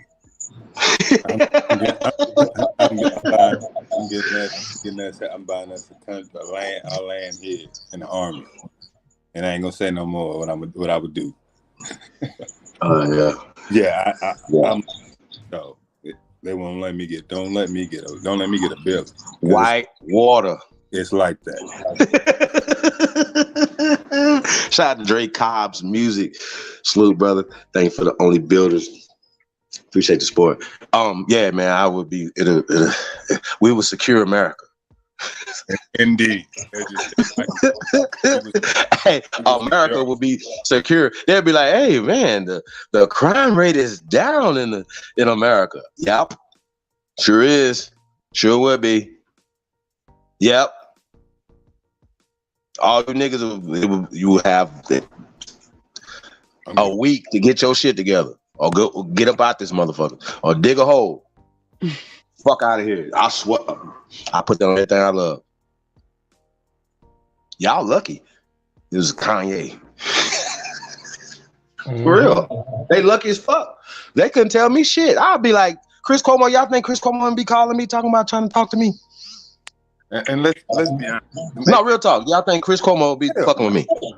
Fuck out of here.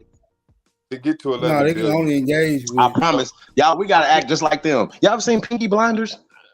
Y'all seen that before? Yeah. I love it. I love them. They only gonna engage with. They only gonna engage with motherfuckers who got their name on the dotted line. They ain't gonna engage. No, because they can't really. They really can't predict what just the average nigga will say. You know, they can't predict that. Your name ain't on no dotted line. They don't want to rap with. They don't want to rap with no real motherfucker. Dr. John Clark already told them the only thing we owe them is an ass whooping. The ass whooping is on the table. That's like Happy Meal. That's number one. That's number one on the table. That's what it should have been. Kanye should have been on that time off top. Only thing. Stop fucking with me. You see what I'm saying? That's what he should have been on, bro. Don't fuck with me when I'm coming. When y'all come, I'm coming like this. Like D.L. Hugel up here crying. He on Chris Cuomo tonight crying. Talking about Kanye threatened me. Hey man, somebody should slap them bags from under his eyes. Oh. Fuck D.L. Hughley. How about that? Motherfucker got a beard and braids. Who do that? We get it. He's on the list. Yep, he on the list too.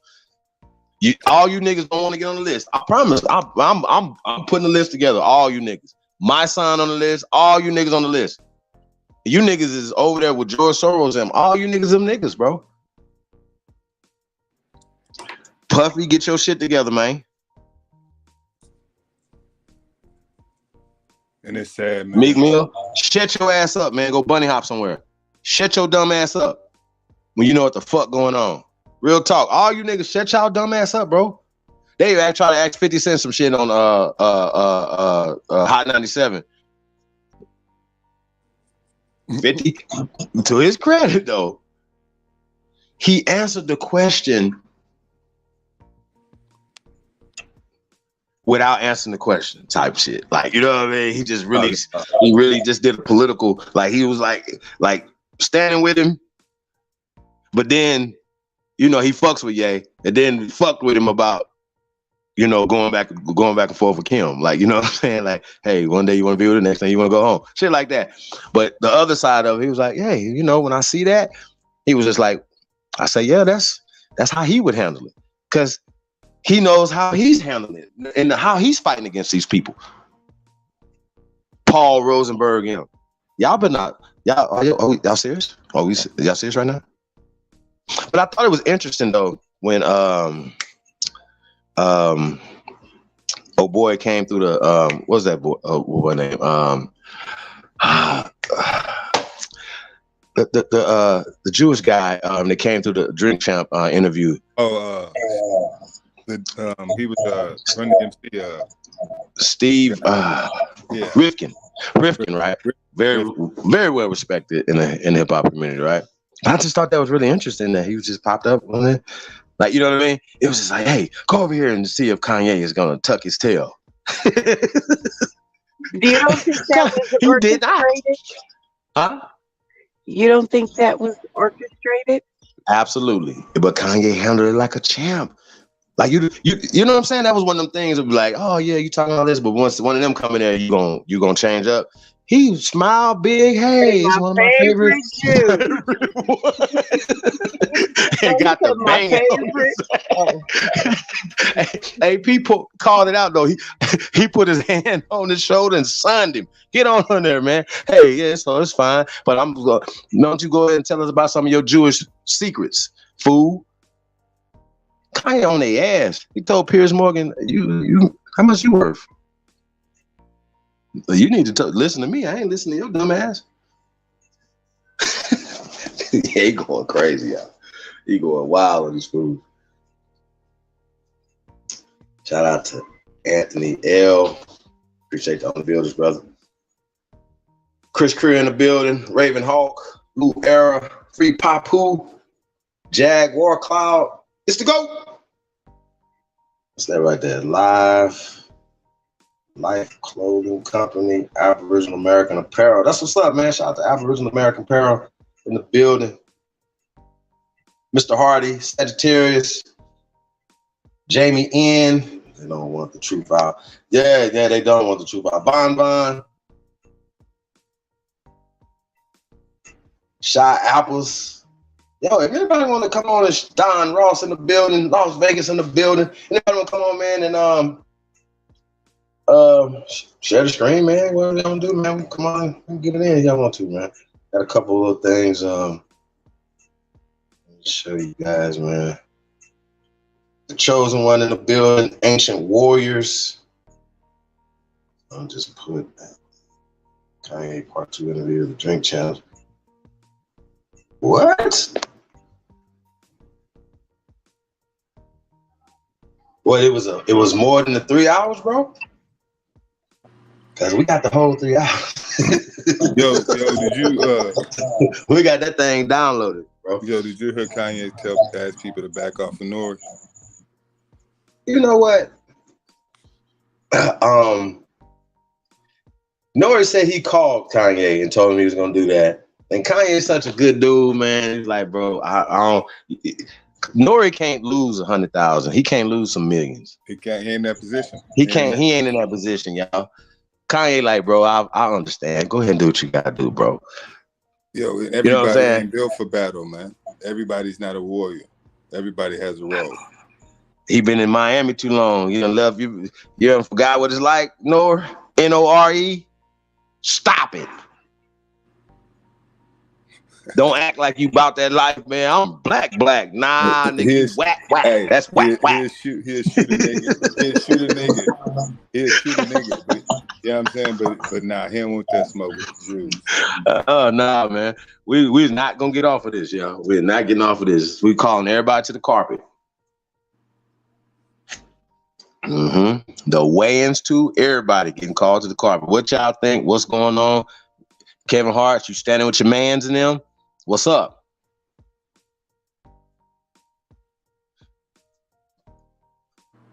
They gonna Ain't time out for all that. They go to war. Time out for all that. They go to war. Their money better be right.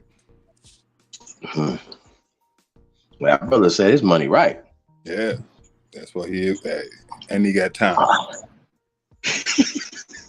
That's what else he got to lose as he's saying. That's dangerous. He should. I would buy Sierra Canyon if I was him. Like, I'll fuck everybody up. I'll buy your building you live in. Yeah. You know what I'm saying? You be living in a building and shit. I'll buy your building. You got a job? I'll buy your job. You'll be like, somebody just bought Hot 97. I'll come out the back, sliding on your ass like Tom Cruise in the what's that one movie? I'll come sliding them socks on your ass. Get up out of here. Matter of fact, I'll keep letting y'all work. I just like take some of your money and shit. Like, y'all ain't worth. We got budget cuts. I give myself a raise off your money. That's what we do. And then donate your money to some charity that you don't like. That's what we do to you. I'll buy your house from the bank. Like, yeah, you want money in your house? You be paying me. That's how. If I was Kanye, I'll fuck these people life up. Chris Cole, you talking shit? Piers Morgan, you talking shit? All right. Now he gotta make examples out these fools, bro. But they'll be like, oh man. They'll tell their other friends like, oh shit, Ye really serious. Yeah, he has the means to. But I would say he needs, honestly, I don't want to tell a man what he needs to do. But what I would do, since he has the means, I got to do something for my people, though. I can't just say we need this, and I have the means to build this and do this. If I'm mentioning Claude Anderson and all, and all these great teachers, and not following up on what I've said I've learned. That's the only thing I'm looking for him now for. Because everybody ain't got it. He done his part to me. You said what you said. You got people talking. Let's now maybe somebody else. But since you have the means to go ahead and do something for your people. Don't go over there and wherever the hell his dad was, which is cool. But do something here. Do something in Chicago. Do something anywhere. You got $11 billion. So let's put something. I mean, he could definitely change the landscape of Chicago for sure. Something. You know what I'm saying? I don't want to tell people what they should do with their money. That's his money. I'm just saying what I would look for. I'm looking from him next. Do something. Since you didn't talked about it, not act on it. Because you got the money. You ain't got to go fundraise. You ain't got to do none of that. You ain't Dr. Umar or none of that shit. You got it. So what you gonna do with it?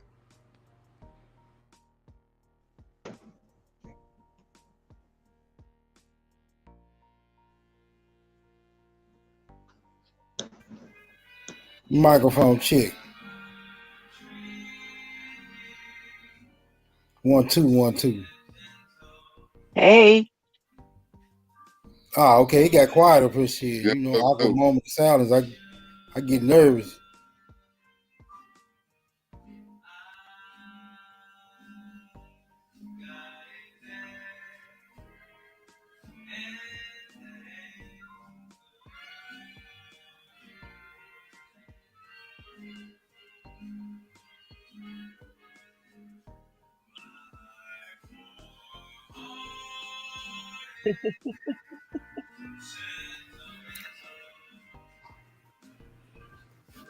Go ahead, attention, goddess. No. I was enjoying whoever's music that is.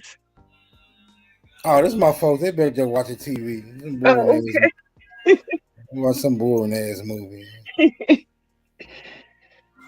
Yeah, I agree. If we recognize that we actually are the fuel that runs the engine, if we don't like how people are moving, Don't give them no energy. It's cancel. Cancel them. I agree with that. What they say, vote with your feet, with your wallet, with your time. Yeah, I mean, it's. I mean, it's more than one way to skin a cat. But if I'm gonna skin a cat, I'm gonna skin that bitch alive. I'm not gonna give it the courtesy of killing it first. I want you to recognize what type of danger your dumb ass has stepped into. That's just the way I feel about encroaching my backyard, right? You encroach my backyard, now you want to come with a plea deal? No, you just should have never invaded private property. You should have never trespassed. You cross that gun line, boss. Yeah, I know we expect you to forgive those who trespass, but sometimes you have great expectations, and I don't think I can live up to all of them. But I'm gonna land right there.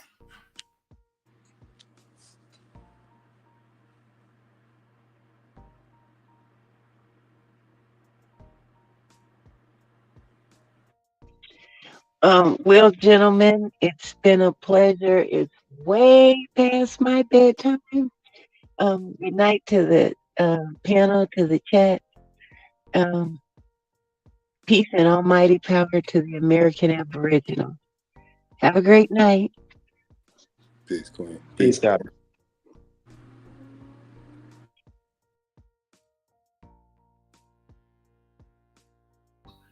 All right, somebody say something make me feel better, man. While we making sure Kanye do some things too, we need to be talking to Biden about these crack pipes that he was giving out. Because it's mighty funny we ain't talking about his son going to jail no more.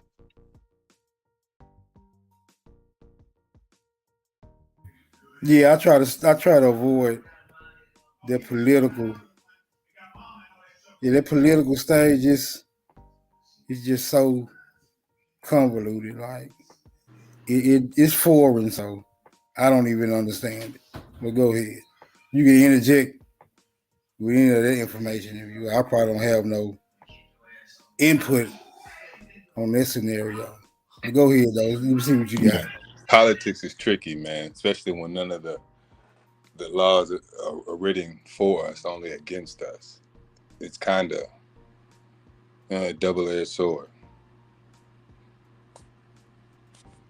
But our people need to learn it because it affects us, especially in your local communities. And the presidency, if you don't even know who the alderman in your city is. Well, you know what I mean? Learn that first. You know what I found out that was funny? And then they tell it to us. All of their state statutes, ordinances, acts, it's all voluntary. We got a choice to opt out. You see, that's very reassuring when you hear assertions like that. Just, according to my perspective. Because I won't be really consenting to a damn thing. I'm what you might consider a contentious bastard, but I know who my daddy is, so we'll just stick with contentious, right? And when it comes to making assertions such as all based on being consensual, now that implicates those who have responsibility and those who lack responsibility, which can also include those who have no concern with responsibility, whether they have it or lack it. But like I say, that politics shit is tricky. But go ahead. Because it's not for us, though. I mean, it was our government. They took it, but when they controlled it, they turned it against us. I mean, ain't no amendment, ain't no laws for us, only against us. Changing our damn classification to everything. You know what I mean? So that's what drove us away from politics. And what does it get? What do we get from it?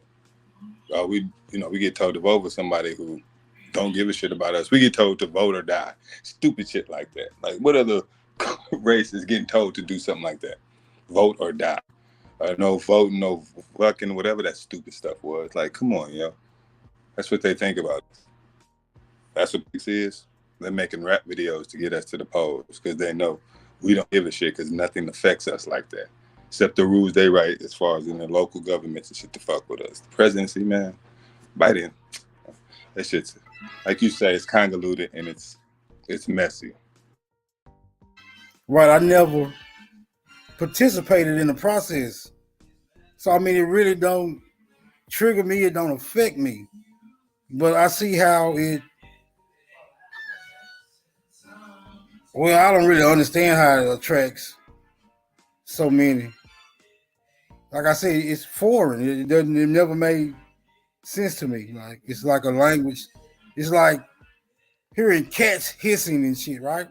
I don't know what the fuck they talking about. Bro, I'm not trying to even indulge into a conversation with the cat because I don't understand you, bro. You basically, you're not talking to me, right? So, like I said, I never been attracted to the political forum. Yeah, that's where they do most of their magic and rituals at anyway.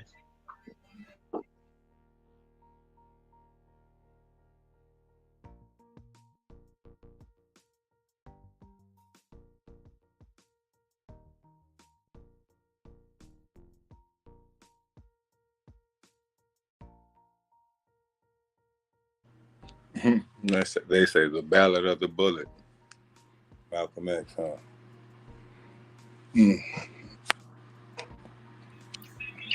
So, what's y'all opinion of Kanye's latest episode? Me, I always lean toward controlled opposition because those are the majority of the examples that we see in hindsight for the most part.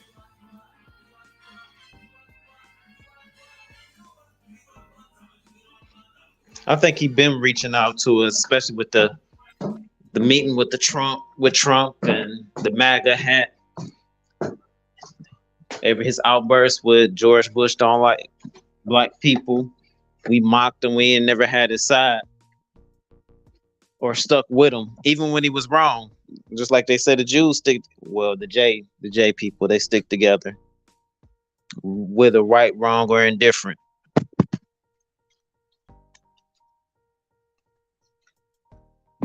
We should be the only ones chastising our own people.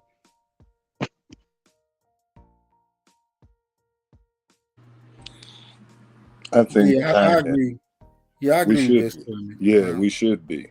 And I agree with what he's saying because it's nothing we never heard. But it's just when you start mixing your wife and all that other stuff, personal stuff, like into it, it gets lost, man.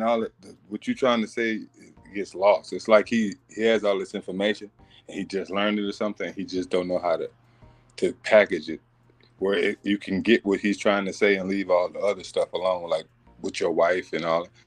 Nobody want to hear about all that shit. And it kind of blocks the message because that's all they want to talk about. Or when you mention George Floyd like that, even though I know what he was talking about and all that, it kind of blocks what he was really talking about our situation. That's my thing about it. Because he was in and out on a lot of shit, just like he was everywhere. See, I'm of the opinion that the conversation is going to always be kind of elusive, right?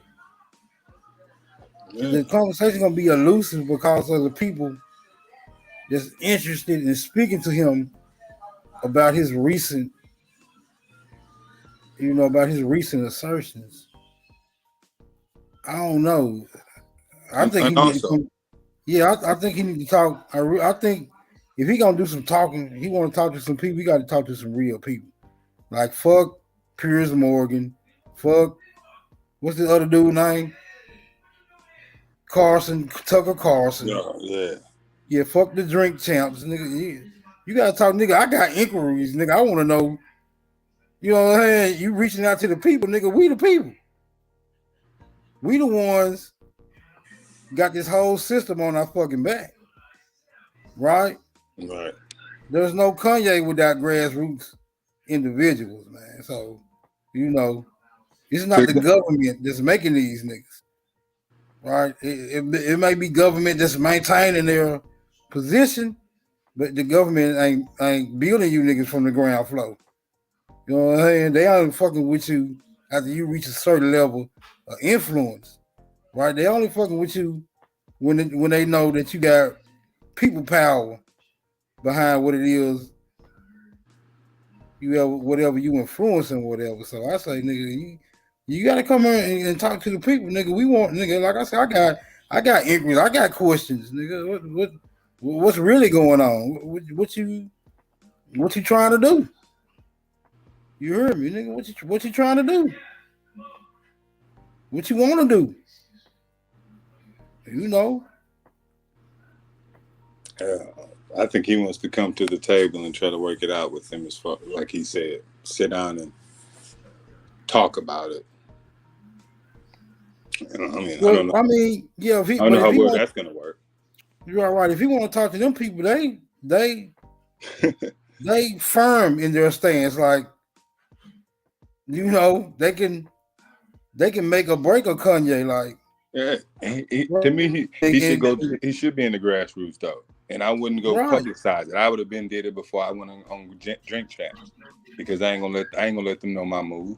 You know what I'm saying? Right. I would have been, if he knows Claude Anderson, if he's talking about his work, I would have reached out to him.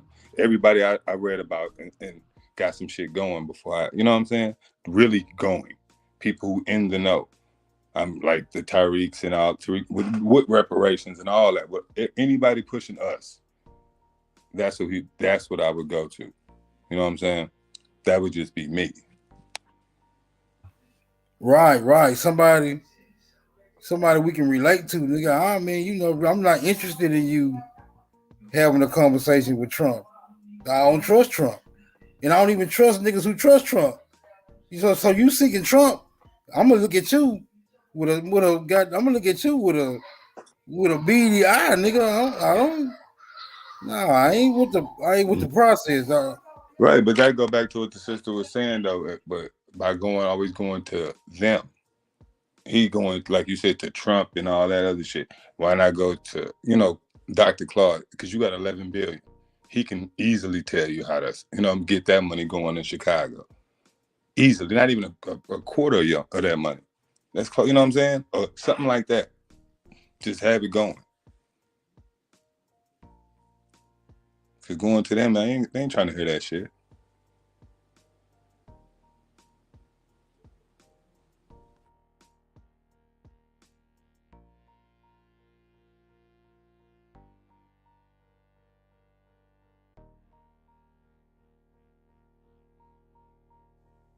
He probably also trying to determine who he can trust. I hope he figured that out before he jumped off the bridge. Right. I hope he figured that out by now. He's been in the game for a minute. You don't make $11 billion and not gain who you can trust and who you can't trust on the way to making that money. You know what I'm saying? I imagine he knows by now. But the circle probably gonna get a lot smaller.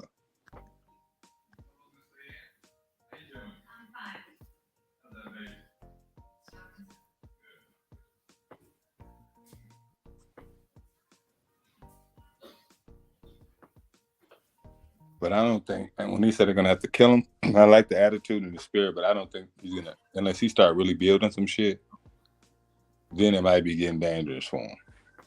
No, well, see, they'll never really kill him. Right, they'll never kill him under that declaration, as long as he stay in proximity with the people that he said they're gonna have to kill me, right? Because that'll be too obvious. Right, that'll be way too obvious. Oh yeah, they ain't gotta kill him now. I ain't saying I hope that happens or anything. I'm just saying I don't think he's at that level of where they really fearing him at the moment. Because right now it's talk, and they didn't heard talk from our people for how many hundreds of years.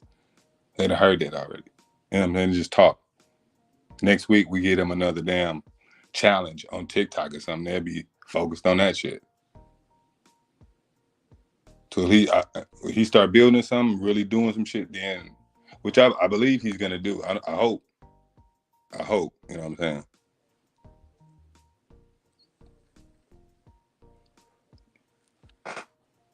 If Tyler Perry can buy a studio, you know, and get a studio, Kanye could build a lot of shit.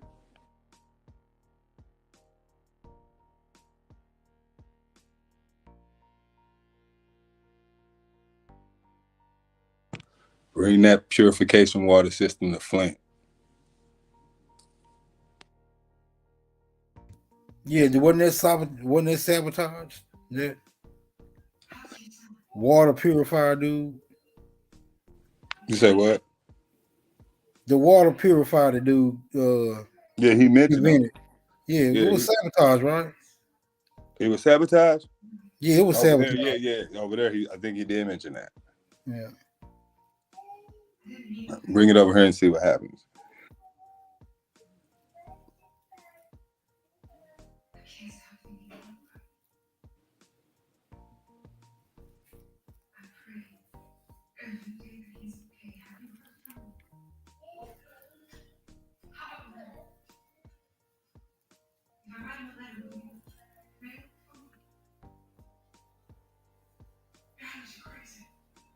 Anything else need to be put on the table? Any related, unrelated topics? Anything concerning you, gentlemen?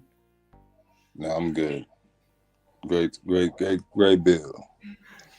I do got a question. As far as a people, are we willing to back somebody that's standing up to the status quo, to lay our lives down? Are they worth that, in y'all opinion? It would all depends, because that's a two-way street, right? And whoever's being backed have to be of that same ilk, right? Right. You can't be asking for such support without being willing to meet someone with that same type of support, you know. And I think we can't follow the person. We gotta follow the movement. You gotta follow the purpose, because the person is just the person. You know what I'm saying? They can be, once we get a leader, they always target a leader and they take the leaders out. Hence why we in the position we in today. We have no militant leaders at all. We have a lot of leaders who, just want to talk. They can talk and it's gonna be good, which is cool. But we get a leader like that's willing to talk and willing to lay down, then it's going to be a problem for them. But until that, I think they keep us lost in what the real focus is. Like most of us still tripping off of his White Lives Matter shirt. So how can you stand behind it? You can't support him if you thinking about that instead of what he did it for. You know what I mean? So, but I don't know about following Kanye. Maybe something else will come from this, some other person who can take it to the next level, or maybe it's a group. Who knows? Because I don't think we should have one person, because that's how we get in trouble. You know what I mean? We don't one person. They target one person. It's easy to get one person, but to stop a movement, it's a problem.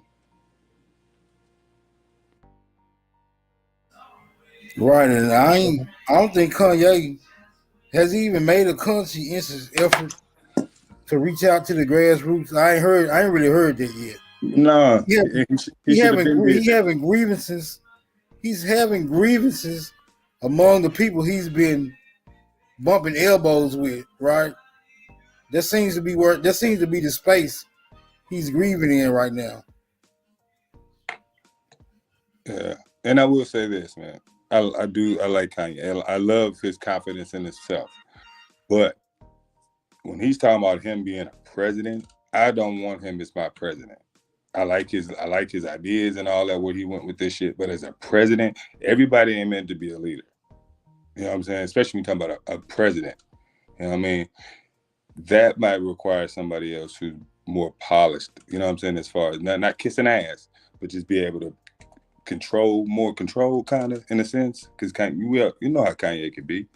So I don't know. I mean, well, I figure if we need more of a if shady characters such as Bill Clinton and this second Bush dude and motherfuckers like Nixon, I'm like, if you ask me, nigga, if them type of characters can be presidents, man, anybody can be a president. Yeah, that's true. Anybody can. Right. That I was don't proven think with Trump. it's really. I don't want him for my personal president. I don't vote anyway, but nah, personally. And I don't want them to kill him, man. Because if you go for president, they might really kill this nigga. I'm straight up, straight the fuck up. Because he don't need campaign money. He can pay his own campaign money. He can do everything on his own.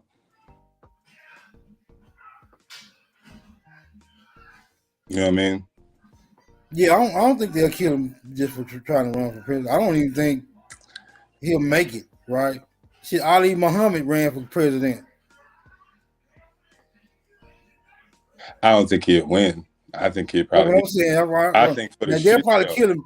They'll probably kill him if he won. That's what I was. I don't think he'll win. Right? I don't think he win, but I mean that's what I meant though. Only if he won, they would kill him. You know what I'm saying? Hell nah. Right, because presidents have the ability to vote on certain. Give this wild ass nigga that much power. I'm sorry. Barack was controlling. They got a tame nigga up there. You know what I'm saying? They know who they put in place, man. They're not gonna let this nigga be no damn president. They already had Trump. White folks, they say, I'm cool. But hopefully, though, real talk, hopefully what he did say will resonate to our people. Not the antics, not the sideshow they're trying to give you to pay attention to. The real shit he said about our position and our people and us not having shit. That I hope that resonates with the people, and somebody takes that and run with that. Like whoever these platforms and all that, start talking about that shit. You know what I mean? All the other bullshit, leave that shit alone. Start talking about the real shit. They caught up on the T-shirt, which I don't understand with our people.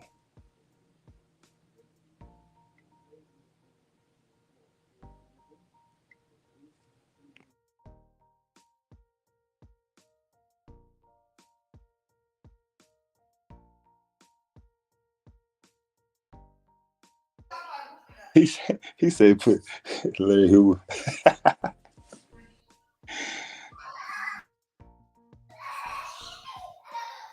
What y'all got down there in the chat, man? We need some. He said, "We're trying to hold it down till Chief come back."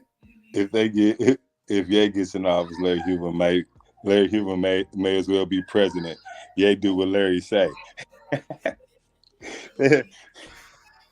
Hey, damn! Oh yeah, and he trying to get Hoover out. Yeah, man, nah, because he can pardon his ass. They damn sure don't. Well, according to Rod Hayes, they is letting Larry Hoover out. Yeah, that's how.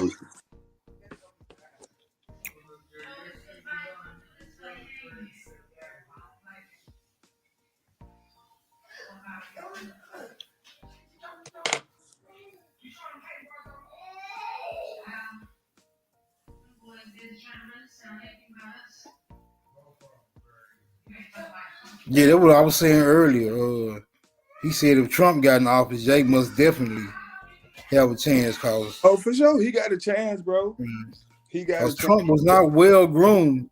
No, he was not well groomed. He was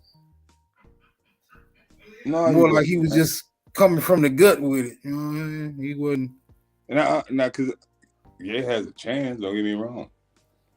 You know what I'm saying? I think he can actually do it, but I personally, because I don't even know if he really, and I don't know if he Ye for us 100%. I don't know. You know what I'm saying? I know his points though. I'm standing behind his points.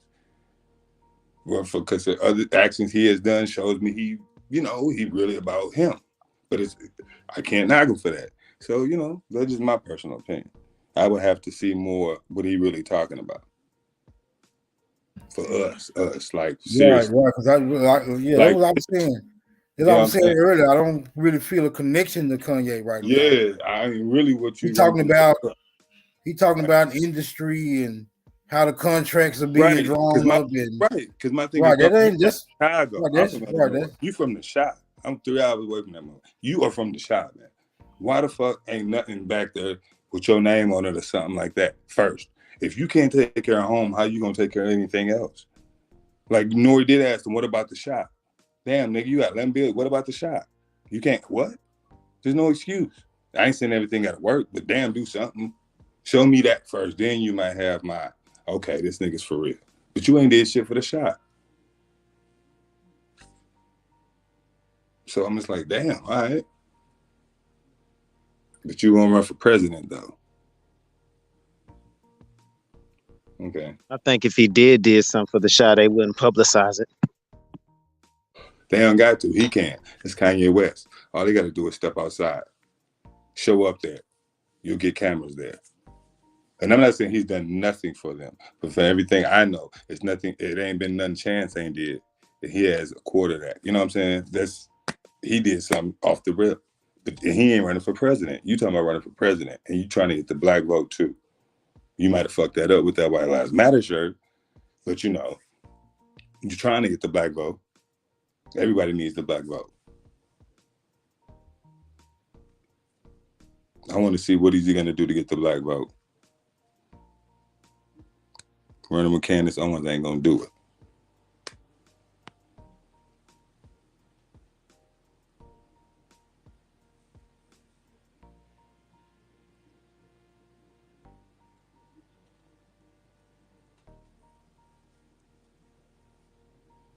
He say they going to kill him like Michael Jackson.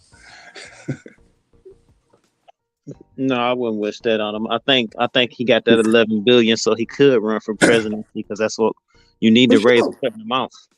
He can. He could do anything he wants. He got $11 billion.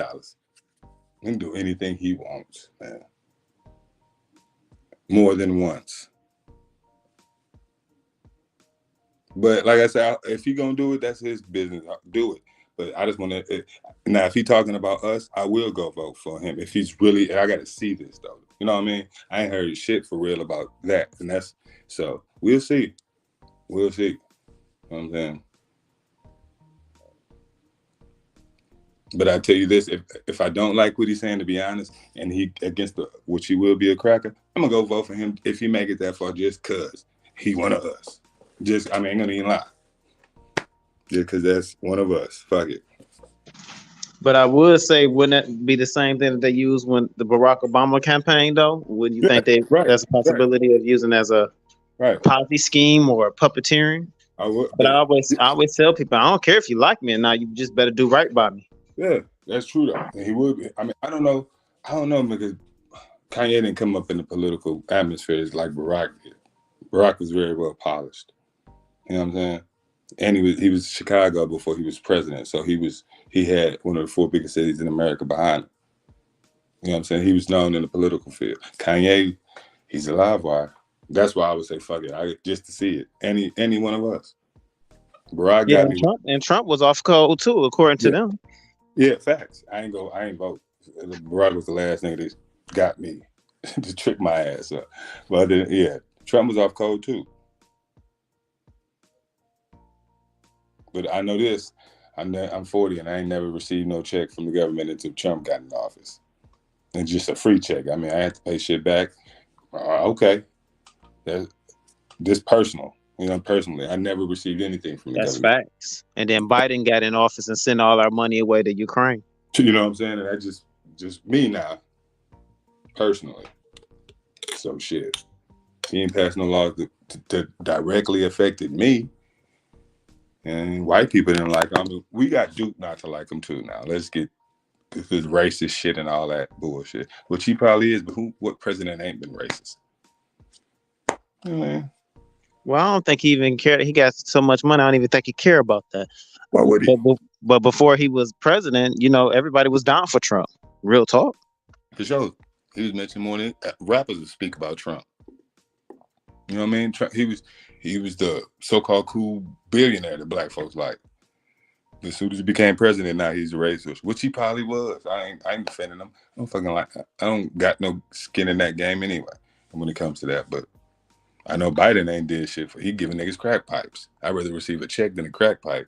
That's facts. But see, we should be racist too, because racism ain't what we think it is. This is an actual race, and we losing. We supposed to be at the fucking top.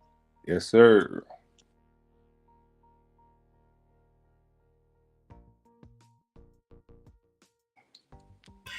Really ain't no other way to look at it. All right. Everybody wins. Based on a competitive model, that's really the only way to look at it. When we buy the most and we produce the less, we're losing. By far. You know what I'm saying? Everybody comes here and eats but us. The motherfuckers are still already here, been here. Yeah, but it has its advantages and disadvantages, because as long as they are confident enough to keep us with the ability to have that spending power, we can always flip the script whenever we're ready to make the decision, right? Because if we funding such an expansive political structure and economy, well, by simply flipping the script, will damn near give us control of this whole goddamn paradigm. But you know, niggas is so divided in their own ideologies and individualism, that's just a horse of a different color. But go ahead.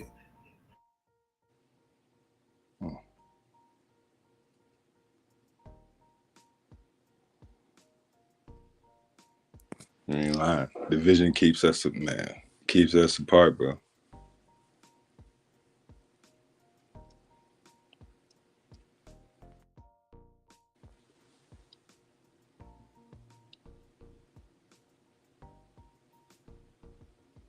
We gotta build stronger families and better loyalty with one another. A nation destroyed from the inside will never rise. That's why they ain't worried about us. Too much infighting. Yep.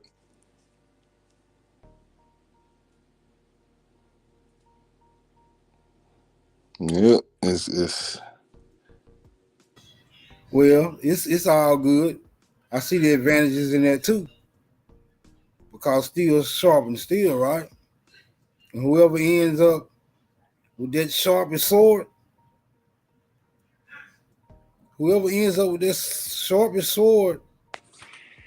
on this battlefield, well, that group or demographic will clearly have the advantage at such a time. It's all metaphorical right now, but I see niggas working it out eventually, and I ain't talking about no 1,000-year process. I'm talking about niggas is just a few decisions away from really being in a position to wrest this shit out of foreign control. And that's fact. And be back, in Providence. So I don't see it being so complicated. It's some simple decisions, some admissions, some problem recognizing, some little troubleshooting and shit. Nigga on their way, man. You just gotta start making progressive steps toward a goal. But in order to do that, we have to clearly identify what a goal is. There you go. Initially. Go ahead. You right? No, I'm saying you right. Go ahead, bro. No, I only have short spurts of profound thought. I'm through with it right now. Right. You right though. Have a goal, but and make a plan, because shit, a goal without a plan is just a wish. You know what I'm saying? And we have to have that plan. But just say like this. Just say, since we are, I guess, the majority, a lot of our people are talking about this reparations thing. So say, come up and we don't get a reparations. Why can't we say, If we don't get reparations by this date, on this date, from a week, we're not going to spend no money with the companies and shut this shit down. If we don't get what we want, we're not going to spend no money because we are the economy. We're not spending no money for, you know what I'm saying? Seriously, just all that we just say that if we're not going to get reparations, we're not going to spend no money with y'all corporations. And watch how they crumble. You see how they crumble down there in COVID. They was happy because all these corporations. We could do that and we can get some shit going because money runs this motherfucker, and we run this motherfucker. We are the economy. We don't. And even with that, right? And even with that thought, we still have to do it. We still have to do it in a dual setting, right? Because right, even making money is spending money, so it'll have to be a clear break, right? Nobody show up for work. Nobody spend no money. You know what I'm saying? Because the system can function either way.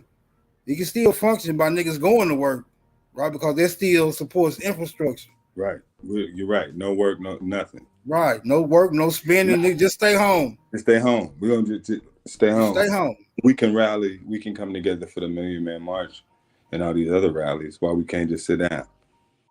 If we don't get what we asking for, okay, by this date. So on this date, this is getting everybody enough time to do what they got to do. We're not spending nothing. If it ain't black owned, you don't go. Flat out. And if we catch you going into it, it's gonna be a problem. That's holding each other accountable. Instead of letting a nigga do what he wanted. Nah, nigga, this ain't about you. This is about everybody. Either you with us or you against us. Sit your ass down.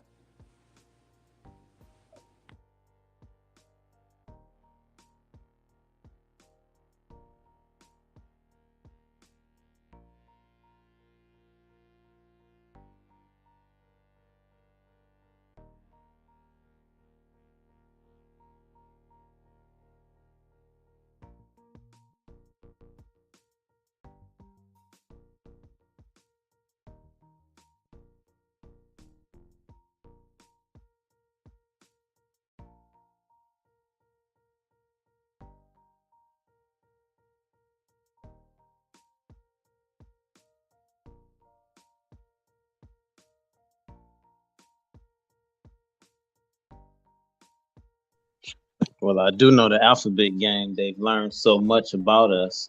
They control everything of our being, music, our resources, our food, our mentality, our culture. How will we get away from that? Slowly. Because exactly what you just said, how they control the food and everything. I mean, you can go to war, you just can't go to, physical war with shit like with them when they control that. Because they control everything, like you said, at this moment. But it got to start somewhere with giving either we gonna get this or we ain't doing that. And then however they want to play it after that, we play it. But they ain't gonna they're gonna keep trying to control us to keep us where we at. So it's going to have to be this or that, but it can't just be what it is. Do you believe the Kanye situation or Ye situation is probably a test dummy or test subject just to see how we would respond, to see how much time they got before we wake up? I mean, yeah, inadvertently, yeah, I believe it is. I believe they just watching. See our reaction, because right now it's all internet. It's all I'm not following everybody or everything, but they still talking about the same bullshit, dumb shit as far as what he wore instead of what he was really saying and who he was talking about. Now, if they pick up on that, like people with big platforms pick up on what he was saying, then I think it get real for them. They really start worrying about it, because right now they definitely watching us just to see how we reacting.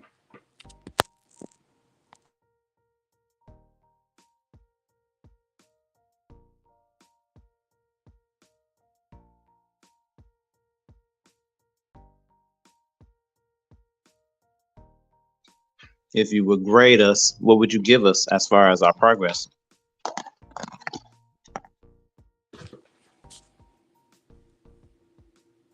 That's a tough one.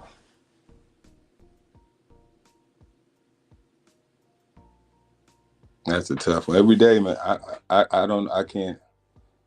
I guess we have to have a landmark for a grade. You know what I mean? For a scale, and I don't know what we really have gotten lately. You know what I'm saying? I know it's progressing as far as people waking up, but as far as us people coming together, we still behind on that. Because we still fighting over Christian and Baptist and other shit and Muslim and all that. And Hebrew and, all that other shit. So it's hard to really measure for me. But I know we are getting up there because I look for tangible shit. Like, what do we really got? What do we have we gained? Really gained? I'm not seeing a lot. And that's just me studying knowing what I know personally. I haven't seen a lot. I know it's getting better. I guess I wouldn't even say getting better from when our parents our forefathers can sit in the restaurants with them. That was worse. I think it's worse now because we are allowed to be honest with you. So I don't see us got better. I think we got worse, honestly, especially since integration. I can't say we gotten better, bro, personally. But as far as us waking up as people, yeah, slowly we are. I think the integration is what got us because now we don't know who is who. Oh yeah, for sure. You know what I mean? I agree with that 100%. 100%. They needed us. They brought us in. They made us think we needed them, but they needed us the whole time. That's why they did what they did. I think Kanye as well, in my honest opinion, even if it's a controlled opposition or not, it reveals who all is on the playing field and their positions. Like if I see certain artists is not backing him, I'm like, oh, you must be in the pocket too. Right. Yeah. The people who ain't really saying nothing is saying the most, man.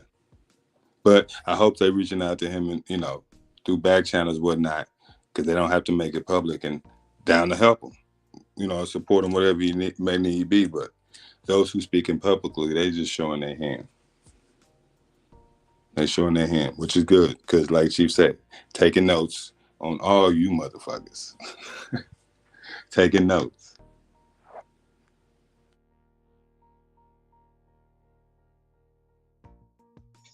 Facts. It's scary. It really is. And I don't fear nothing, but I'm just saying as far as when I mean not scary, I should say. And I don't have the vocabulary to have the word hope, trust, or things of these nature, because trusting is just guessing that somebody won't do something or they will do something. I'm not going to guess. I'd rather know. But as far as looking at it, I don't know. It's very discouraging. I'm not sure if we're going to see it in our lifetime. Yeah, it's discouraging because it seems like we get better in a sense, if you want to call it getting better. And then they show us, where we stand. You know what I mean? They show us all the time where we stand. Now, whether we choose to keep ignoring it or not, but they show us.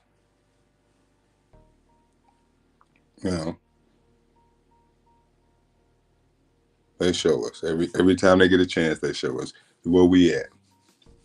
Like with crack pipe situation. Like, you know what I'm saying?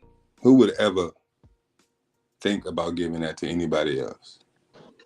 And we didn't protest about it. They watched certain stuff like that. You couldn't do that to the Asian culture. You couldn't do that to any other nations. Took all them damn meters and threw them on the White House lawn.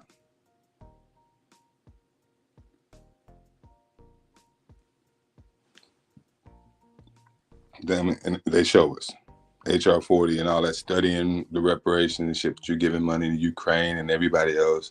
You showing us. I mean, but. And if they're giving money, that means that they probably have something in to deal with it or to do with it as far as help tearing that up. Yeah. Everybody they bring here, is at our detriment because that puts us lower. Despite what they give them money, they give them lines of credit and everything, and we can't get none of that. And then it's not about asking the government for shit. You know what I mean?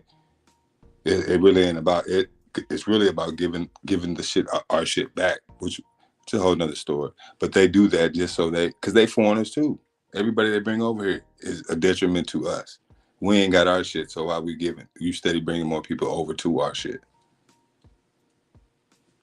We still having conversations about rights and reparations, man. They still doing the study.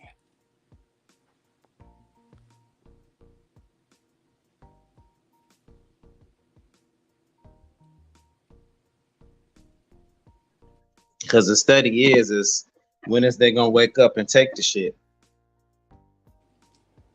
You know, you can only ask for so long. Unless you us, you know what I'm saying? Unless you us.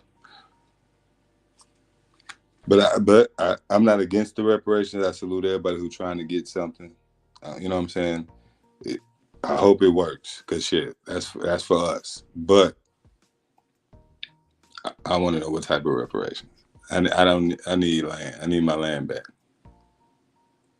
I need all the rights to the land, mineral rights and everything. Our people need our shit back. Don't give me no free education. I don't want all that. No. Don't give me none of that bullshit. Nothing that you control. Hell no. But we're still asking. We still ask for a lot of things.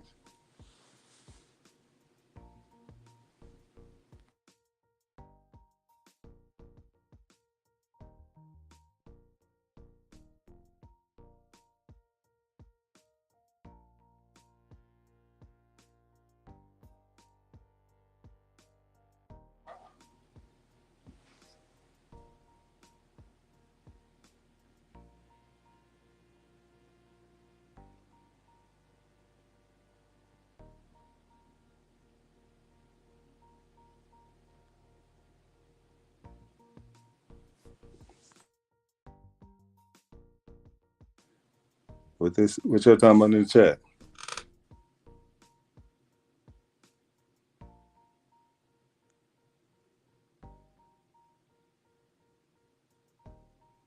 I see Chief popped in a little bit in the chat. Somebody said German Holocaust 2K. Interesting. He did bring up the shit. Hell yeah, we Holocaust. They killed way more than 6 million of us. I know that. The abortion clinic. Yeah, I mean, damn. That is a fact. And those concentration camps with the Red Cross are over here. That is a fact. A lot of that did shut down when Trump was in office, and if you paid attention, you know that missing children. You didn't hear of missing children. Amber Alert. As soon as he got out of office, the first one came on. Damn, I noticed that. Yep. And the lady that runs the Amber Alert was convicted in Haiti for stealing children. None of that shit surprises me when it comes to them. None of it. And she was part of the Clinton Foundation. Yeah, you talking about people who steal people's land and identity and everything. You know what I'm saying? And rape children and everything. It just can't put nothing past them. That's true. You can't, I mean, you know, how many years have we seen these people civilized, as they like to use the word?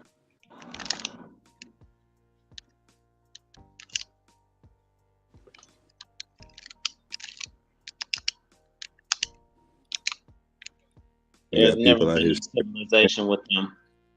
No, you know, we got people out here scared to mention about people in power. Like, that's this running circle. That's crazy. That's crazy.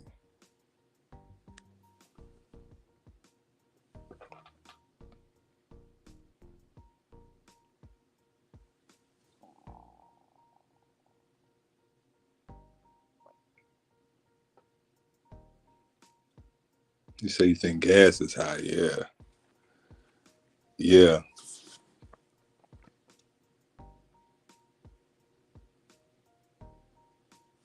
That's what happens though when foreigners run out on your land though. We're prisoners of war, man. But the war is only taking place in our minds. Yeah, that's true. I mean, yeah, they've been stopped fighting us physically.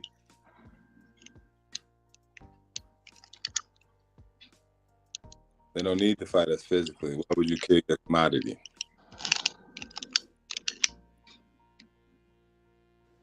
If you're making money off our backs, you would want us to keep doing what we're doing as long as we can. Everything we do is to make you more money. Why would you want us to stop?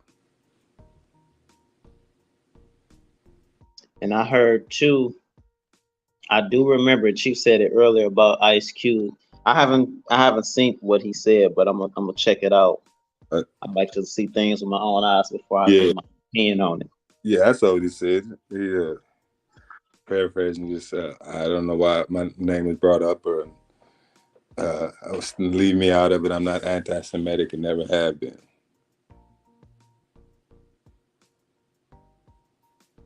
But I don't think Kanye ever said he was anti-Semitic. Nah, but that's just, I don't want to say just Cube ducking, because I won't say that about Cube, because Cube got a history of going against saying some things. But it's kind of like Cube didn't listen to the interview, like, because he didn't mention you like that. He just, he mentioned you along with like shit, Dr. Claude and all them other great names. So that's all. He wasn't trying to say you was anti-Semitic.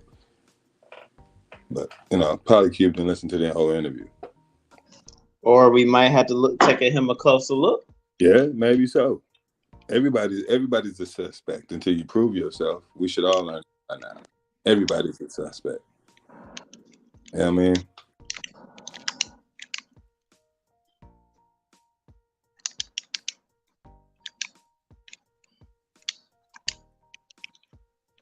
It's sad we're at war with our own people, supposedly.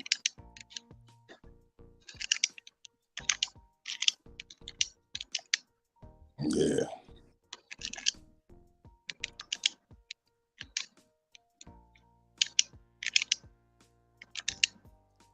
Yeah, that's the way they got us though. Point the guns at each other so that we don't point them at them.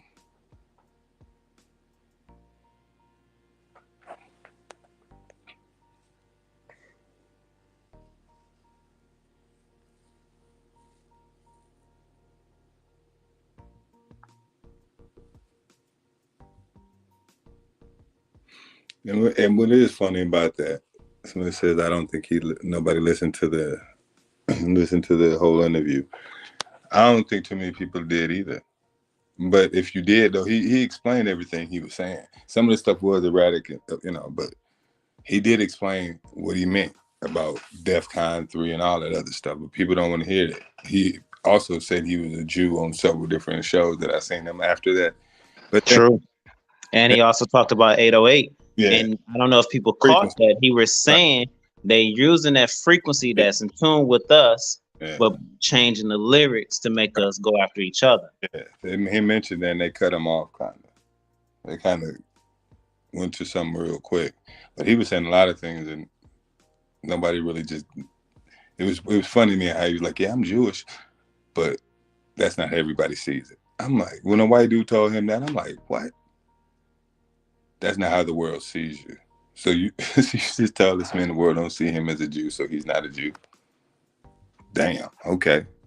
Because they done silenced everybody. Okay. So that means they have their perspective in everybody else's mind. Yeah. Yeah, it's just like, wow. You can tell, and that's what they do to us, though. You tell somebody who they are, and no matter what they say. Same thing they do to us. You're African American. No, you're African American. Nah, I'm Aboriginal. I'm indigenous. Now my people been here. I got paperwork. Nah, you African American. That's how the world sees you. So that's what you are. Damn, man. Okay. And despite him saying he was a Jewish, he's still getting tagged as anti-Semitic. It's like, oh, damn, all right. Y'all hear what y'all want to hear and say what y'all want to say. I got that because I'm white. I'm right.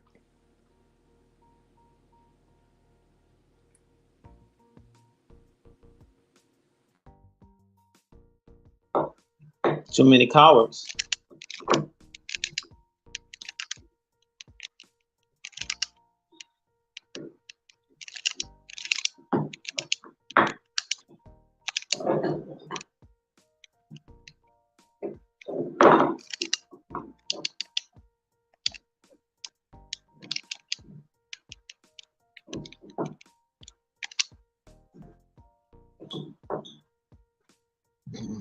From your opinion, since we know a lot of things that's wrong, what would you do as far as what would you suggest in our game plan moving forward?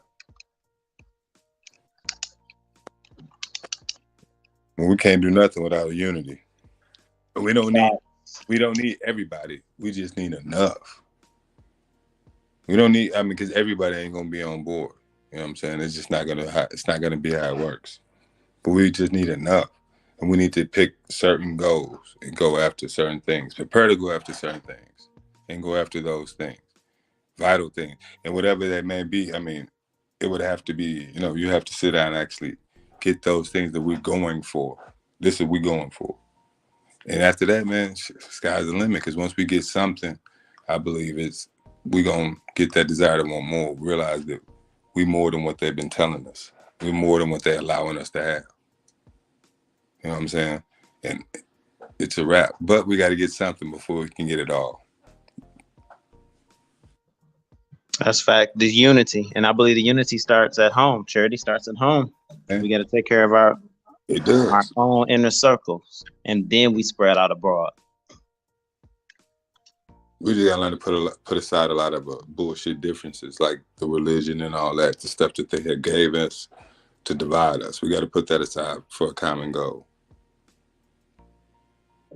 And I think the common goal at the end of the day is self-preservation.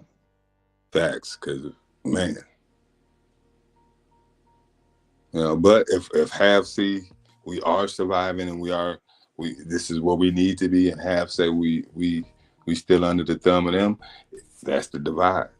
You know what I mean? Because some are okay with the shit that's going on.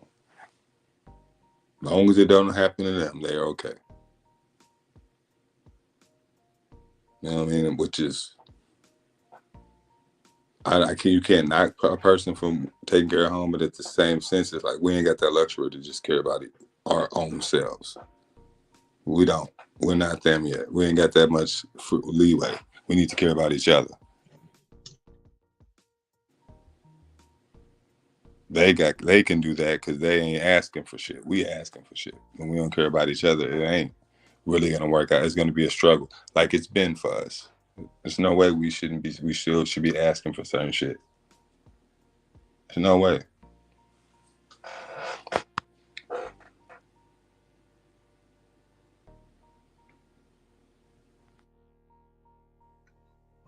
It can be done in our lifetime, though. The unity, it can. Like they say, leave your religion at the door. We've got to leave our egos at the door, because at the end of the day, we losing. And when we gonna say we tired of losing? We'll wake up one day. Well, I'm gonna get off the chat. Peace to the chat. Peace to Chief for having me on. Peace, brother. Great bill. Peace. Always a great bill. Peace, God.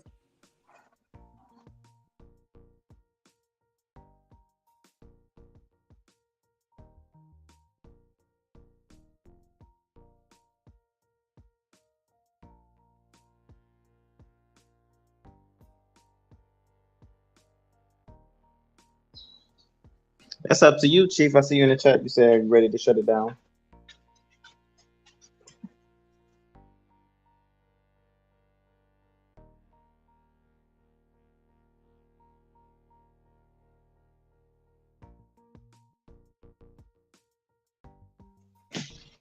What does the chat say as far as what we need to do better amongst ourselves? Mic check, mic check. Mic check, mic check. All right, you still hanging in there? Yeah, man, we're gonna get ready to shut it down, man. I think Hawk School just started a live, man. So we'll go check Hawk School. Yeah, we're gonna check out Hawk School, man. If y'all haven't subscribed to Hawk School, go check out Hawk School. He live right now. Yeah, man, it's been real, man. Like I said, man, we're gonna get right back at it. This is kind of like a, some extra built on to what Lotus was doing earlier. So shout out to Lotus with the Burlesque degree, the network, man. You know what I'm saying? And you already know, man, we stand with Yay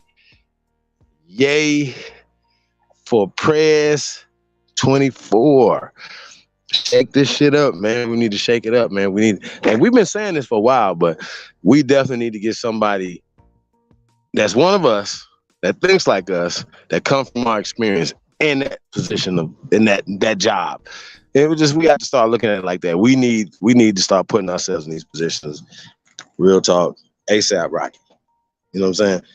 We didn't do that, man. I want to say once again, you guys, like, share, subscribe, support the real, man. Show some love over here. We really appreciate everybody that's showing love. Anonymous, as well as everybody else, man, that holds down, man. We really appreciate you guys. Shout you guys out. Anthony L. Appreciate you, brother. Dre Cobbs. So we appreciate everybody that contributes, shares, everything. So I want to thank you guys in advance, man. So appreciate all the love and support over here. We'll be right back at you tomorrow, man. Gonna be ready to go tomorrow. We're gonna get it going, man. So shout out to everybody, man. Shout out to all the Only Builders. Want to be a builder? onlybuilders2022@gmail.com, man. Tap in. Check out what we got going on, man. You already know about the opportunities over here, man. Hit me up, chiefholiday@gmail.com. It's a lot going on, man, in your area. So tap in, man. Let's get to work. I'll say peace and love to everybody, man. You guys have a great night. Catch you guys. Yeah. Peace, Chief. Thank you, brother. Thank you for coming in tonight. Appreciate you.